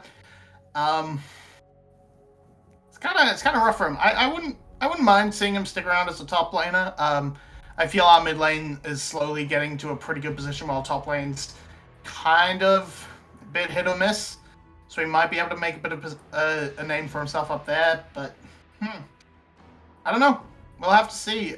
Maybe this is just a one split thing. Maybe next year we see him on a VCSB team in the top lane. I just have to see where he goes from there. What he enjoys, what he wants to play. Now, Marby, I do want to direct your attention towards the bottom left of the screen. 460 stacks on this Draven. Can Artemis get a kill? Can he cash in? That's nearly 1k gold available. 2T jumping in. They're looking to get the kill onto Artemis. They want to shut the Draven down, and they've got the kill. The stacks are in the dustbin. 2T over the wall, and the rest of AS Esports looking for Rono P, trying to get to the blast cone, but will not even get close to it. Yaro, the only member left standing, but here comes the fire over the wall. 2T will lock down the victor, and it is an ace for AS Esports. Never mind. 2T is the greatest top laner of all time. Just put it in there. They clean house the fight. They got the Dragon on top of it, and they're going to pick up some towers for themselves. They now have a demanding control of the lead, and ASE, they can put it together. They can try and win. They can if they can put this together, if they can hit Cerberus where it hurts, that's just going to devastate them so much. It's going to keep ASE a little bit happy and hopeful at dodging that relegation zone, and it's going to make Cerberus start to sweat. Things difficult for Cerberus right now. AS Esports looking for this, and this is that fight in the river, all started by Rono P. It starts off, they go all in, but they just get sort of just cornered out by the Wombo combo. It kind of holds out the delay to maximize CC time, but the Curse of the Sad Mummy into the Shockwave, it just holds them in place and lets the damage rain through, and then the dive onto Artemis, finish up, cut down those stacks, and this Draven, it's not really getting anything done. And GT, he's coming for fun. Wants to just try and put his foot down and be a solid top laner, it feels. Let's not forget, earlier on in this game, Easy Love was level 4, Artemis was level 6. Artemis had, it was, what was it, about 80 CS to Easy Love's 40, and now Easy Love is 4, 0, and 3 on the Kalista. In terms of itemization, is ahead of Artemis because he has those tier 2 boots completed. And with that ace, AS Esports find themselves with a 3k goal lead. AS Esports are the ones picking up outer towers. So we're just gonna try respond in kind with this thanks to this Rift Tower push. Actually, they're not even gonna be able to do it, and just diving onto Artemis again. Again, the focus is onto Artemis, but Big E has a no follow-up. The shutdown claimed by Draxthar, and now AS Esports are on the run. Yaru dealing out a fair bit of damage when AS Esports all grouped up. However, Easy Love will pull one kill back. Jax for Biggie, Jungler for top. Now they're looking to run OP. It's a 2-for-2, but Biggie and Easy Love have fallen. There is no more damage for the side of AS Esports. They're looking for Tutti. Gets under tower. Great bandage toss from Zin and flashes away as Playcool will find the kill on it to Draxthar.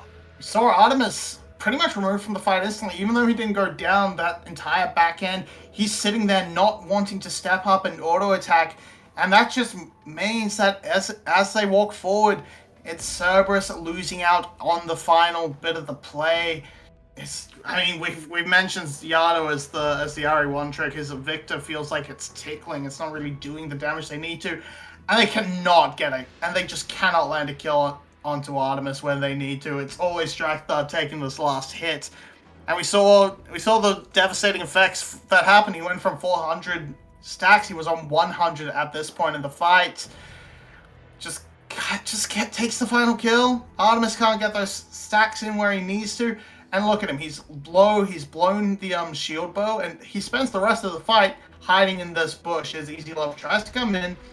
Artemis walks up, one auto attack, runs away. That's it. That's all he's done. And then Tutti and Zin just able to play it out from here. The hyper procs doing so much damage to Draxthar. And then the overreach, the flash not being able to land onto Zin, onto Tutti rather, gives Zin the opportunity to secure that kill. Draxthar going for another fight. On it to Biggie. Pun jumps forward and Biggie is down once again. Zin locked up in the gravity field, and it's a double kill for Artemis. However, I don't think he was really able to claim any stacks from that. Tutti will fall as well as Cerberus turn this game on its head, and Cerberus practically level up the gold with that single play. As I said, they grab 2 kills onto Artemis, pick up a tower as well. They can maybe even go start up this Baron. It could be a little bit risky. 3 off the board as Tutti fell also. Playcool has a shockwave, but no, they're just gonna pass it up. Maybe send Callista to the Dragon to take that off the board away from Cerberus. But the swing has swung it back. Gold pretty much back to even. Very small lead for Cerberus. But more importantly, Artemis got to cash in some stacks. He's going to be able to jump ahead in gold and pick up an item. And that could be enough to bring Cerberus into a commanding position to actually start running the game. However, AS Esports were able to pick themselves up. Drake Cerberus able to get the Baron. Things are going to be a little bit difficult for AS Esports, but in that previous fight, Playcool wasn't there. It was a 4v5, and I hate to say it because, Marby, I think you know how much I really dislike pointing the fingers at certain players and say this player's having a really bad game. But Biggie, my guy, you can't go for these plays. So, this initial thing doesn't feel too bad, but of course they're not tracking where Pun is, and the Cyclone into Counter-Strike combination is huge. And then Zin, not quite making it off the gravity field, palms the other one over. And then it's just, it's great. Good play from Pun to keep the kills going, keep it stacking up, and the initial invade isn't too bad. I like the idea, but you have to be a little bit more cautious of where the enemy teams are. You have to track them a little bit better if you're going to aggress that strongly. And it didn't work. Didn't work out at all. You're not tanky enough with this Divine Thunder build at 3 and 5. Gives you a little bit more access to try and kill Artemis, sure, but it means you're a lot more vulnerable to being picked off in these situations. Let's not forget as well, AS Esports aren't just fighting to keep this series alive. AS Esports are fighting for their chance to make it out of relegations. If they lose this game, they will be in those 2 relegation spots, and they will have to fight with the VCS B teams to stay in the main VCS series. But Cerberus, with that play, force AS Esports away from their mid lane, and this should be the mid lane in a tower going the way of Cerberus. Yeah, we're seeing the damage start to come out from Artemis. Zin walked in, took a bad bandage toss on his own minion, ate pretty much half his health from 2 autos. And then they just jump onto Easy Love, pretty much remove him from the fight and secure themselves a tower. And it's now just with Baron in hand, Cerberus feel a lot more comfortable, a lot more sure of where they want to go, how they're playing out the game, and looking a lot more clinical as ASC start to flounder with their deficit. 15 kills to 10, nearly 25 minutes into this game. The goal relatively even, and now that the Baron buff has ended for Cerberus, maybe we'll see the fights getting a little bit closer once again. But something that I personally, Marby, really like to look towards whenever I see an Orianna is when does that death cap get completed? Because once the death cap is picked up, Orianna does so much damage with every single spell.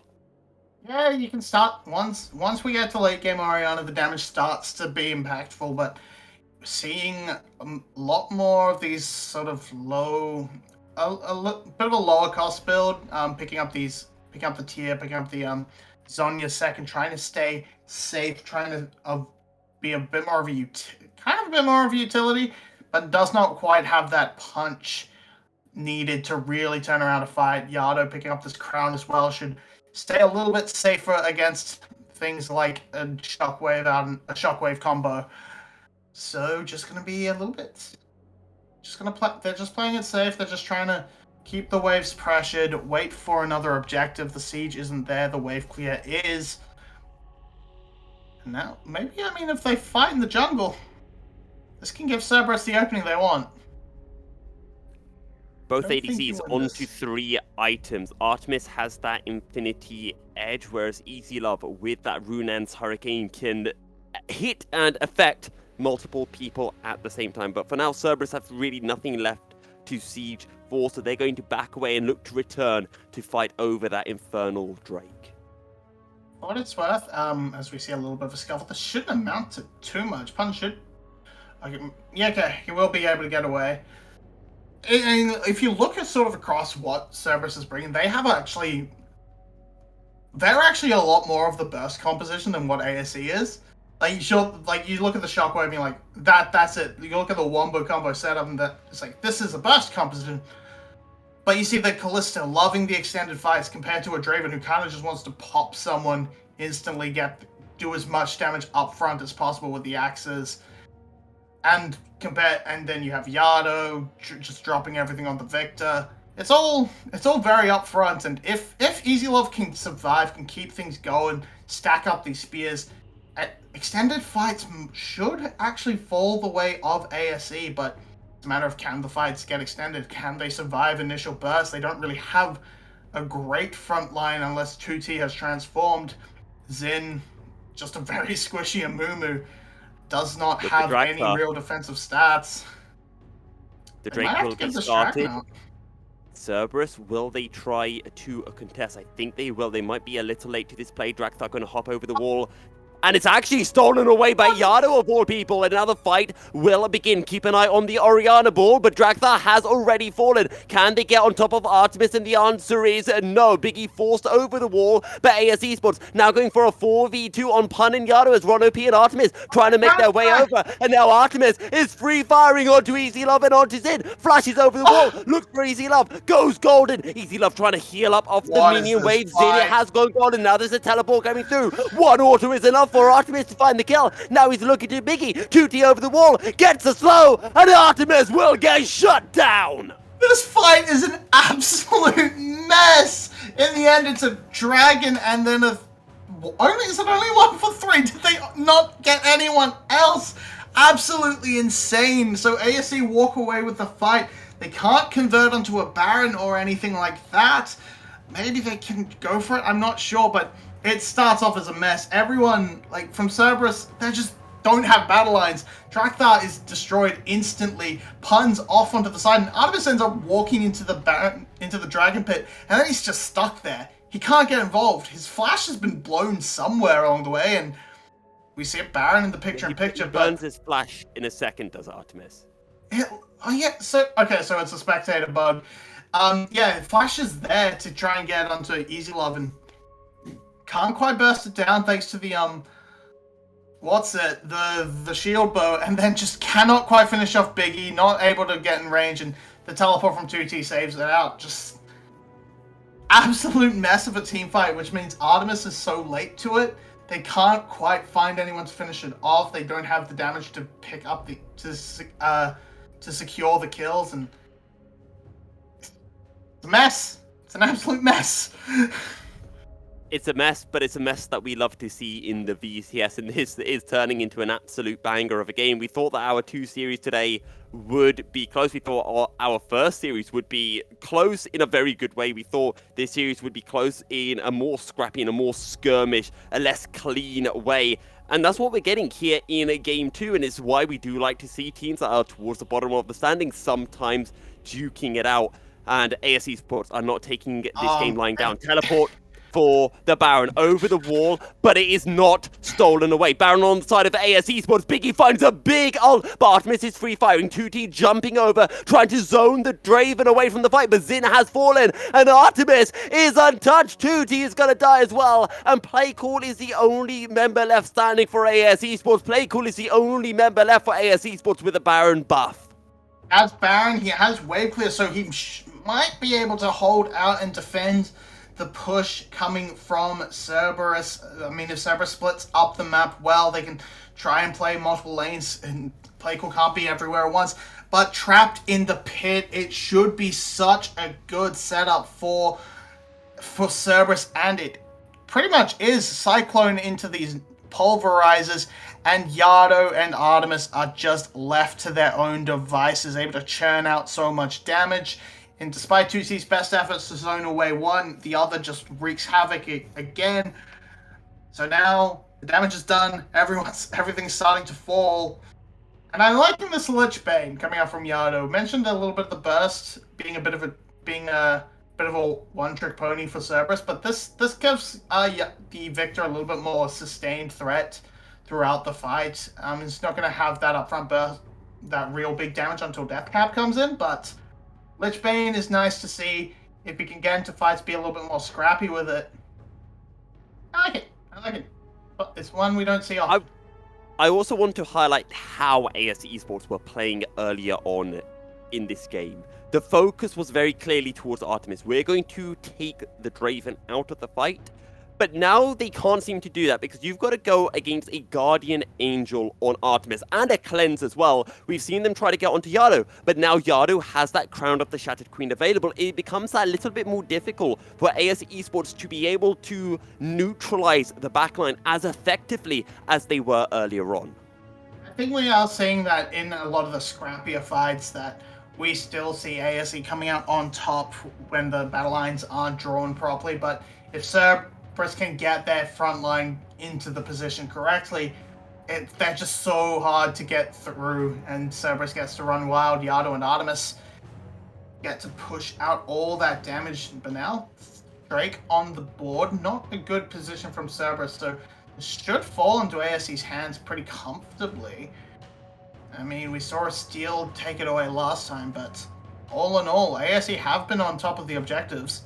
Zin just goes in, flash ults onto Yardo as well, but watch for Artemis. He's a big damage dealer for the side of Cerberus. As in goes 2T, and he finds a huge Narod that just might win AS Esports this game. 2T will fall to a Drakthar, and it is a 1-for-2 so far, with AS Esports coming out on top of Biggie, looking for more. Artemis and Drakthar forced away, and it's AS Esports once again with control over the river. They win the fight, and now they're looking to claim their prize, the Infernal Drake.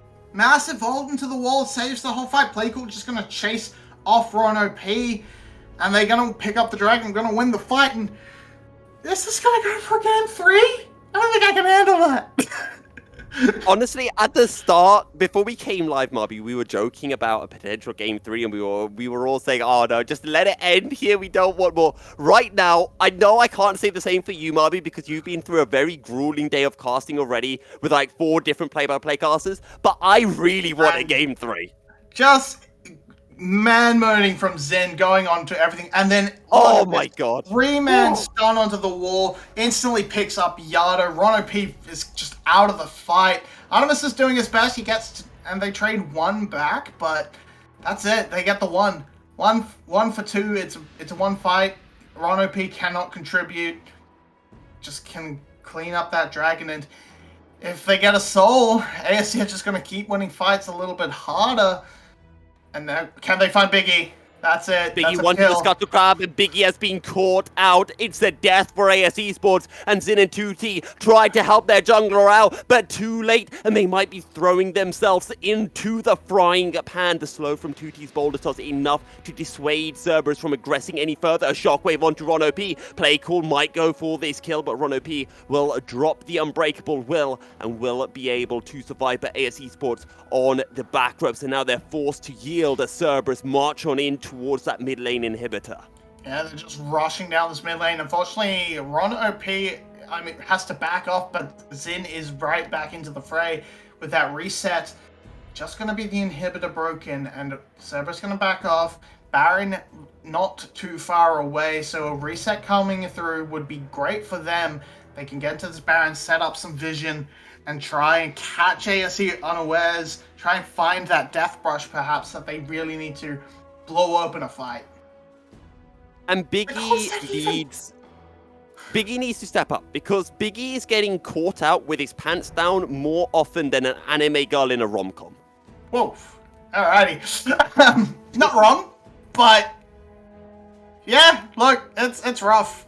Biggie has to step up huge, has to try and be there for these big objectives, and can't quite bring it together. Cerberus just pushing their way in.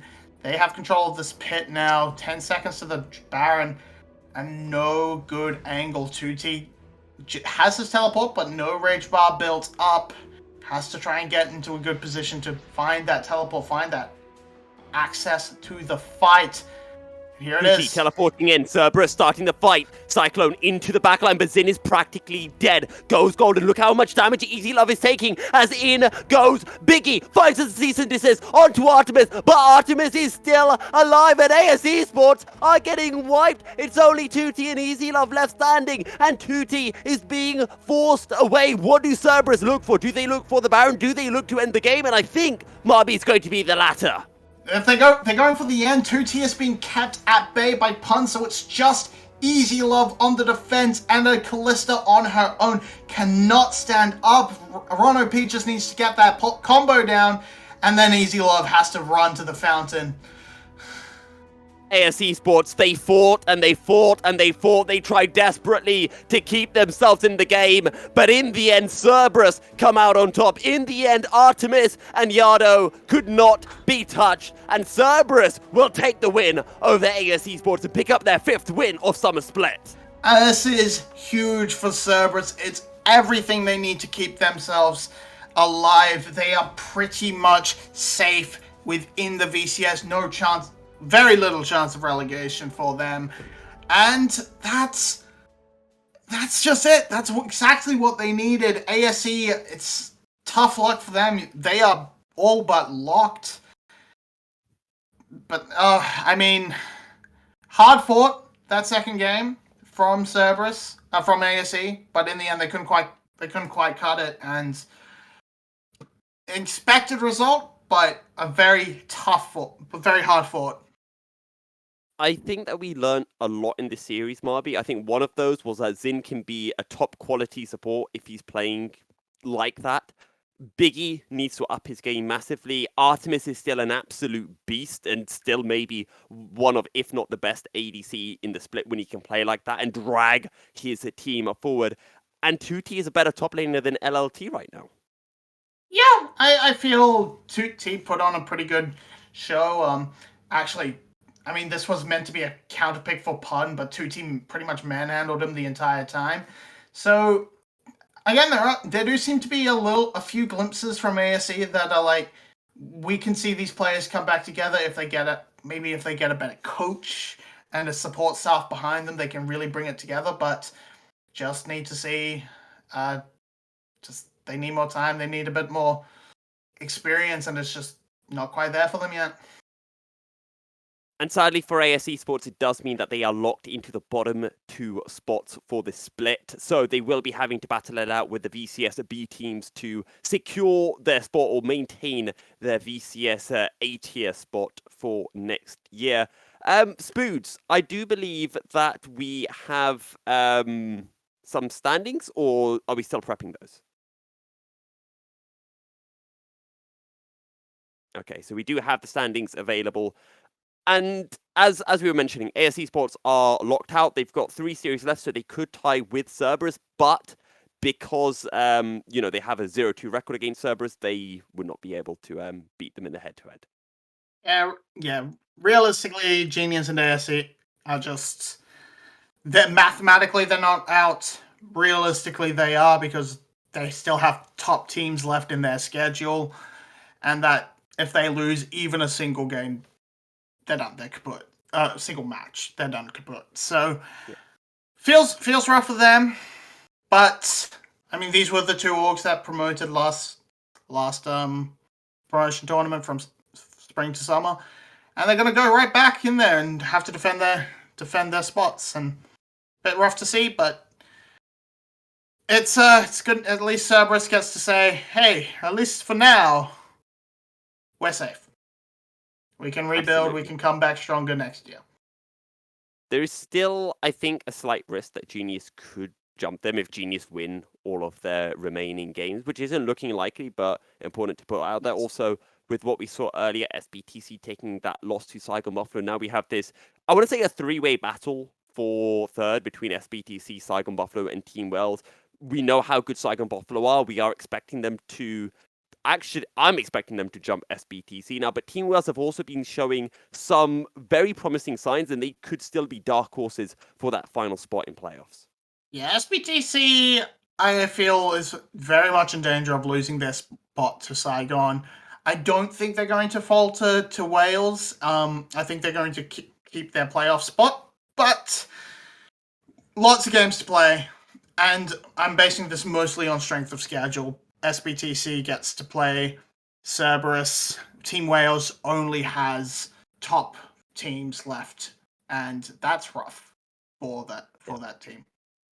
But that is everything from us here at the VCS English today. If you've enjoyed watching some quality minor region action, there's more minor region action coming over in the CBL LOL as they're heading into the first round of playoffs, I do believe. So make sure you go and tune into that later on today. But for myself and Marby, thank you very much for tuning in. A big thanks to everyone who's been able to cover in for the missing play-by-play, and make sure to give your good wishes to Carrick's to get better soon. But we'll be all back tomorrow for more VCS, so make sure to tune in then. Stay tilt-proof on the Rift, and goodbye.